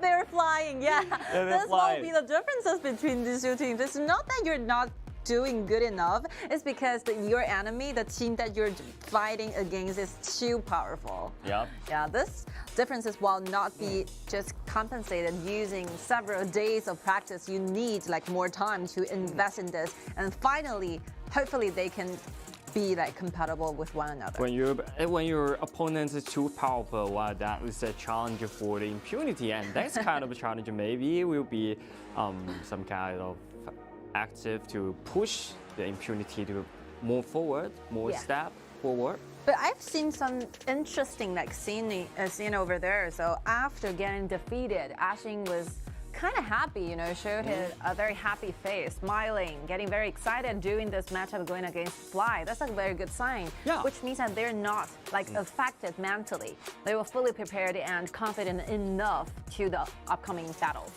Pretty confident because Chongqing Wolves is the idol of Impunity. Wow, this is so good. Finally, your idol just show how to play matchup to your face. Just like a teacher, all right? Yeah, that's like teacher, like personal one-on-one tutorial it is. Wow, what experience from matching. A lot of players are really jealous of this kind of service. Wow, good ones. Oh, this makes the whole matches even more interesting. Yep, Ashing is a new generation, and Fly as an old general, I think. It's a lot of things can touch, can teach Ashing right there, and coming out against Ma Chao with Guang Yu. It's quite interesting, this game. I mean, Fly will be the only one single player who have a FMVP skin that's specially designed for this player, and it will also be applied to Ma Chao, this hero. Yeah. I mean, this player have a self-made skin out of this hero, so yeah, just show how proficiency, like what will be like for Fly to play Ma Chao. Everything just like a mirror playing style. Role model it is. Role model and evaluate the Mongya and Fan Master. Okay, look for the artist. Is that the same enough from the last game? That would be Zhou Yu? I think the idea of banning away those Shangguan is very good. They know that Chongqing Wolves really want and really like to use Shangguan as a mid laner, trying to gain themselves as much as advantages in the early game as possible. Because Shangguan can show the competitive in the early game when she's a level 4, and Yi seems pretty weak in the early game, and Agudo as well. So I think that would be the opportunity for Impunity to invade the jungle land? I don't know. I think, you know, if you can find yourself a peaceful starting point, that's good, because you're also using the warrior in your system, the whole composition, and alongside with this lamb. So how to make greater use of your gold and your resources will be a question. I think be brave. A lot of cores. Of course, and I think Impunity should feel more confident for themselves. They actually can do some invasion in the early game because it's so weak of Chongqing Wolves' composition in the early game. And Xiao really has a very special signature gaming style when you use Agudo. So normally we'll expect like Agudo to be playing as a frontliner, to be playing as quite an assistant jungler, offering those HP recovery all the time for the entire team. But it's kind of got different when Xiao is using this hero. And they're gonna prepare for the BO7. So they're gonna, if BO7 comes to the game 5 or game 6, maybe you can change the switch the core. Yeah, switch the cores into the side lane, because Fly also can be the core. I mean, how do you think of a composition when you see a lamb together with a Guang Yu? What will be the most important thing that the player have to pay attention to? pay attention to, I think, is the manager of the Yes. management of the economy. Yeah, who will be gaining those like top lane waves will be the question. So normally if we see like Lang going up stage, they will be paired with a tank. Getting the top lane and all the waves go to the junglers. But in this side, I think Ashing might be cleaning all the top lane waves all by himself. Maybe sharing Yep. with TianYun at the same time. Guang Yu will claim the side lane wave, and the Lan will claim the mid lane wave, and then X0 just find the X0. place.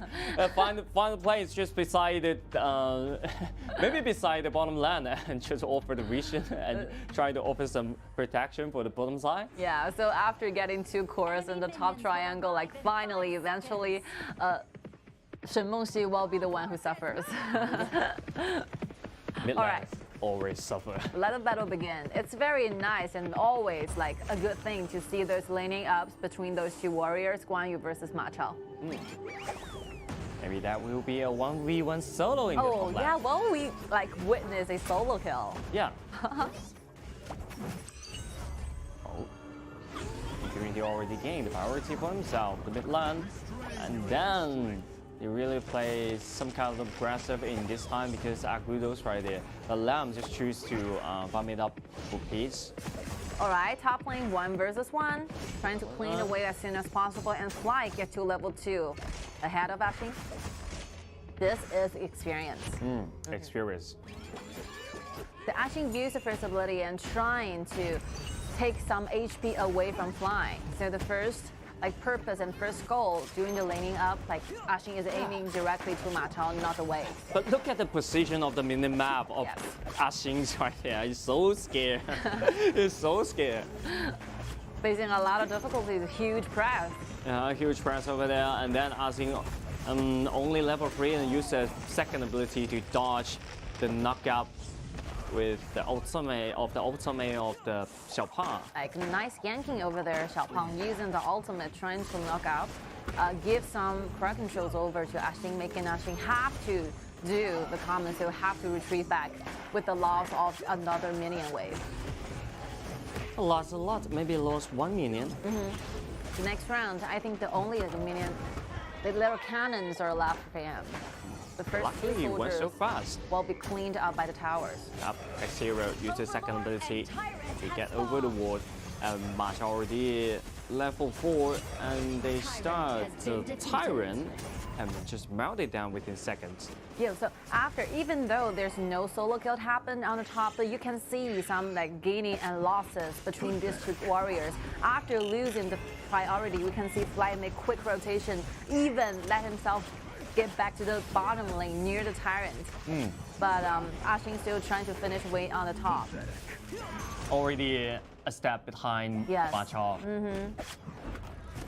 Ooh, Makumi. I'll still choose to retreat back, staying at the right position, same positions. Yeah, because the CD of the second ability of the 1/7, yeah, it's quite long in the early game. Yeah, it's longer than the teleportation time. Oh, look at X0 is in danger, and then Lang's been taken very low in this kind of location. You have to take some recover. And from now on, Wolf know the time, know the spawning time of the next red, and they will keep continuing to do the invasion. Well, YaLLa will be the only one who's happy, so present, so enjoying the game. Yeah, so enjoying the game. I mean, the outer tier 1 turret still survived, and they are taking the resource from the red box. Extremely aggressive standing points, I would say. Yeah, actually they can actually keep the priority of the bottom side, so nothing need to worry about. And look at YaLLa once again. Megumi always got interrupted. Yeah, this is how vision works. You can see the enemy from Fan deeply going down to the jungles. So that's the reason why YaLLa can go so deeply under the tower to do the damage to the backlines. Yep. Another kill happened. And then skirmish, and look at the coordinary of Yixing combined with Agudo's ultimate.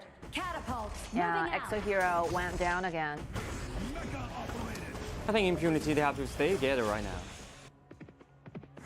Fighting for vision all the time, huh? Fighting as a team. Yeah, fighting as a team. I think want to do it alone. I think it's pretty waste because he used the ultimate and sprint right there. And look at the Lam, not enough damage, and with not teamwork in this team fight, they just go into the team fight one by one.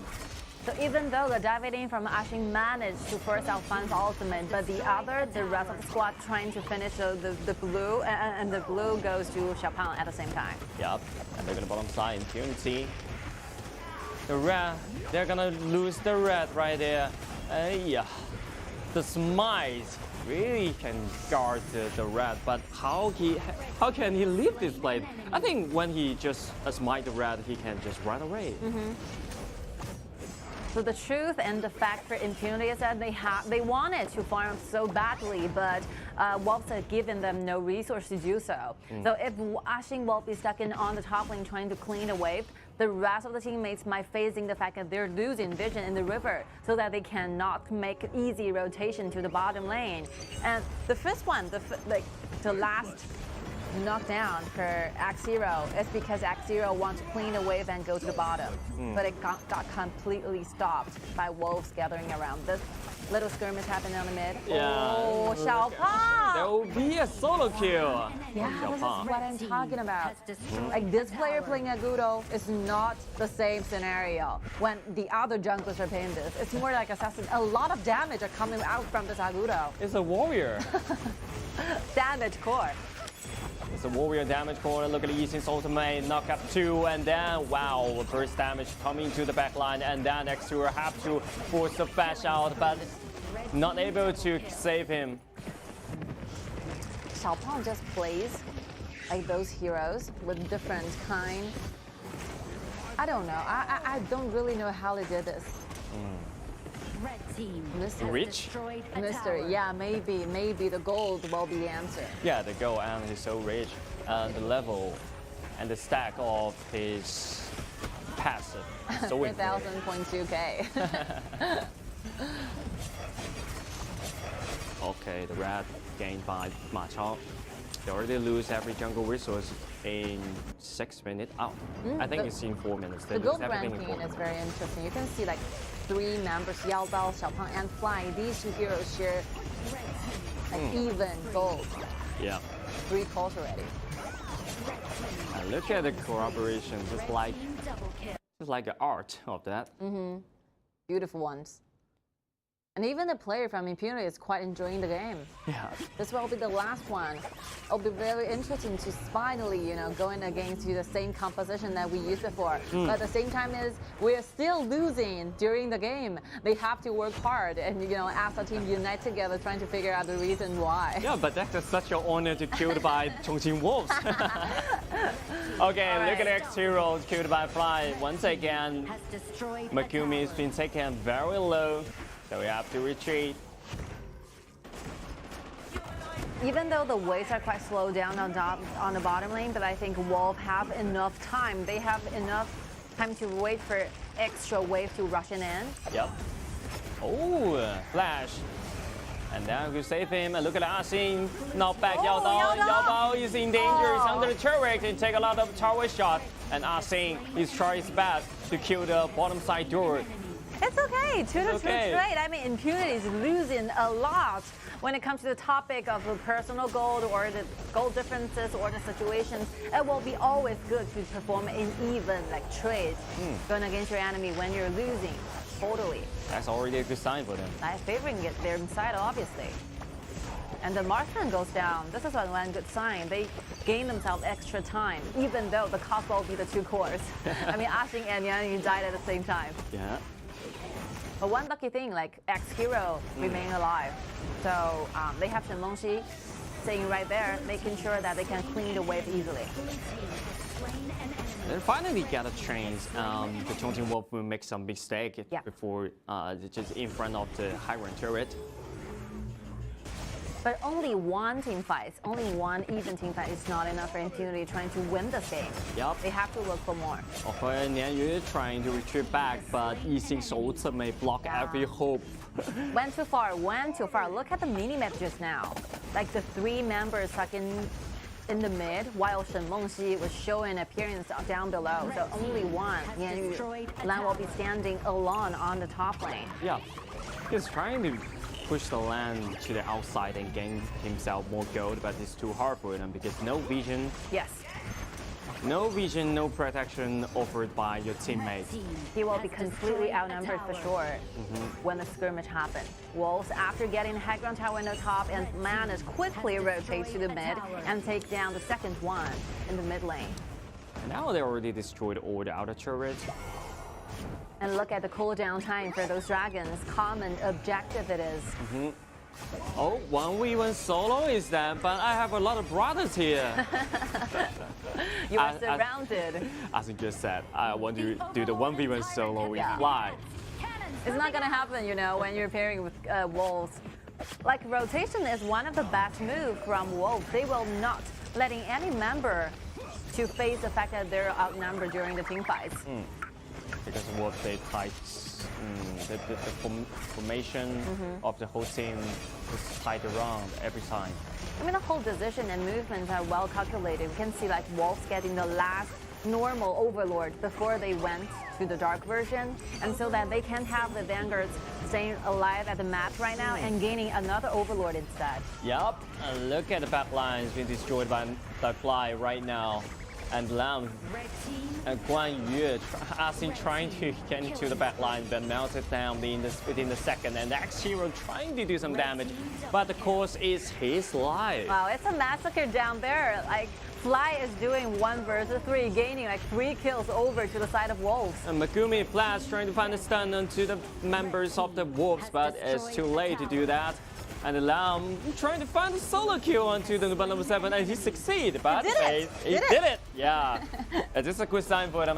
That's a good news for them. He didn't succeed to kill the YaLLa in this time. Hopefully they get what they're looking for. You know, they want to kill this whenever so badly. Every single team fight, no matter what happened just now before.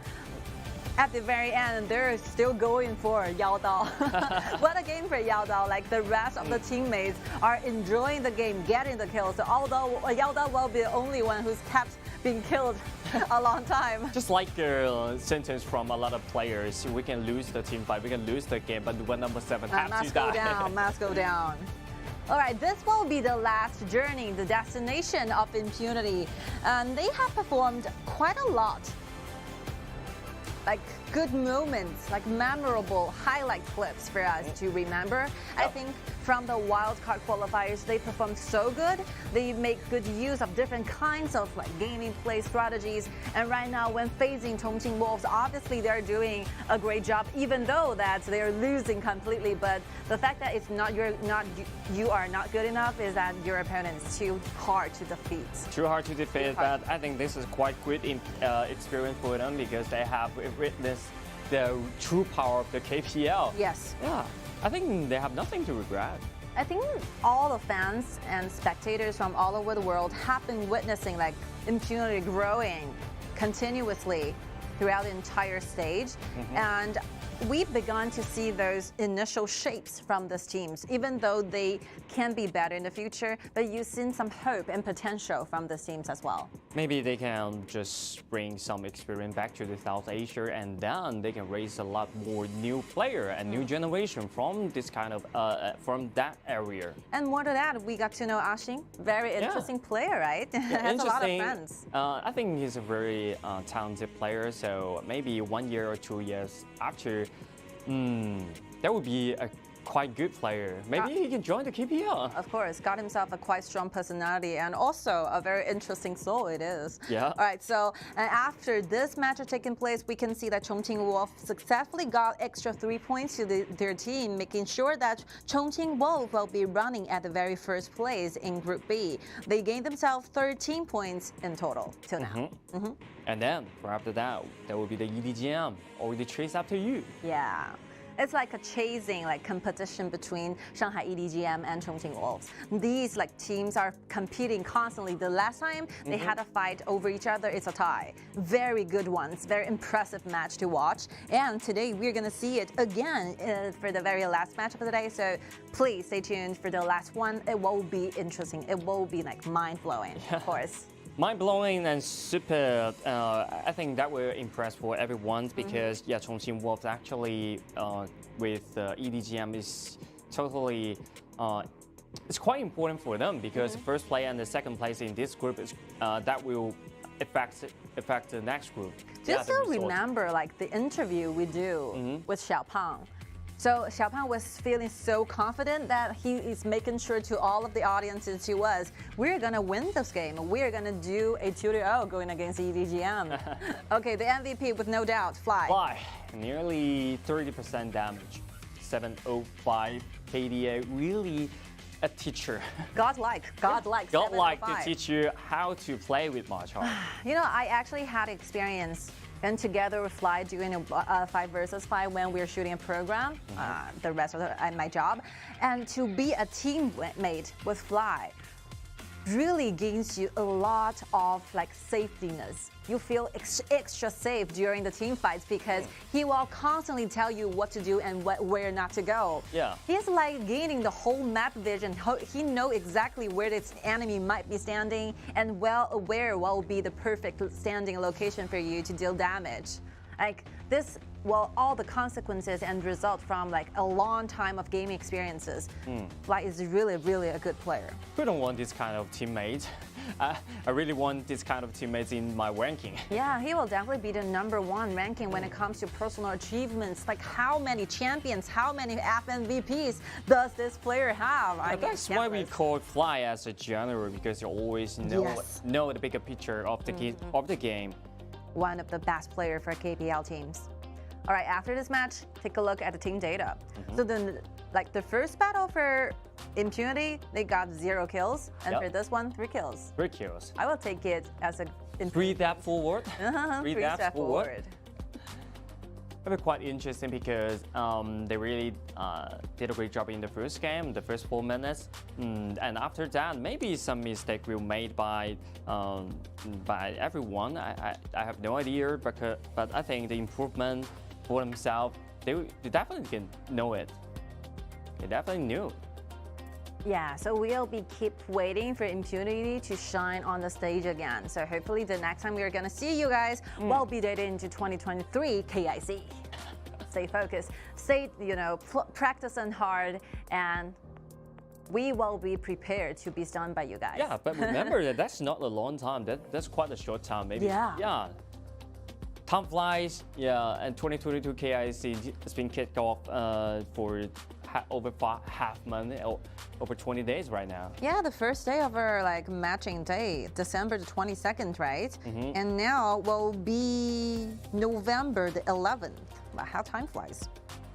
Oh no, I said it wrong. It's November 22nd, and it will be December 11th. Okay. And our finals will be on December 30th. I'm looking forward to see that. And look at the Group B of the team standings. And right now, Chongqing Wolves already gained themselves the 13 points, and the Shanghai EDG.m will have another game in the next match. So it's pretty important for the EDG.m to win YaLLa Esports in 2-0. That all of the thing we settled down in the last game. I mean, the next match will be the opportunity for EDG.m to gain themselves another 3 points, which means that they will be running together with Chongqing Wolves in Group B. And finally, more information to be added. If they got a tie in the last match, we are gonna see one extra BO1 deciding who will be the finalized #1. Okay, so much for this one, and we are ready for the interview. Hello, Flower， 跟我们打个招呼吧。All right, this will be the last stop. 大家好，我是 Impunity 的 Flower. We hear you loud and clear. Okay, this will be the last stop for Impunity. So how do you feel about the whole journey of KIC? 这是 Impunity 的最后一场比赛了。这一整个 KIC 的体验，可以跟我们分享一下，对于你自己来说有哪些故事或哪些收获吗？放松心态去打吧。收获呢？能跟强队交手挺不错的。All right, so I learned how to relax myself and gain ourselves a better mentality when it comes to the team fights. And I think getting these kind of opportunities to go engage with those very powerful, like number 1 or number 2 KPL teams, will be quite experience. Okay, the second question will be like, you are facing the same exact duel in the next, the second match for today. So how do you feel? 今天第2局呢，对手是用到了相同自己。就是用了一样的那个马超跟阿古朵嘛，所以第1局自己也用了这样一个阵容，第2局对抗下来感觉是什么样子的呢？被对面教做人了呗。I think a clear lesson is being learned because we saw how powerful this duo can be from the performance from Chongqing Wolves. And 我们下一次见面呢，有可能是未来的比赛了。在这个期间呢，整个团队 Impunity 会有怎样的一个目标呢？就是保持初心吧，就是再接再厉，一步一个台阶慢慢来。All right, what will be the main purpose for Impunity? Trying to grow, trying to be better in the future. So basically, we're seeing that we have to keep a steady mentality and trying to go step by step, trying to be a better self in the next year. OK, 谢谢 Flower 接受我们的采访，希望未来你们可以越来越好。Thank you so much for doing this. 保持初心。Keep our initial goal, keep our initial dream, and keep pursuing it to the end. I think this is quite important for every esport athlete because maybe some athletes, they lose some competition, they will lose the patience of the training, of the tournament. So it's quite important for them to keep going. All right, so we have been talking about the 5th match of the day for a long time. It will be taking place between Shanghai EDG.m versus YaLLa, and let's wait and see. We will take a short break.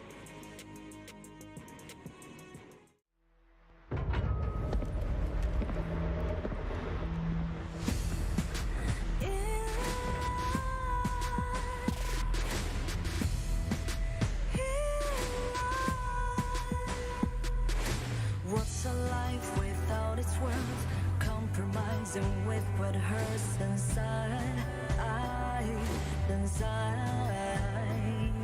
When you let fear decide your fate, you don't choose which path to take in life. In life, I'm finally letting go of everything that still holds me. I'm against all odds, but I won't give up 'cause it's my time to shine. Standing in the spotlight, can't no one let me down. Destiny is calling high. I'm not afraid to fight for everything I love. Victory's on my side.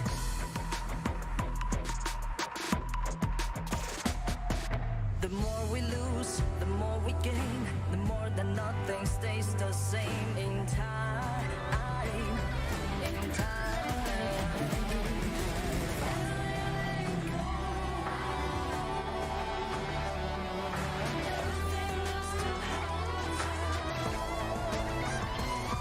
Cause it's our time to shine.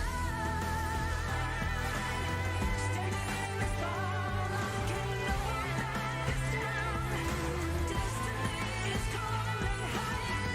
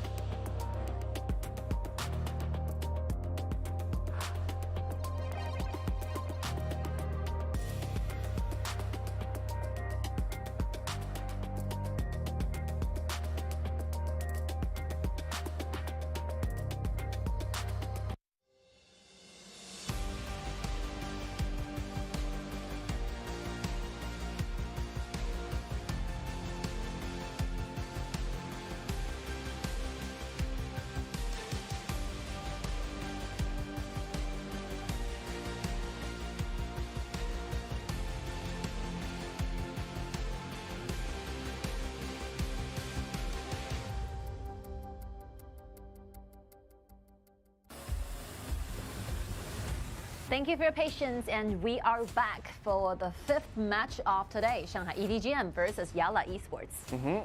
And this is the last game of the YaLLa Esports. I think this is the same as the impunity because they're facing a lot of pressure from the EDG.m. So just relax himself and enjoy the game. They gave us quite a surprise with the battle going against Chongqing Wolf early on. Even though like it's a 0-2 obviously, but they have changed another direction, like completely brand new gaming style. They're really learning. Getting those skirmishers down, right? Yeah, they're really learning a lot of things because they really they learn how to surround the turret and with 4 people and dive into the turret and trying to make some kill and exchange some resource. And I began to find some like common qualities from those non-KPL teams. You can just, the previous one, how Impunity did it. So we don't really focus on how to stream the performance from your top laner. We don't care about your jungler, how well they're finally farming up. But we have to make sure one thing, we can get a kill over to a marksman. The bottom lane will be highly targeted. The bottom lane will be a battlefield. This is one common theme from those non-KPL player gaming style. Yeah, and they train a lot in the bottom lane, maybe in the 4 minutes or in the 2 minutes, because that's what they can do in this kind of short time, because they only can practice like 2 minutes. The limit maybe is the 4 minutes because no much time for them to practice the more. I mean, it's okay. It's completely acceptable. After several rounds of battling, you finally found one strategy that you felt the most comfortable with, and just go for it. And let's see whether like Rock can find a safe place for himself, trying to farm me up till the late game. That would be an achievement that you kill Rock.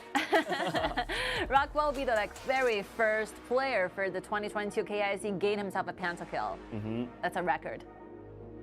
All right. 70 players. Let's dive into the BP. And 目前 my shooting news ran away from YaLLa. And then Da Qiao, Lu Ban Master, still available. Second one, the last ban plays from Shanghai EDG.m in the very first round, Gong Sun Li. Very common, very typical. Yep. YaLLa, the first pick I just thinking about is there is the Shimongxi. Yeah. Shimongxi is the first pick. And then maybe Lu Bu or Zhang Fei will be the next 2 pick of the YaLLa. Maybe, or otherwise, like, okay, EDG.m is given this kind of duo for YaLLa. They're going directly towards those warriors, Guang Yu together with Kai. Because they trust Ling a lot and would like to train some warrior in this game, because the next game they're gonna against with Chongqing Wolves. So Ning have to warm himself. I mean, obviously, Ning is one player worth to be trusted. He's so good mastering those warriors, and at the same time, very good at making good use of those tanks. Yeah. All right. This selection of the heroes is quite good. Ukyo Touchman together with Xiao. Early characters. Early game. So aggressive in the early game. They're really trying to play against with the Shanghai EDG.m in first 4 minutes. Yeah, who will be in danger? Definitely Rock. Definitely Rock. I mean, Rock can choose to play either Concert E or Fawn. I think they might be going directly to Fawn because Fawn is one of the best marksmen Rock has been playing. Maybe Marco Polo is still okay with 2 dashes. Yeah, that will be also a quite good chance. At least you can protect yourself. But you know, sometimes when you're choosing like Marco Polo together with either Guang Yu or Ma Chao, you'll be facing the fact that you are losing in the laning up when it comes to the 2 side lanes. Just like the first one did, Impunity versus Wolves. You don't want to face this kind of like X factor during the team fights. You'll be gaining a very risky early game for your entire team. What will be the answer? What will be the hero? So they have to find a solution. Okay, this kind of solution I think is pretty work for Rock, and Rock is pretty. He played Marco Polo in best.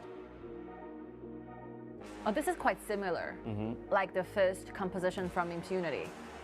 But like the warrior and the jungler duo is quite different. They're using Ma Chao and Agudo, and for EDG.m they're using Kai and Guang Yu. One purpose. To train Ling in this game. Who will be the support? 廉颇 or 夏侯惇? 廉颇 huh? 廉颇 might be 廉颇. Lmpo will be the support, and the support of the EDG.m will YaLLa. be YaLLa. Good ones. Finally, we are together. Witness the performance from Rock Together YaMeng. This is a very typical, very classic, like bottom lane duo, YaLLa and Marco Polo. We have a very good name for those two characters standing together, YaoMa in Chinese. Yeah. YaoMa. YaLLa and Marco Polo. Yeah. YaRima. Yeah. Some kind of nickname just like this, and they always stay together because when we play ranking with a very strong and powerful teammates, he can play as in Marco Polo, and I will play the YaLLa. Just always stay beside him, and we win this game. Like YaLLa will be a good, like huge, massive protection, taking care of Marco Polo, but they have to wait for the moment where YaLLa will get to level 4. So YaLLa is extremely weak in the early level 2s, so I have to make sure that nothing happened in the early game, like first minutes will be the time I'm like referring to. So after YaLLa gets to level 4, having the ability to get on the shoulder of Marco Polo, that will be the moment where Rock is becoming invincible gradually. Yeah.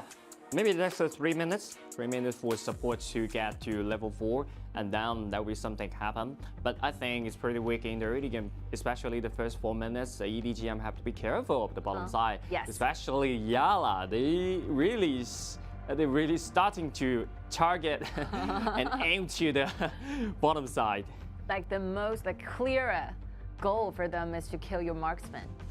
Instead of anything, this is their first priority to do within the game. And YaMeng getting a smite to YaLLa. Smite and the so aggressive players just like jump into the jungle and who dominate the side lane, because YaLLa and Marco Polo absolutely can dominate in one lane just after Doomsday's build. I mean, from this smite, they can either choose to play passively, trying to protect their own resources, but for this one, maybe for the side of EDG.m, they're looking for more. They're looking for make good use of the smite, trying to gain themselves more common objective. It is. All right, let the battle begin. There will be the first battle between Shanghai EDG.m versus YaLLa. 2 matches in total because we're playing in BO2. And this is the last 2 games of YaLLa Esports. And I hope they can enjoy the stage. They want to keep the fireworks. Doma! Is taken very low and got blown back by the first ability of Ming. Yeah, clearly better locations and better positioning can be chose from Doma. You don't necessarily need to stand that close to Ming, to Zhou Yu. You can just simply use the first ability trying to poke away those minion waves and stay in a quite safer position will be needed. So this is target, and this is a decision you have to make, because Ming actually is using the damage to target on person. And more than that, you have a flash available. Just use it. Yeah. Use Doma, it was so aggressive. Use it to dash away. It's okay. But you just saved the flash for the next round. Yeah. Get prepared for the future. Always have bigger picture. That feels nice. And Yuan uses ultimate, jump into the push, and then Ning's second ability, trying to find his stun and knock back the enemy. Oh, Ray. It's hard to get out in this way. Quite an opening. Earning EDG.m already 1,000 gold lead. 1 minute. Hard to catch. And right now, see YaLLa movement 3 versus 2, making rotation to the bottom lane. Oh, getting the passive out. And nothing's gonna happen. I will stopped by Ling in the mid lane. Gonna happen. Okay, flash in this time. Can he just get away? All right. Yeah, this is the bigger picture. Saving for the future, right? This is the bigger picture we're talking about. The prediction of what's gonna happen when the time ticks into 2 minutes. I think you know what they're trying to do, making rotation to the bottom lane, but unfortunately the bottom lane wave has already been cleaned up, so Rock can just simply go back for a little bit. It's quite important for them. And EDG.m just getting themselves the extra red. Yeah, this is something very new So you definitely know the idea of rotations. Like after cleaning a wave in the mid, you definitely want to go to the bottom and trying to help your marksman building the gold lead. But you have always to pay attention to where the waves are. So if the wave that has already been cleaned up, you don't have to go down there. Yep, and you have to careful about the way you go back. There will be some ambush, ambushing from your opponent. You will be surrounded back then. This is what exactly happened just now. And luckily, Doma saved himself for the flash. Yeah, YaLLa just offered the vision for Rock and spotted 3 members in the bush already. Once again, so crazy in the top side. Yuan and Ningzhi. Oh. And then they finally aim to the bottom side, but is that gonna happen or not? And look at the damage we blown by the EDG.m and another kill. Is that gonna happen? Yeah, no. This is the same thing. It happened again repeatedly. We talked about this before. After you wanted to choose to do invade or trying to do the rotation, you have to make sure the wave's still there. Yeah. So another engagement happened because YaLLa chose to do the rotations, and right now, wow, Guang Yu already get into the bottom lane. What a speed! What a speed of that! They're so decisively. Yeah, YaLLa is completely losing from now on. No way to compete. All right, they haven't suffered. They haven't gone through the 4 minutes. Oh, Ray! Good one. That's a good one. Oh, catch a solo kill during this one. A little bit mistake by Ming, but I think it's quite okay. And Ming didn't expect that happen. Of course, because Min has used the flicker once before, and YaLLa, all YaLLa players know this kind of information, so they deliver this message to the teammates so that Ray can dive forward for this kill. Yeah, and look at Yuan, still another buff. Just right in front of 3 members and then run away. Abdul. 5,000 gold lead in 5 minutes. Once again, so difficult for YaLLa. But it's always good. If you're 5,000 behind, it's always good to trade life against your enemy. I think it's a fair trade for Ray to getting the kill over to Min. It's okay. Yeah. It's completely a good news for the side of YaLLa. This is Min, and this is the coach, Mi Fenghua. Yep. Getting quite surprised.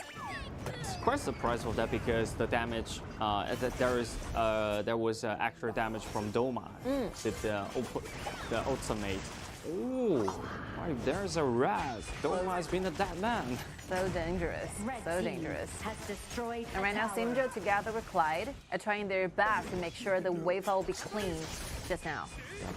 And Marco Polo, after getting to level 4, we can see Yemong and Rock together are quite aggressive in the down below. Oh, and then the outer turret of the midlands in danger. Simjo has been taken very low, and look at Ningzhi just crashing to the backline, destroyed everything, and knocked back 2. Everyone's gonna be destroyed. I mean, he even used the ultimate trying to move faster. Move faster to catch the wave. Yeah. All right, Abdul dodged this kind of damage using the flicker, but down below we can still see the minion survives, and together Marco Polo and YaLLa get down the second one on the bottom lane. EDG.m is winning a lot for the single match. And they are accelerating the game. Especially from this time, look at Ningzhi use the ultimate to catch the wave. Yes, I'm so sorry we have to bring this back again, because sometimes when your whole teams are facing a lot of loss and deficit when it comes to vision, you just simply give up your first turret in the mid lane. You don't have to try to protect this. You cannot protect it for a long time. You otherwise just give it up. Yep. A lot of non-KPO teams really did something wrong as they keep the priority of the outer turret, so they lose a lot of things. And surrounded by 3 or 4, it's not going to be made it out of the turret. I mean, staying alive is always the first priority when it comes to HOK fights. You have to stay alive in order for better things to happen. You don't have to pretend protect your towers using your life. It's not a fair trade. Yep. And always have the bigger picture in your mind to predict how many people are surrounding you in the dark. Look at how flexible like this Marco Polo is right Yeah. now. He's everywhere, rotating from the top to the mid to the top. Yeah, you want to destroy the marksman, you can ask Marco Polo, YaLLa. Oh, And look at the the solo damage, kill. all inside, and they have the solo kill, but the damage is so high from the other side. Look at the Shen Mengxie, the second ability will guarantee the kill, but godlike Ling jump inside the back line and destroy everyone. There will be the ace for EDG. Quadra kill back over to Ling. Wow. They're gonna ace, and they're gonna take down the base and end this game in 8 minutes. The Vanguard is ready. They're ready to take the base. And here we go. The first match between two teams. The victory belongs to the side of Shanghai EDG.m. Nice one. You know, EDG.m are really good at taking those very good number of the kills. Pentakill, quadra-kill all the time. All the time, and that they have that ability, they have the talent to get there. But you know, we have to highlight one member. I've been talking about a long time. I really love how Min plays the Zhou Yu. Everywhere the flames are all around the world. There's nowhere that YaLLa members can try to find an angle where they are not being touched by the fire. The Wi-Fi is everywhere. It's the high ground, you know. The high ground are fully covered by the fire setting by Zhou Yu, and this will be the good example of how to use Zhou Yu in the best way.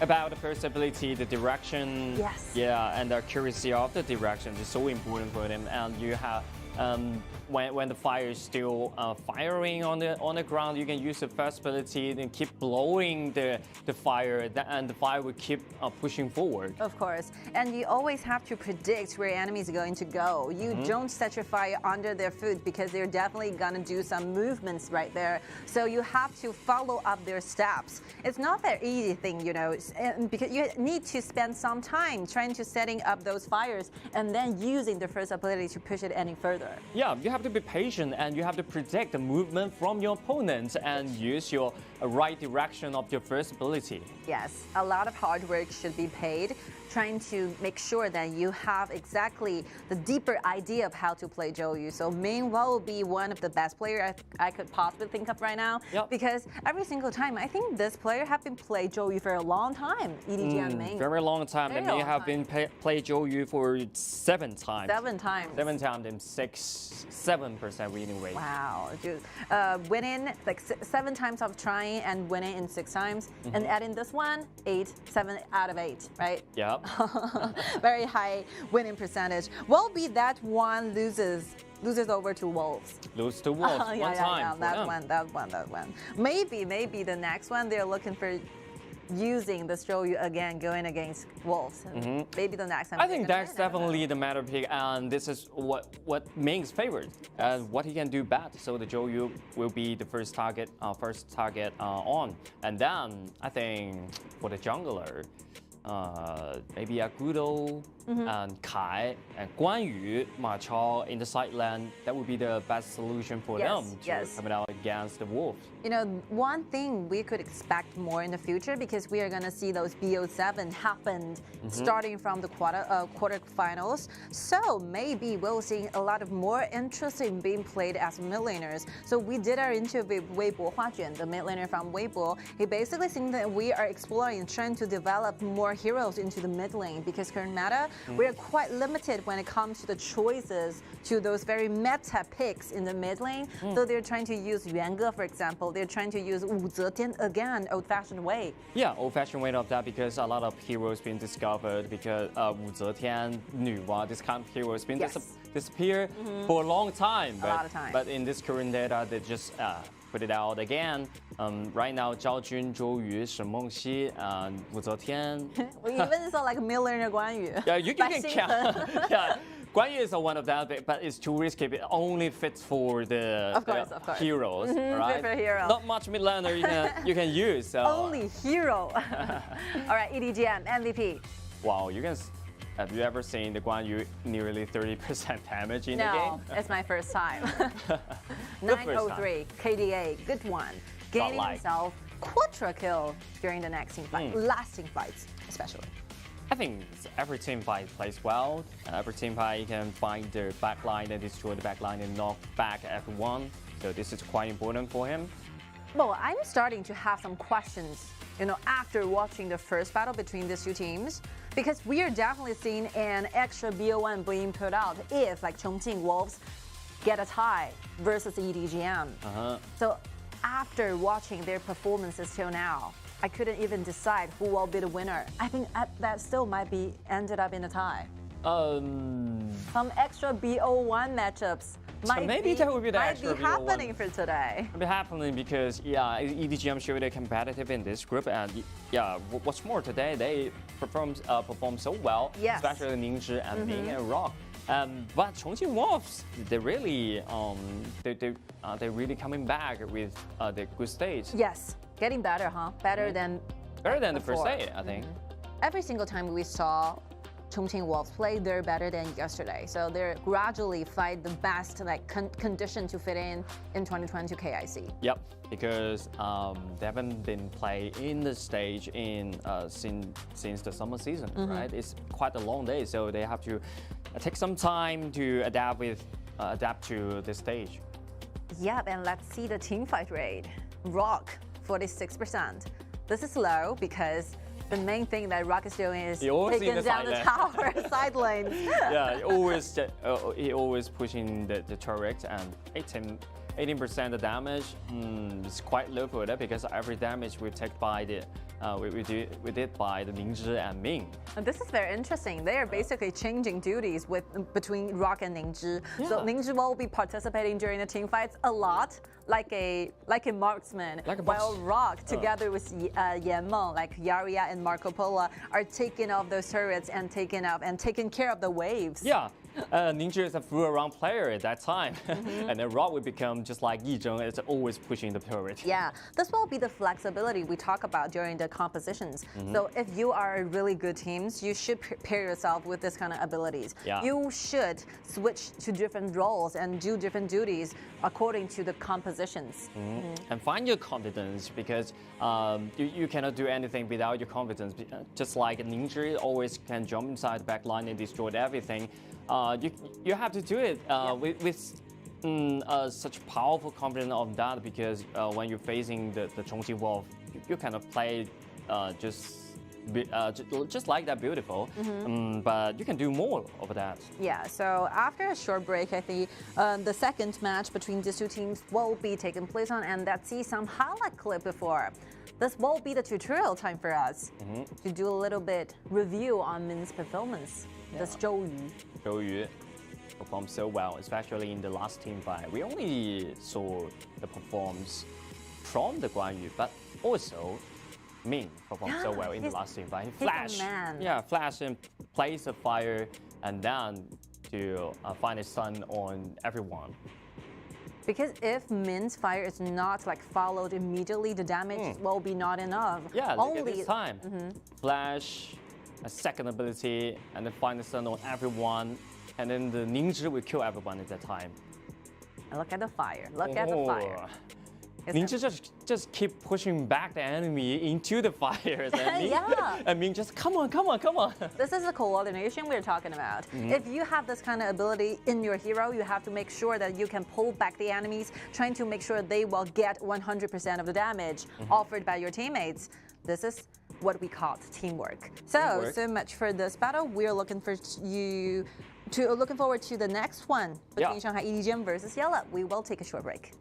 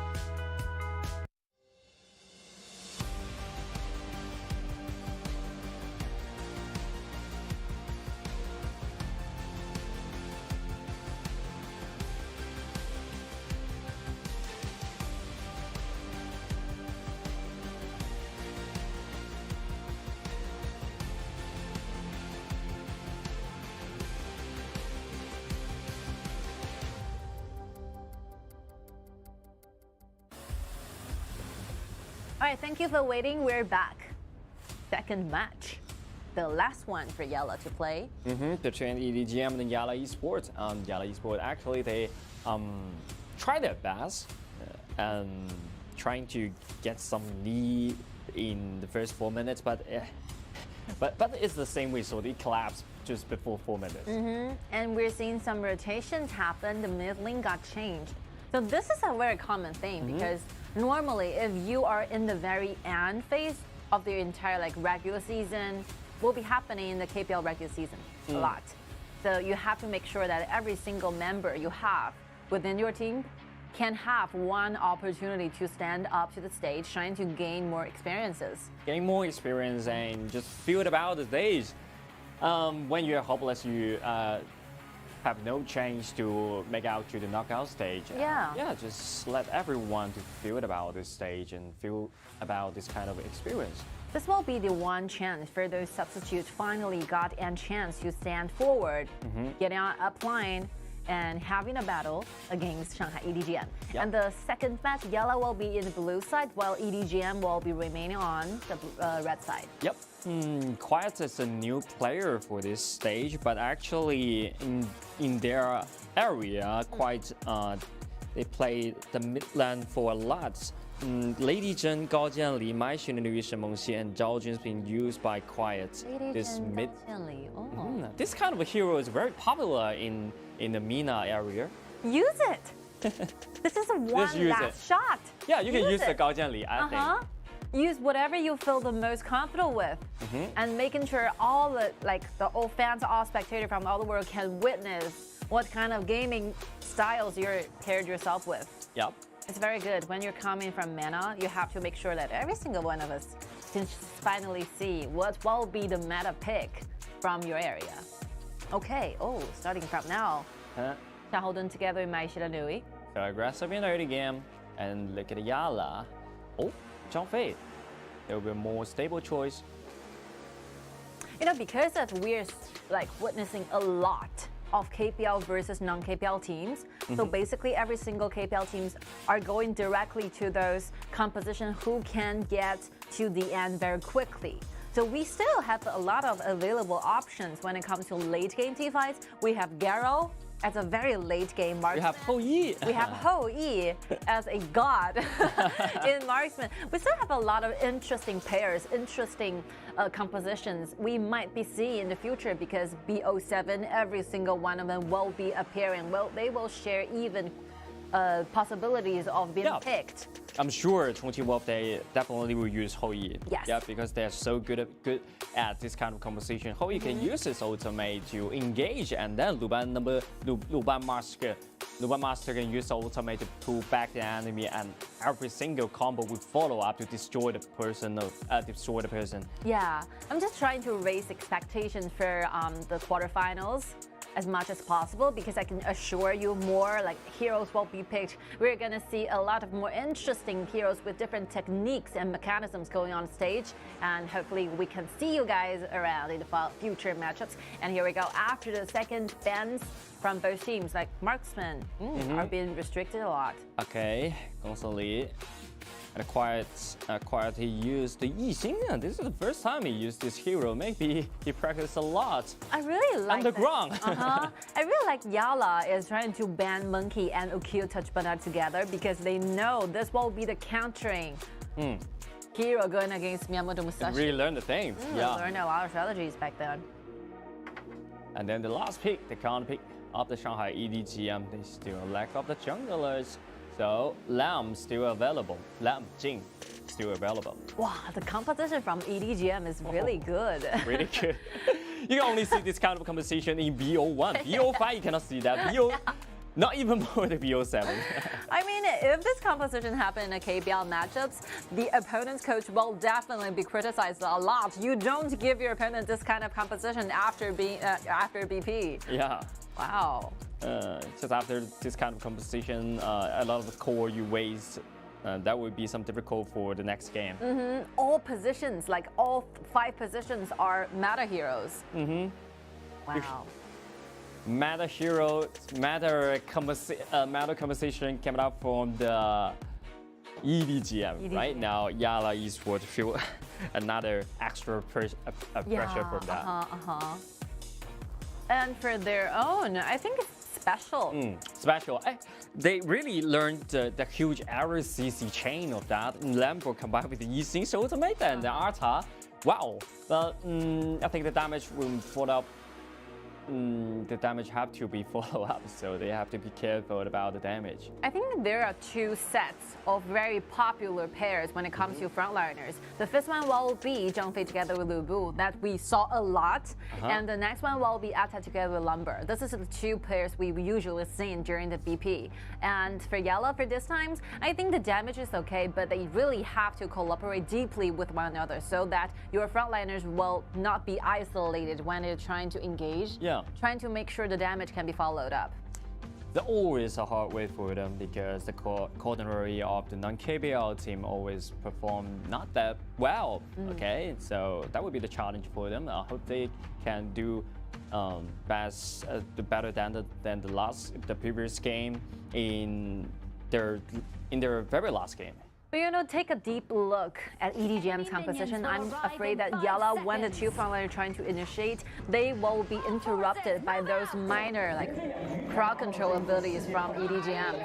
A lot of burst damage and a lot of CCs are coming from EDG.m's composition, including the ultimate from Zhengfei. So maybe they'll be facing the fact that after using the whole ability, the whole two ulti combo chains, and they will be separated, isolated by those minor chains. Isolated alone, so that would be the CC again with the CC. So which kind of CC will combine together or bound? So this is quite important. Look at the blue buff once again.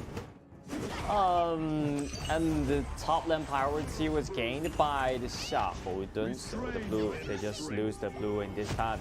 Great, been arrived there. YaLLa is in danger. They're waiting for the CD of the second ability. There's something to work on. You have to make sure that together Lumber and Yixing will be finishing this lane quicker than Machinery and YaLLa and Zhengfei. You have the ability and potential to do so. Yeah. They already lose a blue buff area. All the area. And look at me, just chase after Opto. All the way. Aggression, huh? So aggression. This is how to play Machinery. You have to stay focused, have to follow up your enemies all the way. Yep. And the Machinery always can keep the priority of the mid lane. So amazing. The bottom lane, no need to see Rock, is displaying every single talent he got against Xingzhou. Maybe World can find the chance to do the solo kill. We have no idea. Look at Arta has been taken very low. The first flag goes to Yuan. Like, quite a surprise. Not even 2 minutes, Yuan has already reached level 5. Level 5. Normally, like 2 minutes will be the time where the jungler gets to level 4. Maybe half for level 4 and half. Yeah, 1.5 bars. Yeah, 1.5. Right now, 1.5 or 1.5. The jungler can get to level 4. When I play with Lan, I will control the time in 1 and 26 seconds. The river sprite, including those minor minions shared by the bottom and the mid lane, managing to get Yuan to level 5 so quickly. Okay, another rat gained by Yuan. And Lambert is still in level 3. It's powerless at the stage of this moment. Passive twin trigger, use the flash. I think he can save this flash for the bigger picture.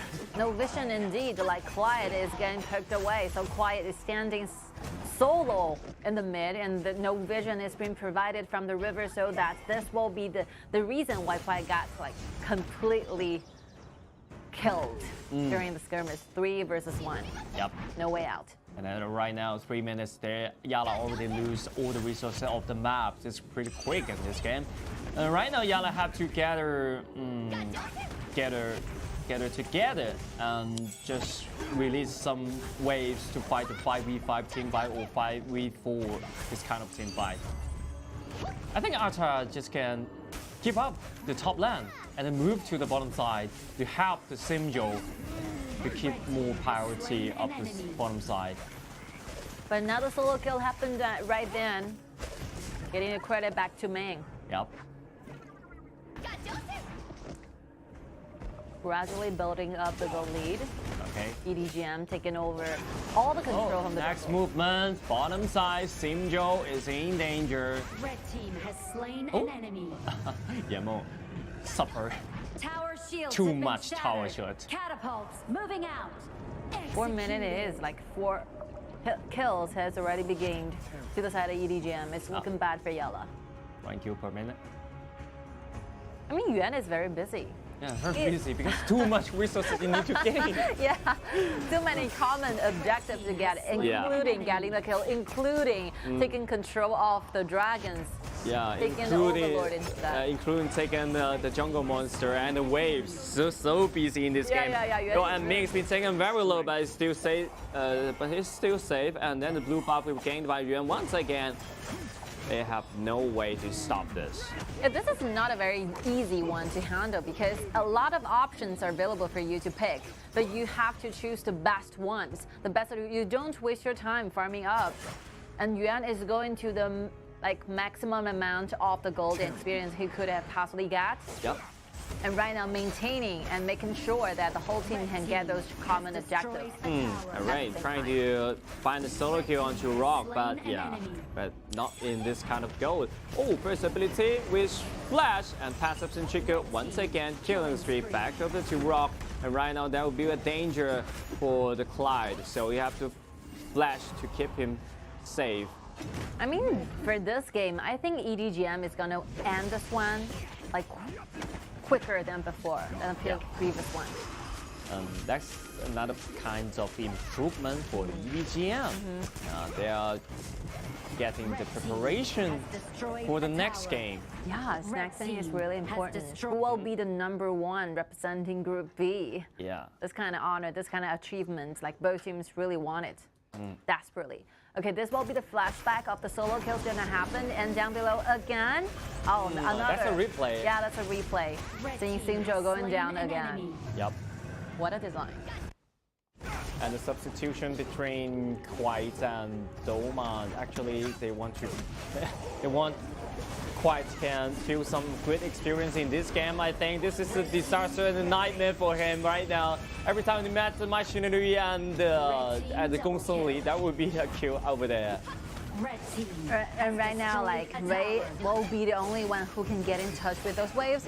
Okay. Closer. Just go back and make another trick, and Rock's still dancing in the bottom line. Yeah, dancing it is. It's very hard for Miyamoto Musashi to Maple dance once again. Another trick, just trick you back. Oh, okay, correct. Something. Quiet. Ultimate putting White back for one more time. And the waves are available on the bottom lane. Collide together with Shinjo will not be enough trying to slow this team to the very end and the very late game. Yep, 7 minutes right now. Have I missed anything? About like a 10, not a 10,000 go lead. Tyrant has been defeated. I mean, the personal goal That's for 12,000 go lead. Yeah, basically double the one like Miyamoto Musashi had. Yeah. And not to speak of the truth, that even though they're in like the even personal golden, I think still like Rock had some opportunity to dodge all the damage from Miyamoto Musashi. This is how the mechanism works for Gong Song Li. So flexible with a wealthy gold right there. It's hard to catch. And not to mention the damage. I mean, if you have enough gold, you will be offered yourself shorter cooldown, the blue buff, the red buff, the both buff is going to offer you for a lot of advantages when it comes to the solo fight or the team fights. And right now, this might be the last team fight. Quiet, the passive's been triggered. You have to recover in the fountain, and the rest of the squad, have not enough damage for any kill of that. They have to clean the minion wave. And the 4-member from EDG.m is waiting for Yuan to arrive at this point. Yeah, but Yuan is so busy in claiming the blue buff. And now the wave from 3 lanes are all arriving at the same goal and destination. 3 lanes pressure. Flexibility goes in, and everyone in backline's been staying low, so this make a quick with straight foot up. But look at Ata use the first second ability to pull back the enemy and Gongsun leaps in down and then Xiao stamps right there. Oh, this is shut down of Raw. Yes. Like 2 members are getting down from EDG.m and YaLLa managed to do a very beautiful fighting back on their high ground tower. Because they make one thing sure, like Sinjo stays safe all the time. Even though Mai Xianui, the first initial dive in is very successful, but they managed to go back for a little bit and use of the damage of the ultimate offered by Meng Ya, managed to take the front line very low. Yeah, they cannot kill anyone in the first round, and then Yuan's been taken down this way. Yuan's so busy and busy to the opponent's high rank turret. Yes, but it's a 1 to 2 trade, so favoring the side of EDG.m. But once Yuan is down, they lose the opportunity to gain this overlord and trying to gain better waves and then. Maybe they can just take down the mid lane. Yeah, but I think it's also located like 10,000 gold. This kind of gap as they need. While offer EDG.m a lot of time trying to prepare for more. Such a gigantic gap of that. And EDG.m, they really want to aim this game, but they tried like 2 times already. They have to find the right way. They tried 2 times. I think the next step for EDG.m is trying to make sure they get the high ground tower down. Or otherwise, if you're doing a team fight under the tower, your frontliner is going to take a lot of tower diagonal. It's not a good sign because the tower damage might be even higher than the damage offered by Sinjo together with Quiet. Yeah. The tower will be one source of damage. And look at the Ray, just like to jump inside, trying to find a kill on to the YaLLa, but they strike back so beautiful. And right now they're gonna end this game. Lance coming with the 3 plays, and he still keeps spinning and triple kill back over to Rock. Is that quarter or not? Look at this play. Quarter kill. Well, the last one. Who's still the last one? Kill. Again, Rock, double pentakill in 2022 KIC. And this is a moment we're speechless right now. Another pentakill comes from Rock. This will be very hard trying to go in further because you can never copy the same situation again. Getting 2 pentakills within 1 single round of the stage. I mean, these 2 pentakills happened just within slight time slot. Only 1 week. Only 1 week. Accomplishment, huge accomplishment for Rock. Pentakill for twice. Double pentakill. What accomplishment. Congratulations for Rock. Like personal, he leave a lot of steps and a lot of things to be memorized for 2022 KIC. You can always trust this player. You can always trust this talented player, and this is the last game of the YaLLa right then. They have to take a picture and try to remember the stage, remember the feeling on the stage. Yeah, thank you so much for bringing such amazing matchups, and thank you for the hard work. Thank you for trying your best to keep up with the pace, and we're looking forward to see you guys in the future. Thank you so much. But back to the topic. It's very huge for Rock. Because Rock has been played for a long time, and the first and the second pentakill happened in the highest level of the tournament for for HOK. Yep, doing pretty important, and that's such a gigantic achievement he delivered. So this is good news for him. I hope that will create more confidence for him to against with the Chongqing Wolves. I know. I really want to do interview with Chongqing Wolves members at this time. So how do you feel?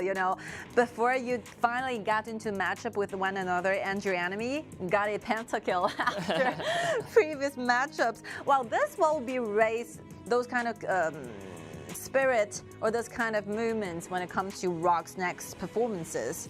Oh, never expect to see this. Really, this is my personal expectations. And anything can happen in this game. Anything can happen in these players right now. It's hard to imagine in the KIC 2022 it would be the double pentakill in the same by same player. You know, getting a pentakill is not a solo job. You have to get your information to your teammates so that your teammates will cooperate you together. Yep. They will let the kills to get for Rock, and Rock will try his best to find those last hits onto the enemies. It's not a very easy thing to do. The culinary of the EDG.m seems better than before right now. Since this game, I think they have enough confidence and enough power to against the Chongqing Wolf. Maybe that will be tied again. I have no idea. This is my new observation upon EDG.m. So after several matches, I think they are the team who excelled at the one thing, like making sure that our teammates can get the massive number of the kills, like 1 quarter kill for Ninja, 2 pentakill for Rock. They definitely put a lot of work in doing this. It's not a random thing. It's not a very common thing. Like among the whole year 2022, very limited and very few numbers of pentakill will be happening on stage. Yeah, especially in this kind of tournament. Yeah, Yes. the annual world-class tournament. And Yes. double pentakill back over to the same players, and the stage is quite hard for them, and they really did a great job. And a quarter kill by Ninja also performed so well.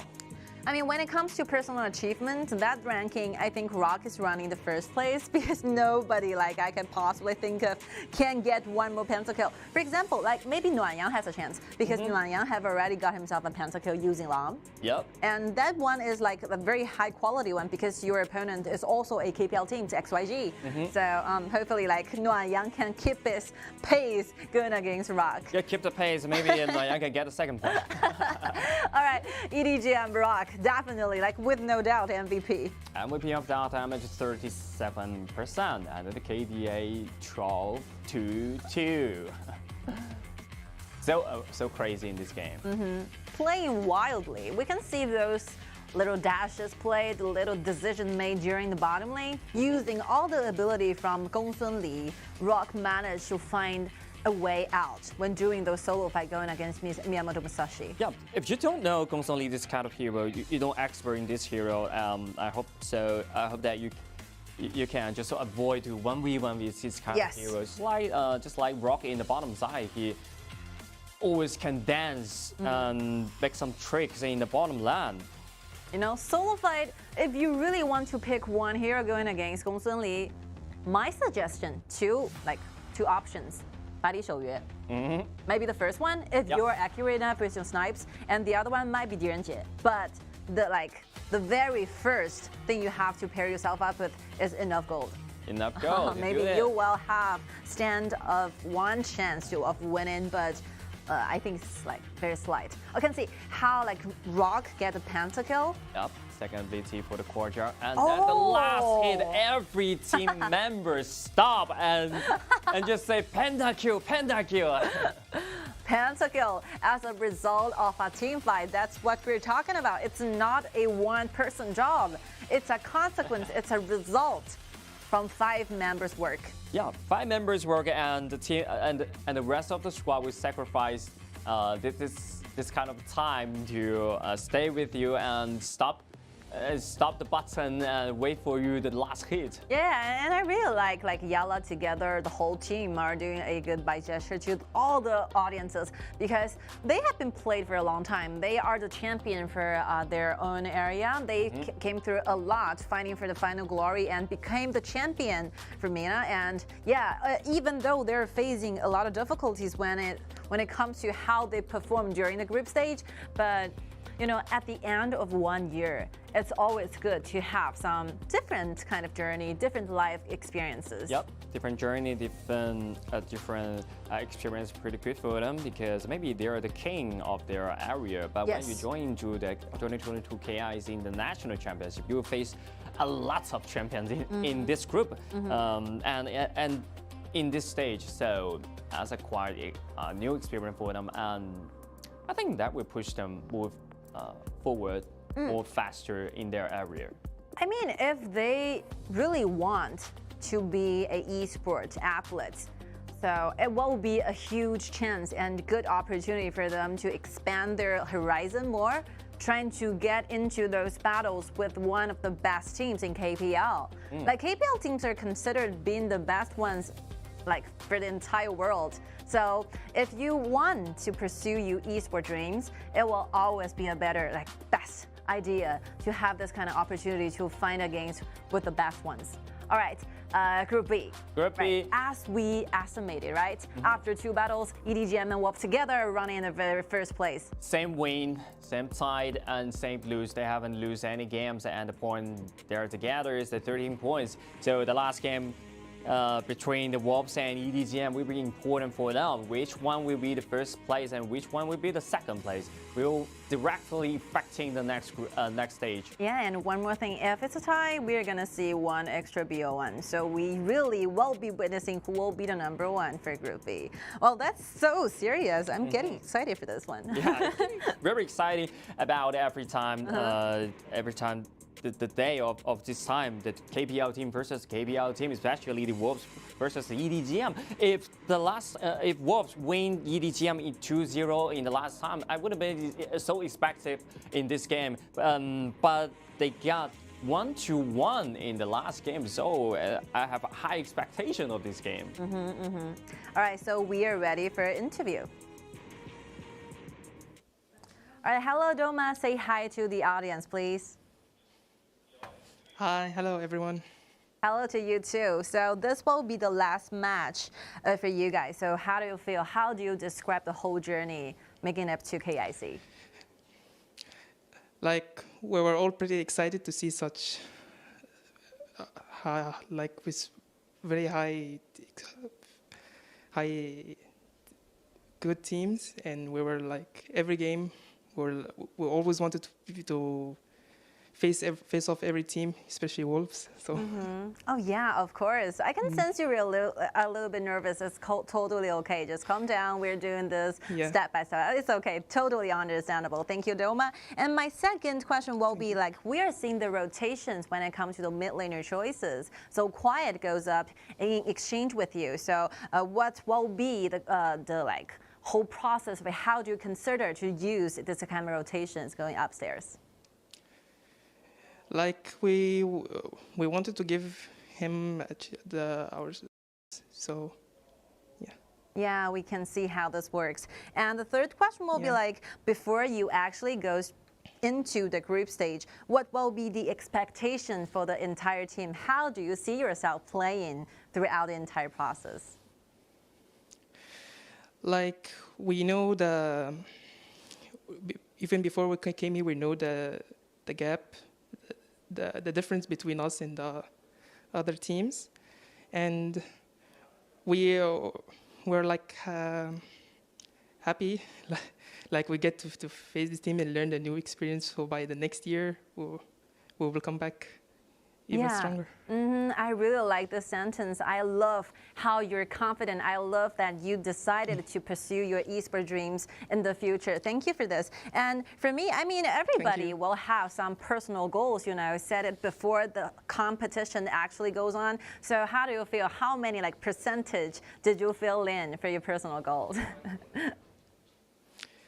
Like, what can I say, 70%? Like we get to face off one of our dreams, like the KPL dream team. Yeah, it's always better if you have like 25% more as your potential, right, in the future, something to fight over for.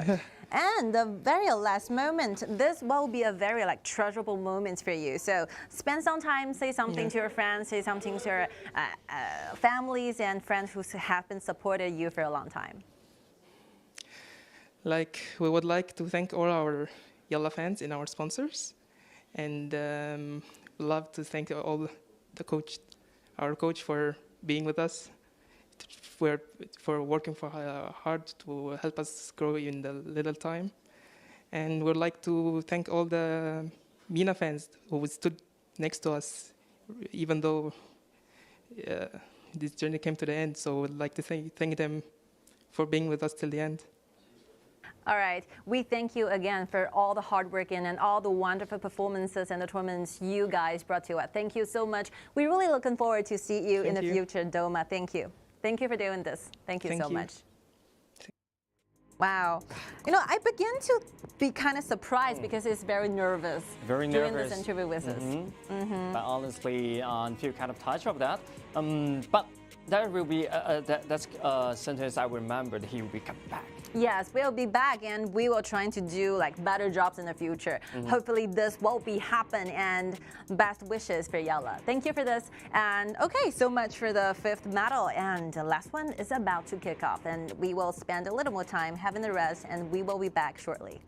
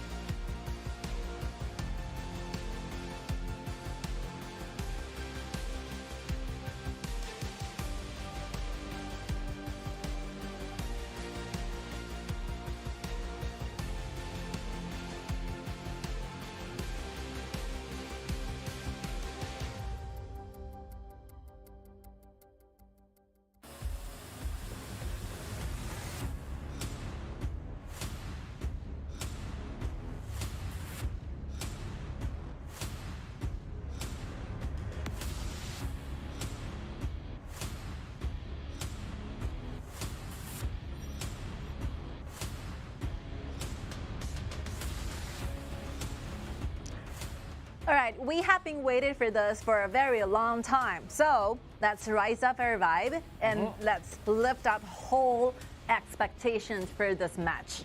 Definitely an impressive one is about to come.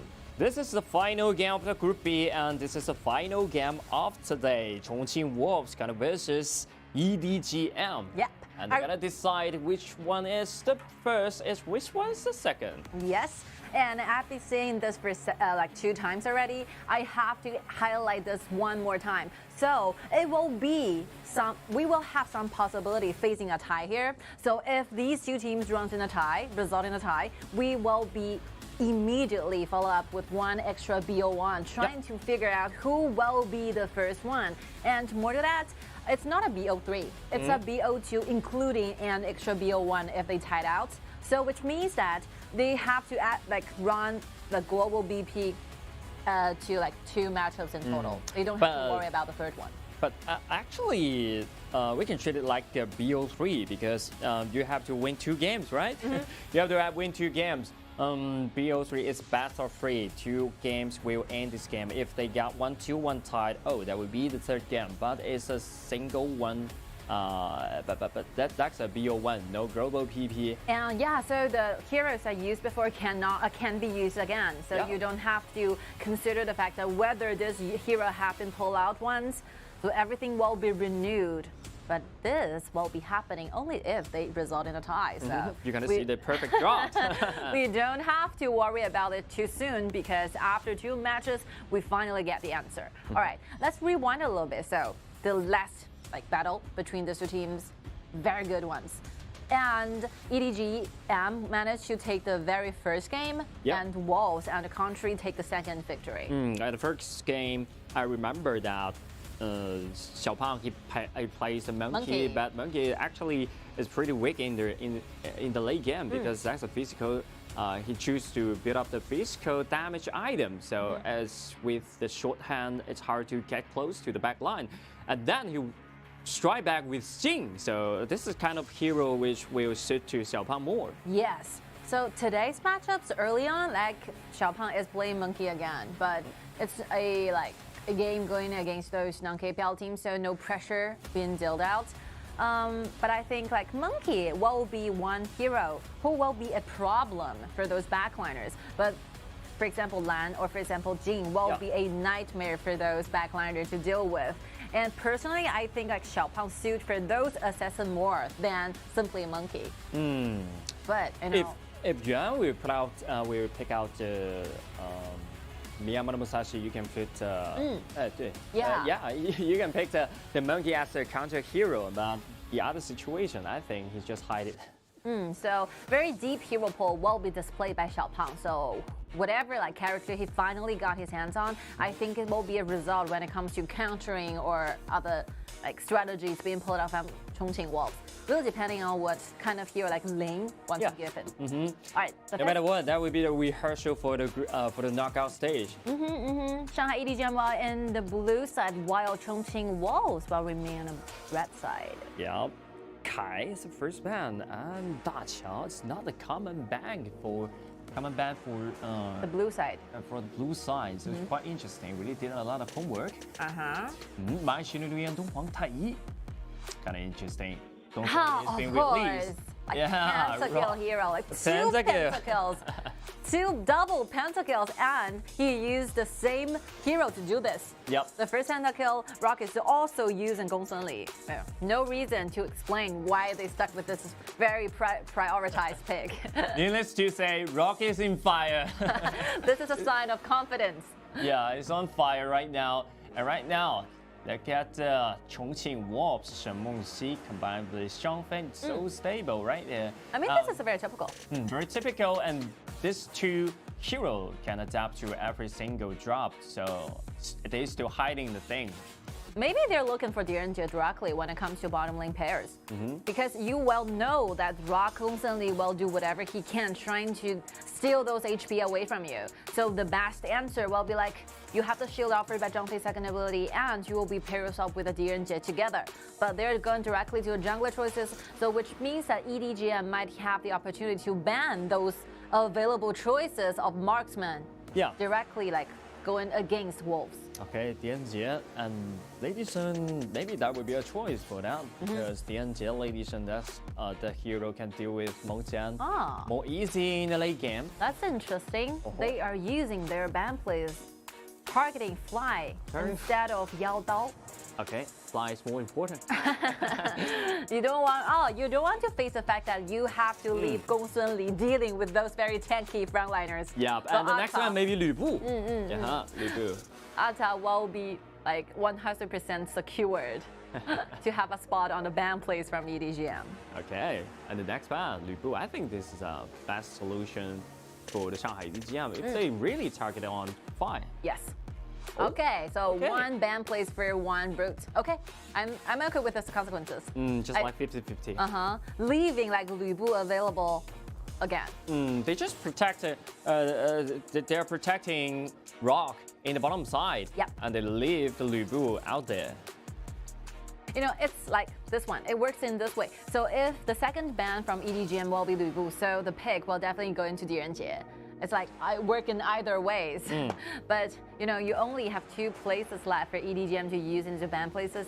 So This will be the final answer. You can ban away the Ata with Lu Bu. Okay. Also, we can ban away Lady Sun and the DRG.GK. So this is a choice you have to make. Yep. And the last two pick from the side of EDG.m will be Miyamoto Musashi and Lambert together. Miyamoto Musashi. Aggression. Aggression it is. So aggressive, Lambert can never so to make a combined with Yixing's ultimate. So the control right there, it's okay, but I'm just worried about the damage in the late game. Yes.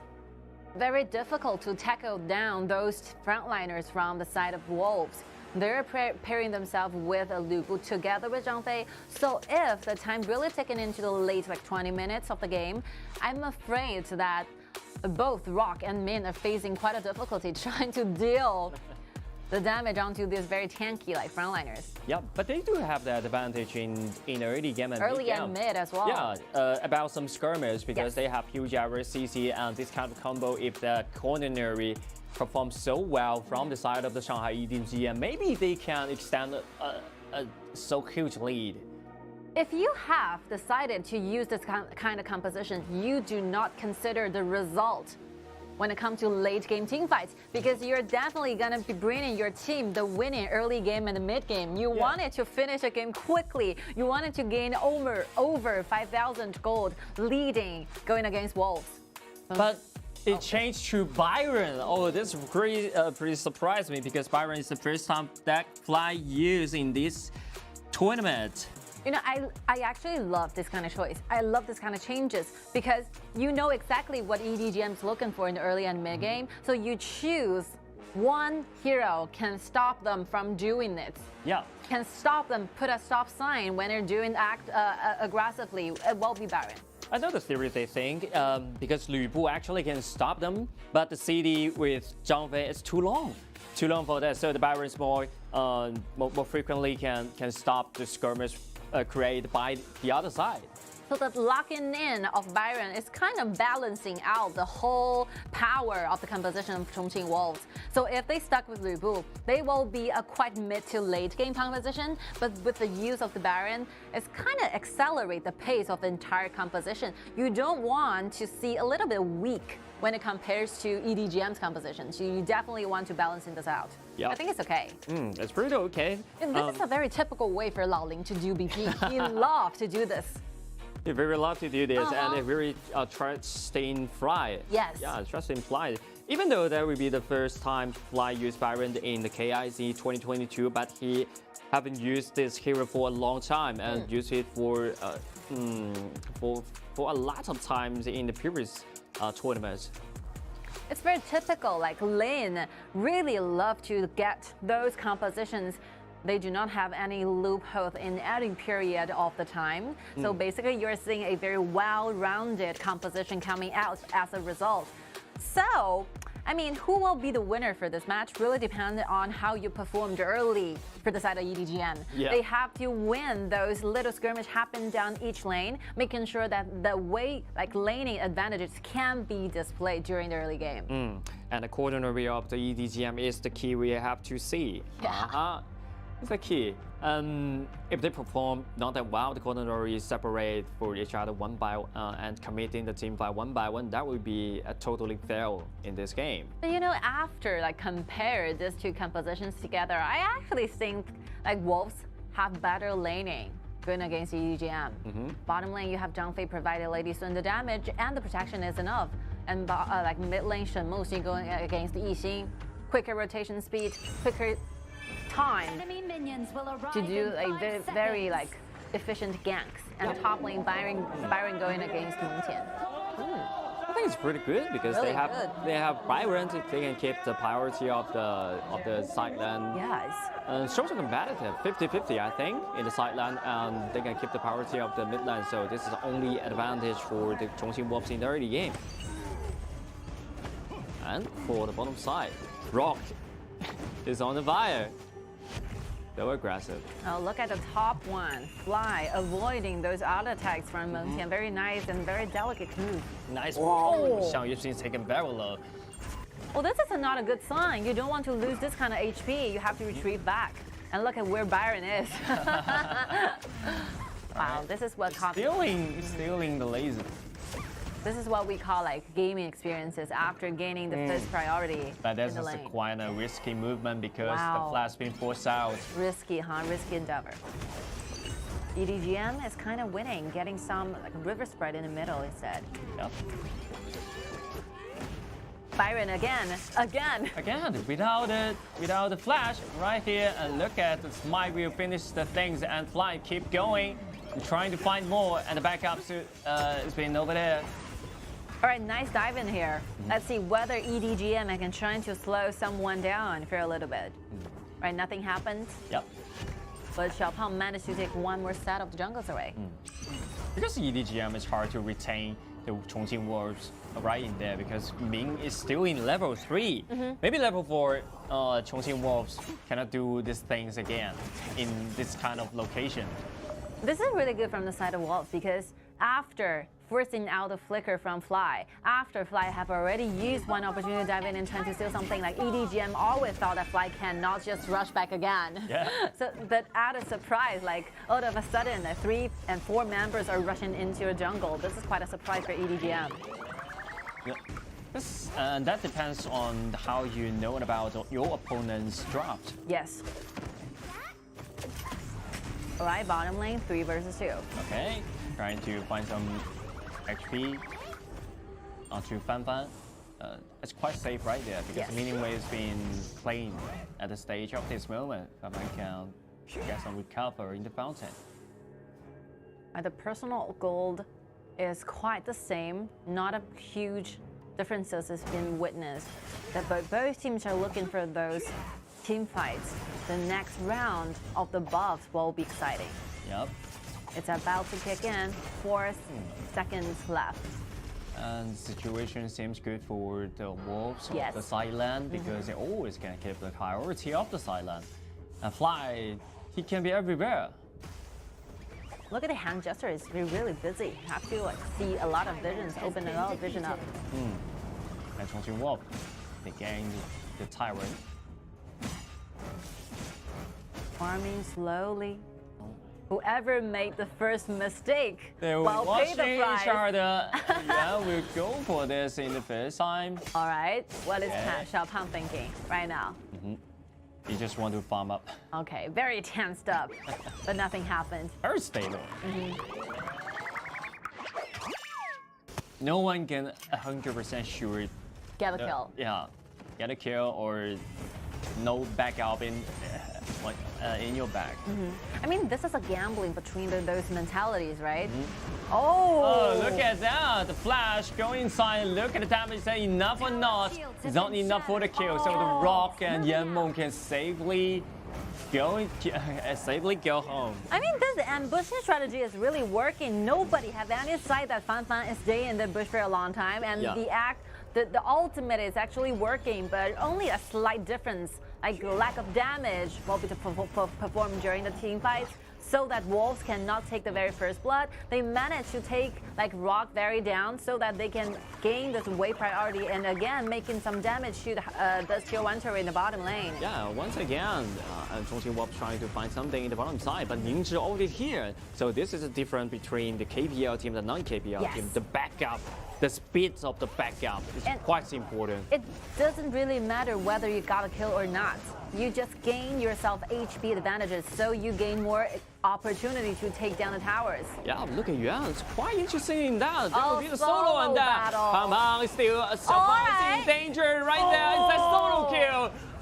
Oh, good that one. surprised me. That surprised me. And Xiao Pang just surprised me. How dare can he just go in there with a 1v1 solo without any other target And surrounding the response followed by the rest of the squad, 4 members in total trying to take control of this blue, and they managed to do this. And the one member who's carrying this blue from Xiaopang will be Rock.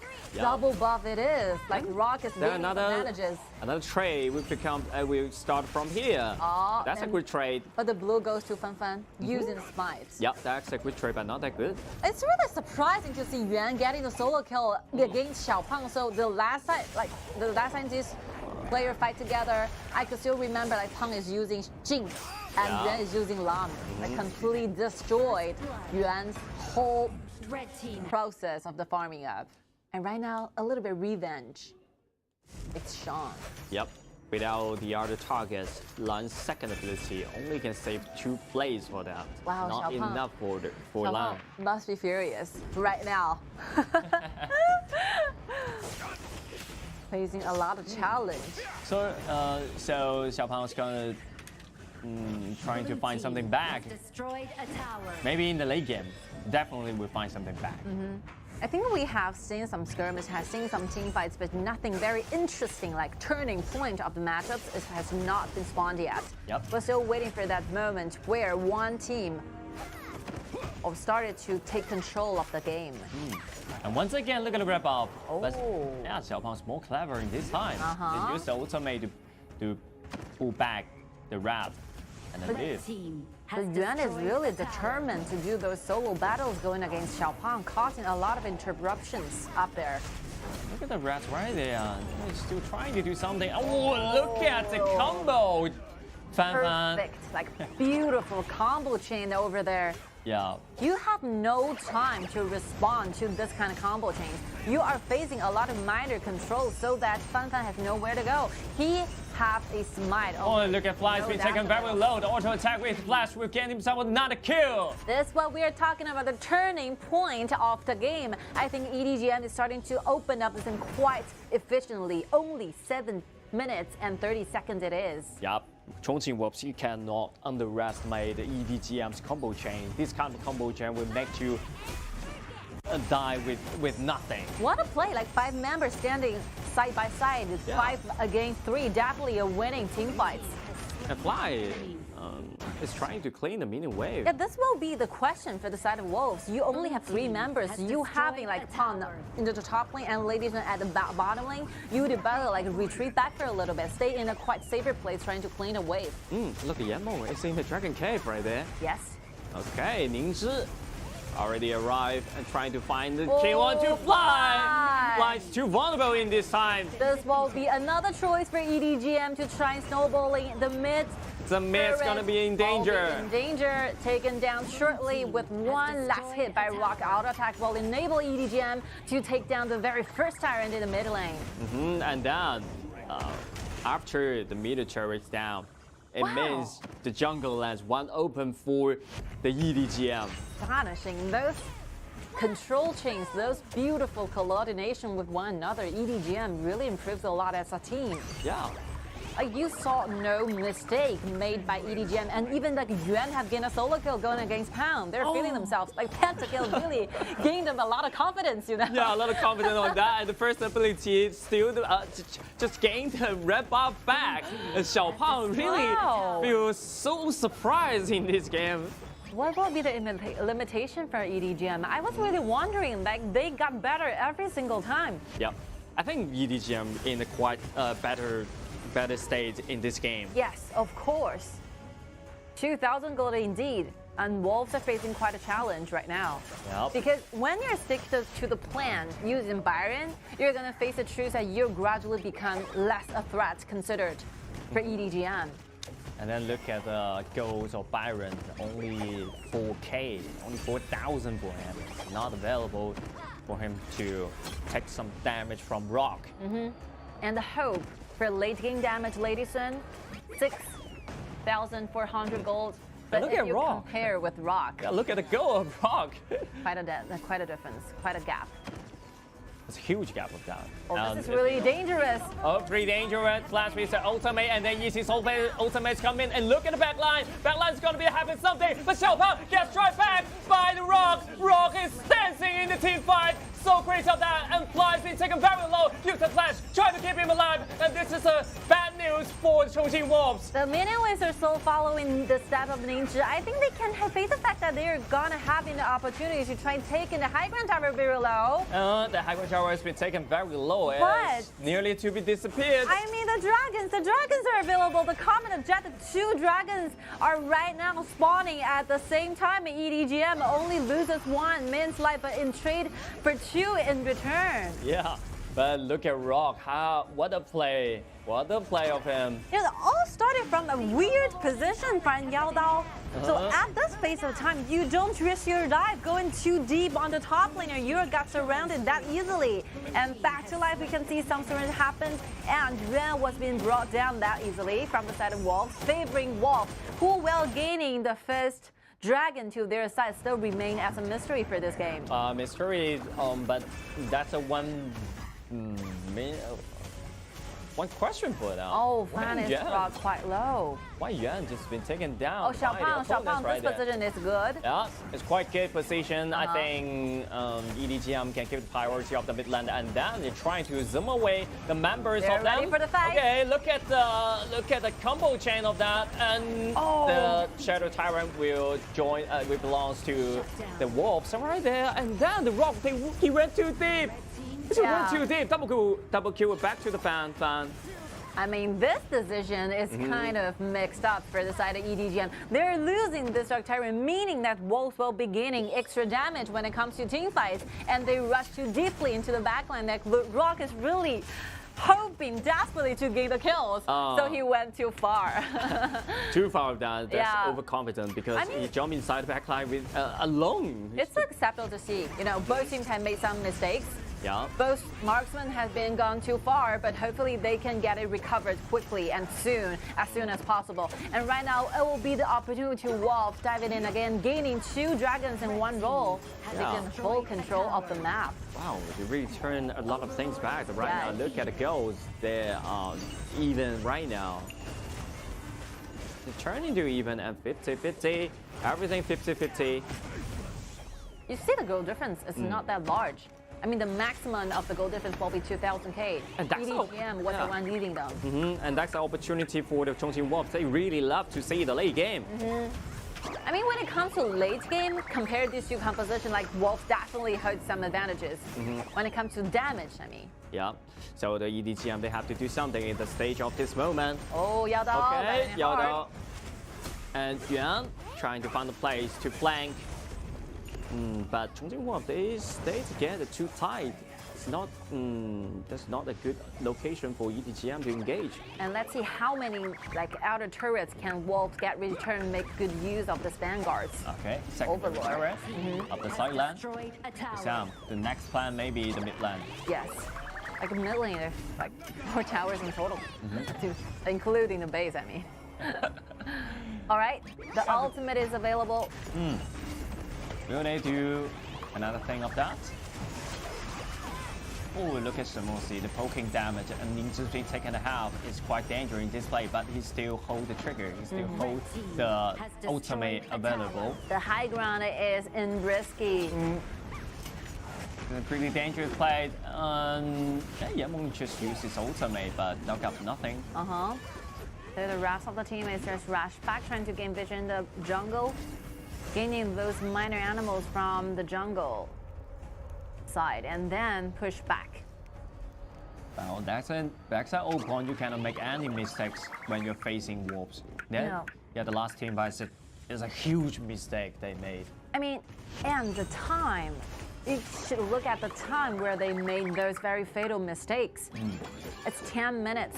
So the result of losing in a team fight will be huge because you're offering those common objectives. You're offering those 2 dragons to your enemies, and the consequences will be very hard to handle. They lost all the outer turrets in the bottom lane. So action actually decides the consequence.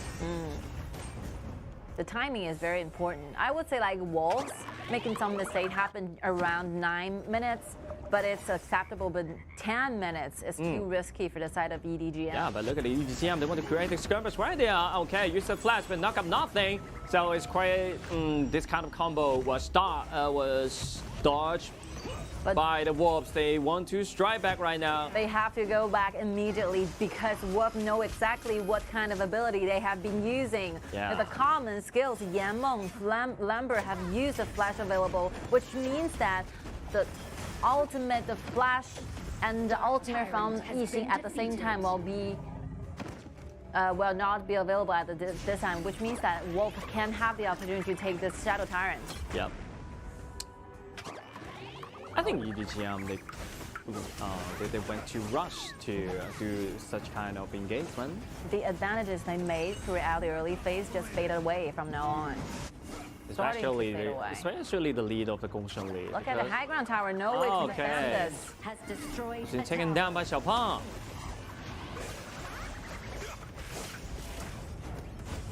What contributed for like the rest of the teammates trying to grab the attention of all EDG.m while managing Pound to avoid being spotted and taken and steal away this high ground tower. Very nice strategy.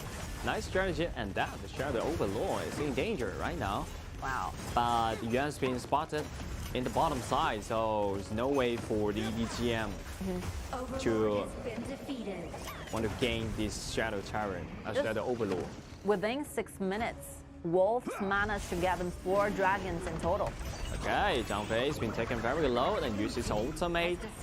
Ultimate's been forced out. That's a good news for the EDG.m because the ultimate of Lambo is more, the CD is more shorter than Zhang Fei. When it comes to this phase of the game, gaining this very minor lead when it comes to common skills or the use of the ultimate really helps EDG.m trying to buy themselves more times. Yep. For Rock to buy the items, for Yuan to change the Sage Sentry, even to buy their Destiny needed.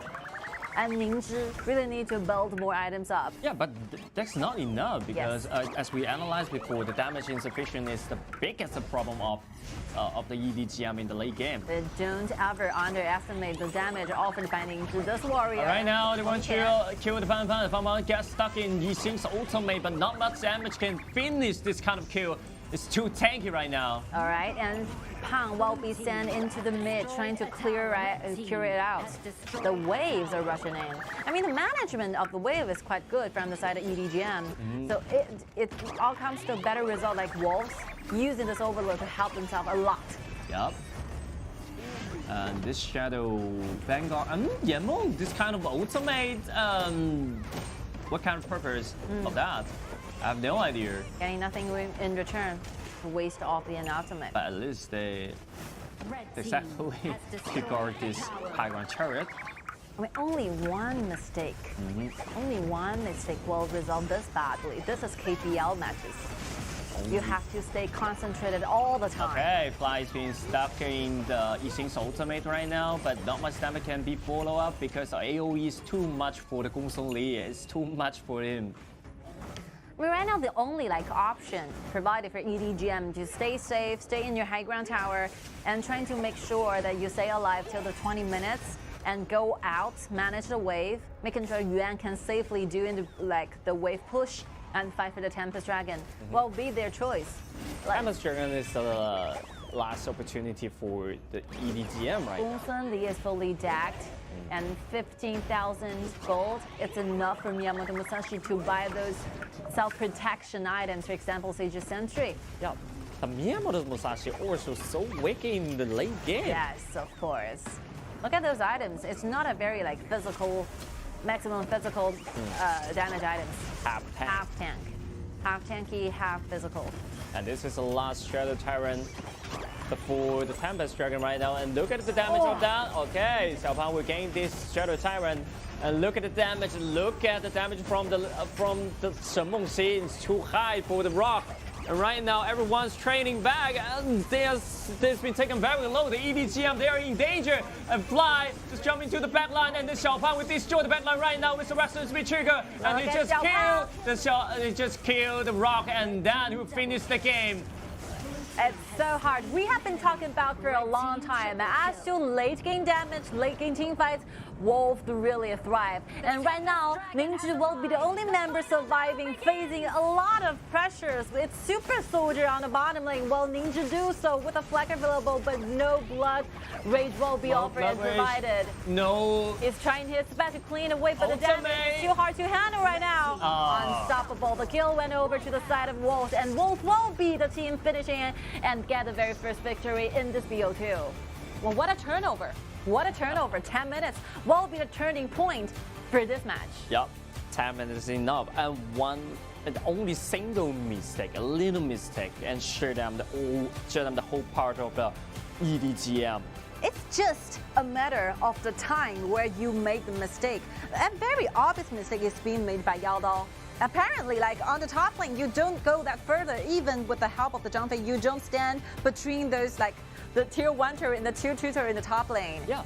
Your enemy is leading the game, you don't go too far, but look at the time, it's 9 o'clock. It's okay to accept all the consequences from this one careless mistake. But for the side of EDG.m, when you want to look for those kills, when you want to look good in the team fights, you rush for a little bit and take a look back. It's 10 minutes. All the dragons are available and they all belong to wolves. They rush to hurry to do everything, because if they kept controlling the jungle and controlling every single resource, I think it's pretty. I think as a lot of time for them. But they rushed a lot, trying to create a team fight, trying to kill someone. And Rock went too deep into the back line. But yeah, you can do it alone. This is teamwork. You have to depend on the teamwork. But without that, they really did a great job in the early game. It's 100% of the accuracy of the execution of the strategies. I think EDG.m really did a great job with no mistake made during the early 8 games. But after getting themselves this kind of goal lead, they got way too excited. This is also about a matter of mentality. You have to keep calm. You never got too excited during the team fights, or otherwise you're going to lose your advantage to your enemies. This is what happened just now. The whole matchups will be a consequences when you made those mistakes, when you're going too far, aiming too far. All right, this is, apart from the fact that it's a turnover, apart from the fact that EDG.m is losing, while like Wolves really thrive at the very late game, it's an impressive game to watch. Impressive game to watch, yeah. I think Rock really on fire, but this fire is too big, all right? Okay, he's so excited, and this kind of mentality destroyed him, because it's so exciting to because he have a huge goal lead. He want to kill more. He have to contribute more things for the team, but he went too deep and went too far. You know, the reason why Rock is really rushing into this is because like he knows when it comes to 20 minutes, when it comes to real late game, they might be facing some difficulties. So he really needs to try his best to bring more advantages, to try to snowballing using those kind of team fights. So it's totally understandable to perform like this, but sometimes you never underestimate the damage from Shen Mengxi. We can see the last team fight, 2 ultimate already gaining the Sage Sentry right there, and basically every single member are waiting for Rock to revive again and kill him one extra time, right? Yeah. Also, so the damage from Shen Mengxi is definitely the biggest threat to Rocks, right? Too hard to handle. Yeah, too hard to handle. But the last item he built, it's a physical damage defensive item. Ominous premonition. Yeah, ominous premonition. He can build up the succubus clock, but he refused to do that. This is a good opinion. Whether what if Rock has paired himself with a succubus clock, maybe we're seeing and watching a completely different game. You can feel confident of yourself, but you cannot overconfident about that. You have to respect the damage from the Shen Mengxi, Magical damage, it's a real thing. In the late game, Shen Mengxi's poking ability will surprise you eventually.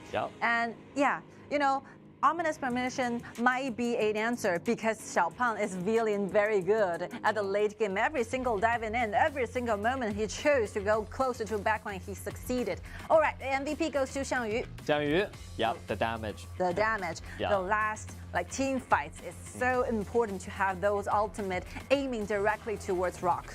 Yeah, I can understand you afraid of Xiao. You're afraid of that. Yeah, you build up the physical damage, a physical damage defensive item. I can pretty understand it, but just right before the team fight, you have been shut down the HP to the half by Shen Mengxi.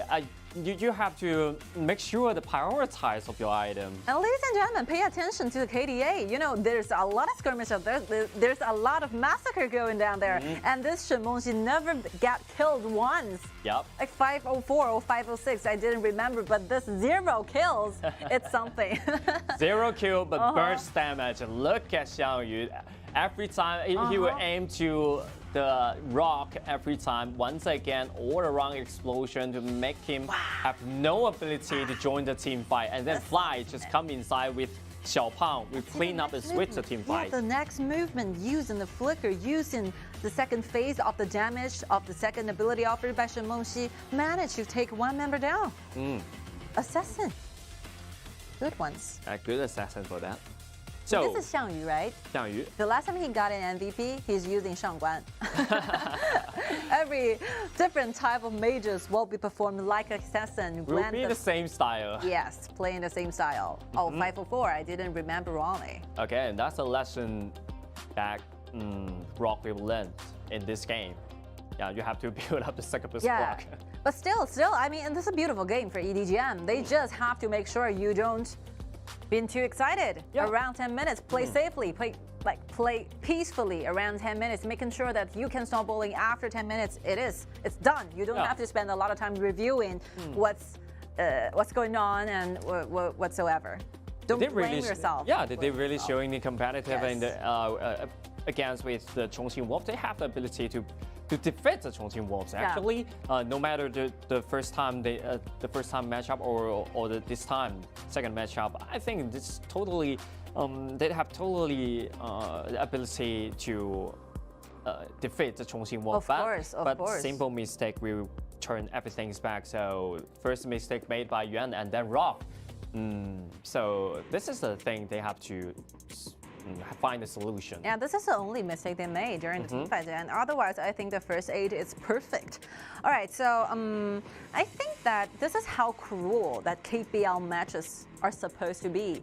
You are not allowed to make even one mistake. A slight mistake made might be the opportunity your opponent and your enemy seized, and from now on you have no way to turn this tie around. This is KBL. That's KBL.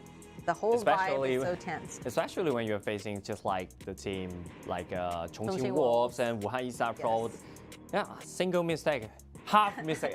You cannot make any mistake. Half mistake is not available in this time. Yeah, those are the opportunity seizer and hunter. You don't want to perform poorly in front of them because every single slight chance of mistake might be an opportunity for them to shine later on. So let's take some time and do a little bit review then. And yeah, this positioning is really weird because you're facing to be surrounded at any time. And EDG.m, they really did a great job in that time. During this team fight, and Rock dance all the time. Yeah, this will be the key. Oh no, this is the last team fight. This is the last team fight. Last team, but without the succubus clock, it just cannot suffer any magical damage of that. Yes. Look at the magical damage. I think at this point, like succubus code might be more important than Sage's Sanctuary, right? There's no use of the Sage's Sanctuary. You like gain your life back a little bit, and you'll be killed for the second time. Yeah, as we always talking about the room or space for the marksman to doing the damage. The item is a part of it. Yes. Oh, this is a really interesting one. And right now, Wolves is leading because we are playing in BO2, and the first battle, the winner will be Chongqing Wolves. Let's together wait and see who will be the next one. We'll take a short break.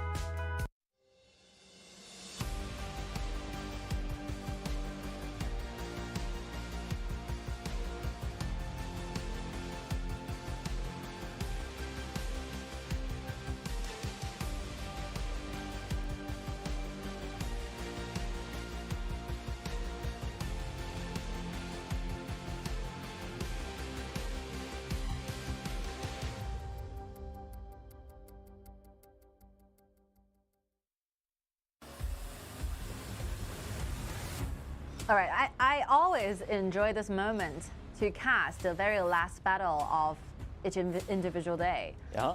So the schedule is very interesting. We're going to see those winner group fights for each day. Today is the day for Group B. And this will be the last battle between Chongqing Wolves going against EDG.m. Okay, that would be the last battle. Maybe that would be the last two battles. Yeah. Okay, if EDG.m they get 1-2-1 tied with the Wolves, that will be the extra match for them.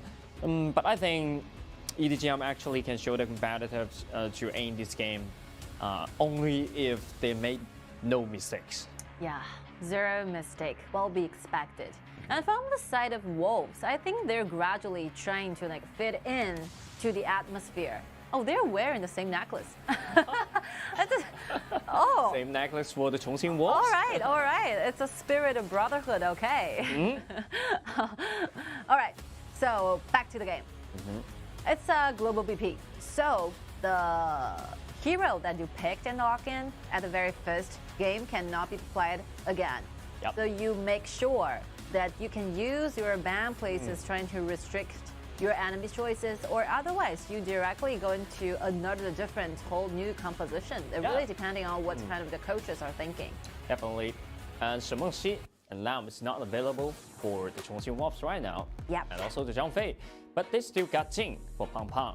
And then got Shangguan, Pang Pang, Xiao Pang C, okay? Pang C, okay. And then they've got Shangguan for Xiaoyu. Yeah. It's also okay. To be easier for those times, for those first-time viewers, Xiao Pang will be calling the jungler representing wolves, Pang, and Xiangyu will be the Chinese name for Yu. Yeah.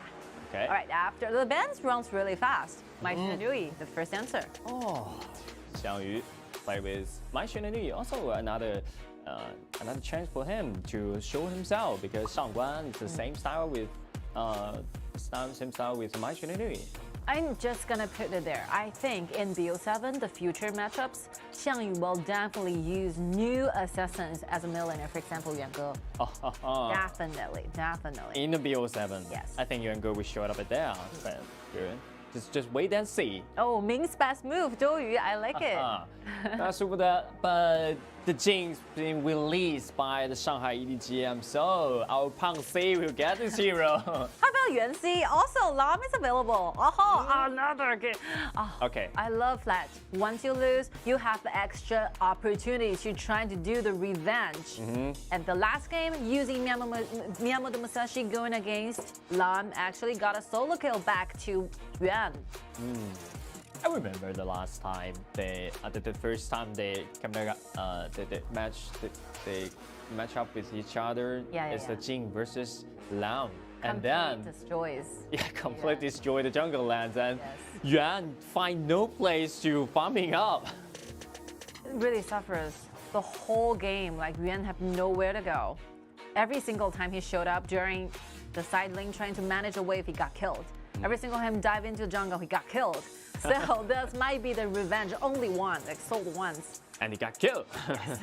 Every time. Yuan got. Make sure you perform the best. Okay. Looking forward to see those performances. All right. Oh, the second ban's really fast. Two marksmen are being eliminated from side of EDG.m, while Chongqing Wolf choose a ban Donghuang Taiyi and Lu Ban at the same time. The points of that. And then Lan can actually have Liu Bang in this game. It released Liu Bang. I really love that EDG.m is trying to make a composition for Yuan, trying to gain back the bravery, the self-confidence, using Lan together with Liu Bang. So, which means that Lan will be the high core, the true core for EDG.m. Yeah, the only one true core for him. And then the marksman maybe goes to Yuanfang, or some marksman can protect himself. But Chongqing Wolves, they pick Garrow, and then, wow, Mozi, this is a hero which is Lam's most afraid of.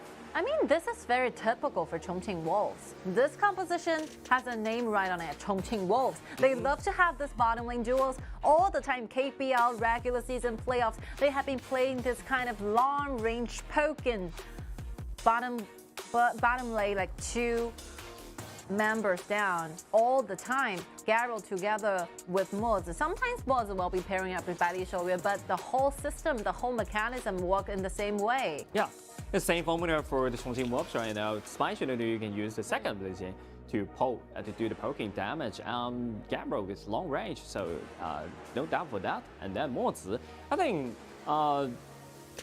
it needs some time for them to farm up, but it's quite more easy in this time because Mozi actually can provide a lot of CC to stop the enemy. I mean, Mozi is a great counter hero going against Lan with Liu Bang together. So he will be causing those minor CCs when doing the laning. So Fang will be facing a lot of problems trying to finish the lane. And when it comes to team fights, when will be the right moment that Yuan felt safe enough to dive in, trying to start up the team fight, trying to clean those whole battlefield. Mozi will be a huge problem. Those ultimate, those locking downs. You have to choose the right timing to interrupt the ultimate from Mozi. So this is quite important. And also a big challenge for the Yuan. But however, if you see this composition in the other way, if Shanghai EDG.m managed to gain those advantages like they did in the previous one, they're getting those tower down so quickly. Zhou Yu together with Li Yuanfang. And Fang and Zhou Yu actually is a good combination to for doing these things, and we can trust in Rock because Fang is one of his best heroes. Yes, and when it comes to cleaning the wave, it's not one of the merits from my Shanui, and Garo is a very late game marksman. So what EDG.m is looking for is those early game initiations, engagements. They're trying to build up the goal differences and goal lead like they did previously. So I mean the gaming style will remain the same. Let's see what kind of gaming plays that EDG.m prepared for this. And for Wolves, I think, yeah, the later the better. They're waiting for the late game. Yes. Because so weak in the early game. Yeah. Only Jing and Wang actually can do something. Even though the two teams changed completely new 10 heroes, but the gaming style stay the same. Yeah, it's the same, very aggressive, and look at the river by sprites of the top side regained by the EDG. EDG really have to be efficient and fast. Every single time they waste it during the rotations will be a waste of the time. Yep, and gaining the information of the red. Oh, Yuan using his own body to block down those fans. Okay, nice move. Yeah. Smooth. And so, even though Chongqing Wolves, they're not so strong in the early game, but they play so proactive. Yes, it's because they put Mozi in the mid at front. So Mozi is not pair himself up on the bottom lane doing the 2 versus 1. On the contrary, he chose to go deeper into the jungles, taking those little minor resources from EDG.m. It's another good beginning from Wolves, good design. But look at Ling, he just went to the top side and placed a fire and then just walk away, keep the priority of the side land. That's a nice play of that. And then Rock, second ability, dash forward, trying to find something, trying to find a kill, but he just realized Fan's over there, so he have to retreat back. I mean, if he has first ability cooling down, I think he can try. But after using the dash, there's no more falling wet damage, so Rock will definitely keep kiting from YaLLa. The Garo has a lot of round range. This is one of the longest range marksmen that we are talking about in HOK. It's a long one again with the short one. All right, stunned again. Okay, look at Flying trying to do something in the blue side. And zoom away all the members of EDG.m and they can gain this blue buff easy or not. Just check of this, and Xiao is coming on this way. It's on his way. But they don't need this. Oh, they can give it to Garo, but instead they give it to Yu, Zhang Yu. I shouldn't know you not even have a mana bar. Yeah, CD cooldown reduction is pretty important. No, I really think they plan to give it to YaLLa, but by some mistake of calculation of the damage, the blue resulted into nice Shanui. If they didn't take down the blue at that time, the blue will reset because it's in a long way. Yes. They have to do this. There's no more time waiting for that one single auto attack released by Garo. But I think it's okay because YaLLa will take a lot of time for farming up. So, quit or not, blue buff is the same. This is one minor. Oh, sorry. I see something happening on the top lane. Yeah, this is one minor design for Garo because Garo uses his mana to do those very long shoots when it comes to auto attacks. So when he is shifting back into the normal state, he will gain those mana back by doing those auto attacks, normal ones. If your auto attack turn into the critical auto attack, we gain some mana back. Tower shields have been shattered. Catapults moving out. Look at that. Nearly to full. And look at Xiao trying to find a kill on that. And do a lot of damage onto Liu Bang. And Liu Bang have to take some recover on the fountain. But it's not a good news for EDG.m because they're supposed to play to gain more advantages at the early point. But from now on, I think the first 5 minutes, Wolves is taking the initiatives instead, which means that they will be getting to their peaking time even sooner. This is not a good sign. Just imagine if like Wolves can let this Garo farming up safely till to 13 minutes. With 15 minutes, the damage will be very hard. Trying to soak in. Okay, look at this. Ultimate issue once again. He knew that YaLLa without the flash because the flash being forced out in the last time. Yeah, this is one of the very classical Wolves moves. I think EDG.m is losing some initiative from now on. Yeah, you have to find some way, but they're waiting for Yuan because Yuan need 2 items for him. Yeah, Wolves has already went through the most difficult period of time. So from now on, these 2 assassins will make a lot of things happen. They will keep rotating, keep disappearing from the map, making EDG.m hard to find. And the ultimate is being forced out on top lane, which means that YaLLa will have to wait for an extra 40 seconds for the cooldown of the damage. And right now, I think the EDG.m they have lost a lot of vision of the map. And right now, once again, blue buff. Can EDG.m protect the blue buff or not? That's a good question for them. But Xiao choose to rush the Tyrant at first. Tyrant has been defeated. Quite hard for EDG.m right now. EDG.m is losing the advantages. Yeah. It's losing the initiatives. I think they cannot find a way to engage or create some goal lead or advantage. I mean, everything starts on the very first wave. How Wolves managed to do the lanings instead of going together to a bottom lane. Okay, Ninja diving in. Okay, diving in, trying to kill the YaLLa. YaLLa use the flash, trying to get out of this way. And then the YaLLa will catch it up, but the ultimate used by Fan will save him. It's a sacrifice. Sacrifice his own life. Trying to block down those enemies, trying to chase up into YaLLa. Nice move from Fan, using the ultimate lock. 2 members down right there, making sure that YaLLa can escape away, find a way out. But we have to admit that that will cause a lot of mistakes. That's a quite risky movement of Chongqing Wolves. Because my Xunnu and Jing is on the top side. YaLLa has made this kind of mistake for 2 times today. The last one, going further to clean a wave, it's not rational enough. And for this one, 2, going deeper, trying to gate the blue is not a wise choice, I would say. Given EDG.m some time to trying to figure out what to do. And the flash is really important. So the lasting fight, apart from the fact that Fan went down for once, but both Garo and Mods have used the flash. It will not be available after 1 minute. So that would be the timing for Ninja to engage, because the Ninja actually have flash on his hand and use the first ability with his flash to knock up the YaLLa.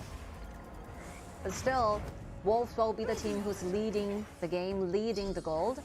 Because apart from the fact that these 2 bottom laners are creating some situation right there, but the mid laner and the Cessna jungler, look at the gold. Nearly 6,000 gold to Xiao. And Yuan is still on the way. Farming away. And look at this blue buff, it's quite important for the EDG.m right now. And And Xiao Look at the damage. Look at the damage from the inside, and YaLLa has been taken down right away. But Jing and Mai Xunlui may turn everything around. Now there's a double kill for them, and that would be the triple, I think. Oh, this ace will be the end of this game. Chongqing Wolf will never be losing during the team fight after taking the whole victory ace. Only lose 1 but get 5 in return. This is a huge winning when it comes to team fights. Massacre down there. So I've been emphasizing a lot. This Jing is farming up so quietly, farmingly, steadily. So, but the fact that he wants to dive in, look at the damage from the ultimate siege breaker it is. It's only 9 minutes. Only 9 minutes siege breaker. I think EDG.m have to realize the true core at the stage of this time from Wolves is Jing and Mai Xunlui. Yeah. Never be Garo in this time because Garo only have 2 items of that. These 2 assassins are playing so good.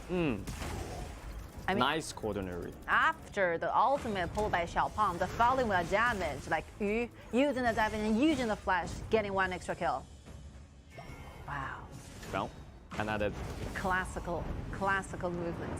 Classical movement and make the EDG.m collapse in this team fight. Like collapse totally. There's no way they can keep up the pace. And look at the goal deficit right there. Chongqing Wolves already lead 5,000. Like EDG.m will be starting to look good again after 10 minutes. Like they are waiting for 20 minutes to take in. The rest of the 10 minutes will be some time period they really need to be careful with. Letting go all of the turrets that you can possibly imagine and just trying to fight back. Stay on your high ground tower. Hold your hand tight to those common objectives. It's so hard for them because the marksman is found, which is hard to deal with Meng Tian, this kind of a hero. Meng Tian actually already became invincible at the stage of this time. Look at the items, like Sun Chaser will be the one dreamy one for YaLLa to build up for this time. Oh, look at Fly, just stay in front of 3 guys and take a lot of damage. Fun, you can look at the health bar, barely move. It's gonna be a challenge for EDG.m, trying to slow the time to 20 minutes. Wolves, one of the best team from KPL, know exactly how to get onto the high ground towers. And right now, with the advantages of their poking ability, I don't think it's a very hard task to do. Not a hard task because the Shadow Vanguard is on their way. Look at the waves there. They leave the minion to stop the Shadow Vanguard, and then they want to destroy the mid lane first, and then they will leave the Shadow Vanguard, arrive the bottom lane, high ground turret. They will destroy another. But look at Lam to come outside trying to clean this wave, but it's too dangerous for doing this. Look at Luban will transfer to doing this or not, but look it's at a 1+1. Okay. Flash for blood. The ultimate for Moses, totally encountering Lam and Luban. And let's see where the Vanguards is. The next wave of the Vanguards is Martin, and EDG.m is facing a dilemma. They have to wait extra 15 seconds for Yuan to be back again. And right now, Rock is being eliminated, vanished away. It will be Wolves' second victory. There's no way, no possible way that EDG.m can fight for this. They have no way, no ability to stop it because, and let's check of that. And Yuan's available right there. He's able to come back, and look at the Jinx who's coming inside and melted down 1, and then there will be the 2 of that. But look at the ultimate issued by the Moses. Make sure he can control everything. And congratulations to the Chongqing Wolf. Wow, what a play of Fan in this game. 3 points down, running #1 in Group B, leading the whole group to the next level. So after all, like 2-0, it will be like complete revenge from the side of Chongqing Wolf because the first encounter with one another, it's a tie. And the next one, Chongqing Wolf, like just made their promise happen. They did what they promised us to do. Xiao, they delivered the promise. They delivered the promise. Yes. I think Pang he really did that. When he played with Jing, I think this is 2 things, like 2 signals.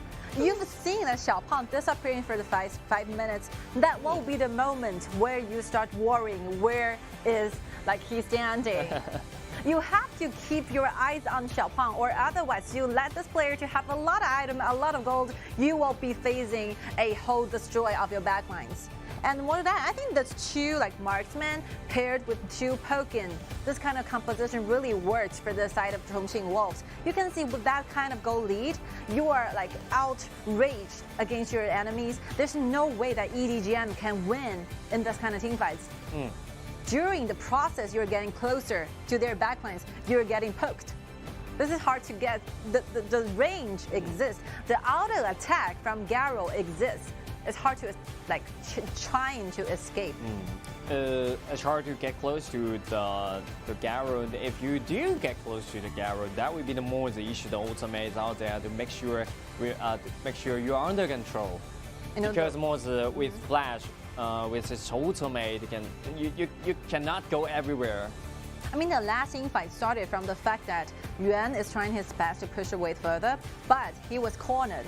The best solution for this is you just let it go.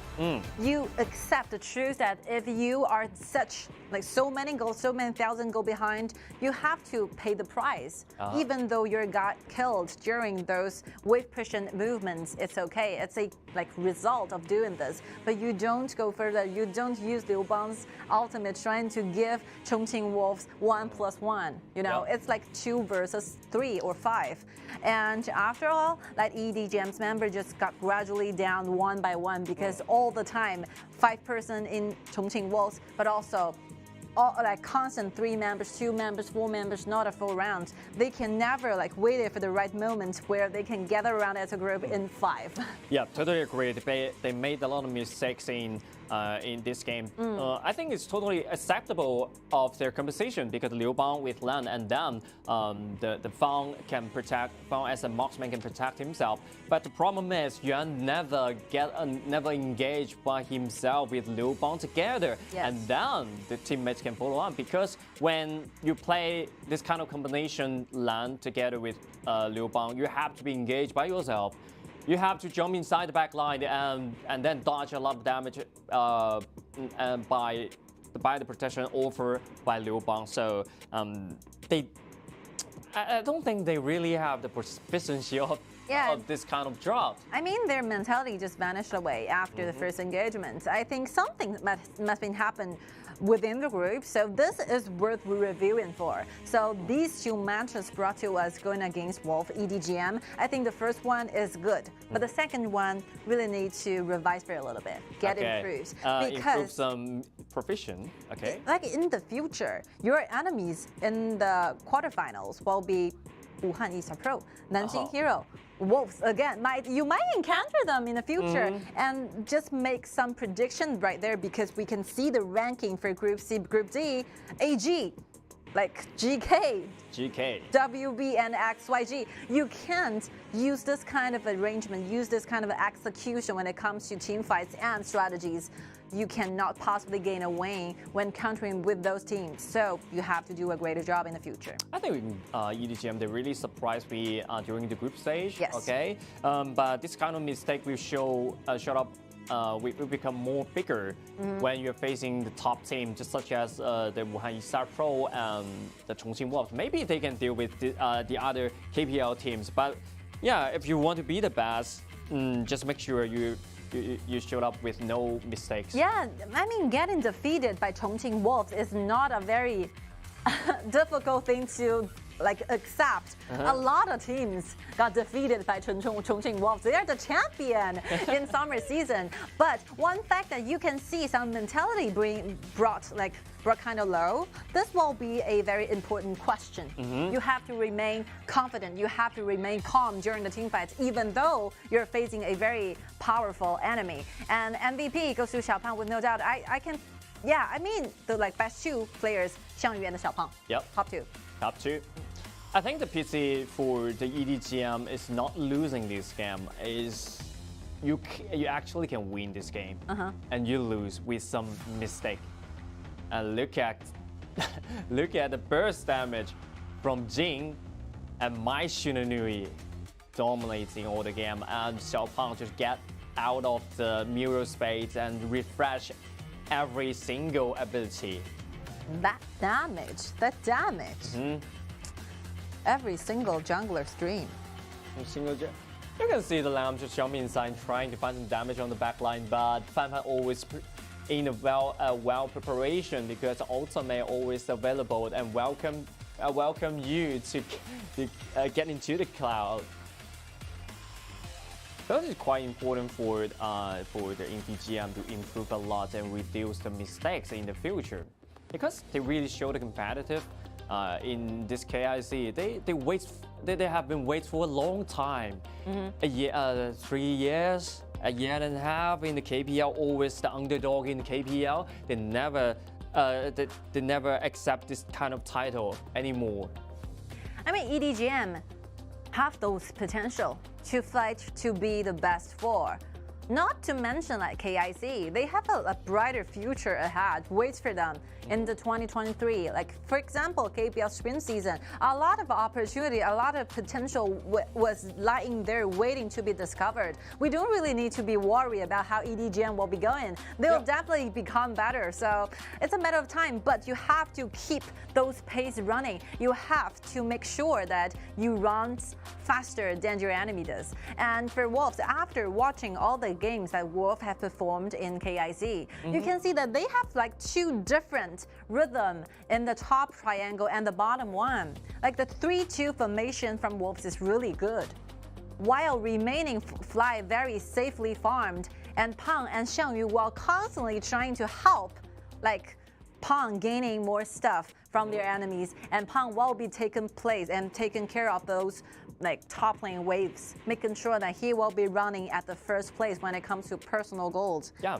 and I would like to say Chongqing Wolf, this kind of job is mature conversation for them already, because they practice a lot, and in terms of the individual ability, it will become more better and more stronger by using this kind of job. Of course, every single time we saw this kind of composition being pulled out, they got better. Okay, we are ready for the interview, and let's see who's with us. Hello， 小胖又见面了，跟我们打个招呼吧。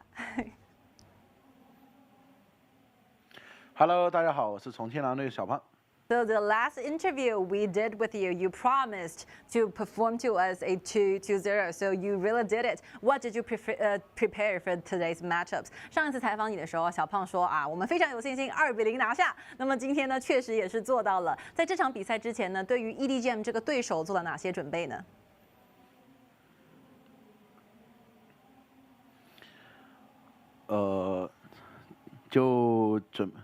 就正常打就好了呀，没有什么。Okay, nothing special. We just do it in our normal way and get to victory at the very end. 第一局呢有看到在纠结吕布或者是狂铁，那当时是为什么会给 Fly 锁下狂铁这个选择呢？因为 Fly 的狂铁是非常厉害的嘛，然后也创造出过奇迹，然后也非常自信，然后就选出来了，而且对蒙恬也有很好的反制效果。All right, so I was wondering what would be the reason they choose Byron instead of Lu Bu going to the top lane in the very first match. The answer will be like, yeah, Fly plays Byron really well, and he used this kind of character and hero, actually made some miracle happen in the early games, matchups, and he is very confident about using this hero, and also it will be a quite good a countering going against 蒙恬 on the top lane. 其实我们这个小组赛呢，最终在 B 组狼队是以第1位收尾啊。对于下一个阶段的比赛，小胖个人有什么目标吗？那来4冠的目标就是夺冠嘛 ，Champion。All right, so what will be your next target and personal goal? I will spend the least time trying to make sure we have the most words saying out loud. The champion will be our final goal. Okay, thank you for 小胖 for doing this. I love your confidence. 谢谢小胖接受我们采访，下次加油。This is 小胖。This is 小胖. This is what we call Cup Punk C. Champion. Loud and clear. Yeah, they already gained the 2022 KPL Summer Season Final Champion, and that way there may be another champion for them. But look at the confidence of 小胖. Yeah. That might be happen, but you have to ask your old old competitor. Are they okay? Are they okay with this kind of result? I think the answer will be completely denial. E-Star is also looking forward to be the champion. I mean, so many, like 8 teams going into the finals, quarterfinals will definitely be aiming towards the final glory. Okay, look at the Group B. We finished Group B right now. Chongqing Wolves will be the first player and leading this group, and Shanghai EDG.m will be the second place of that. All right, so tomorrow will be a day of Group C. Chengdu AG, Foshan DRG.GK, Scars, and Red Canids are ready for the battle. I think that will be the same, the same formula. Yeah, it's the same situation. Same situation because they get tied together. Maybe another round of an extra BO1 will be witnessed tomorrow. Okay. So these are the 6 matchups will be going on tomorrow. Stay focused. We are gonna do our stream at the same time, starting from the 3 p.m. Beijing time. So everything we've settled down in the game 5. Chengdu AT versus Foshan DRG.GK. That will be definitely an excellent game. You're really good at trying to pay attention and looking for the one who is the most important, the 5th one. That one is most important because they're already in this first and second place in the of this group, and they have to decide who will be the first play. Okay, just like today. Today's matchup, and finally Chongqing Wolves Chongqing Wolves won his place. So that will be the same story on yesterday. It's always nice and super excited to cast KIC games, and thank you guys for sticking with us for a long day, and we're looking forward to see you tomorrow. Bye bye. Bye.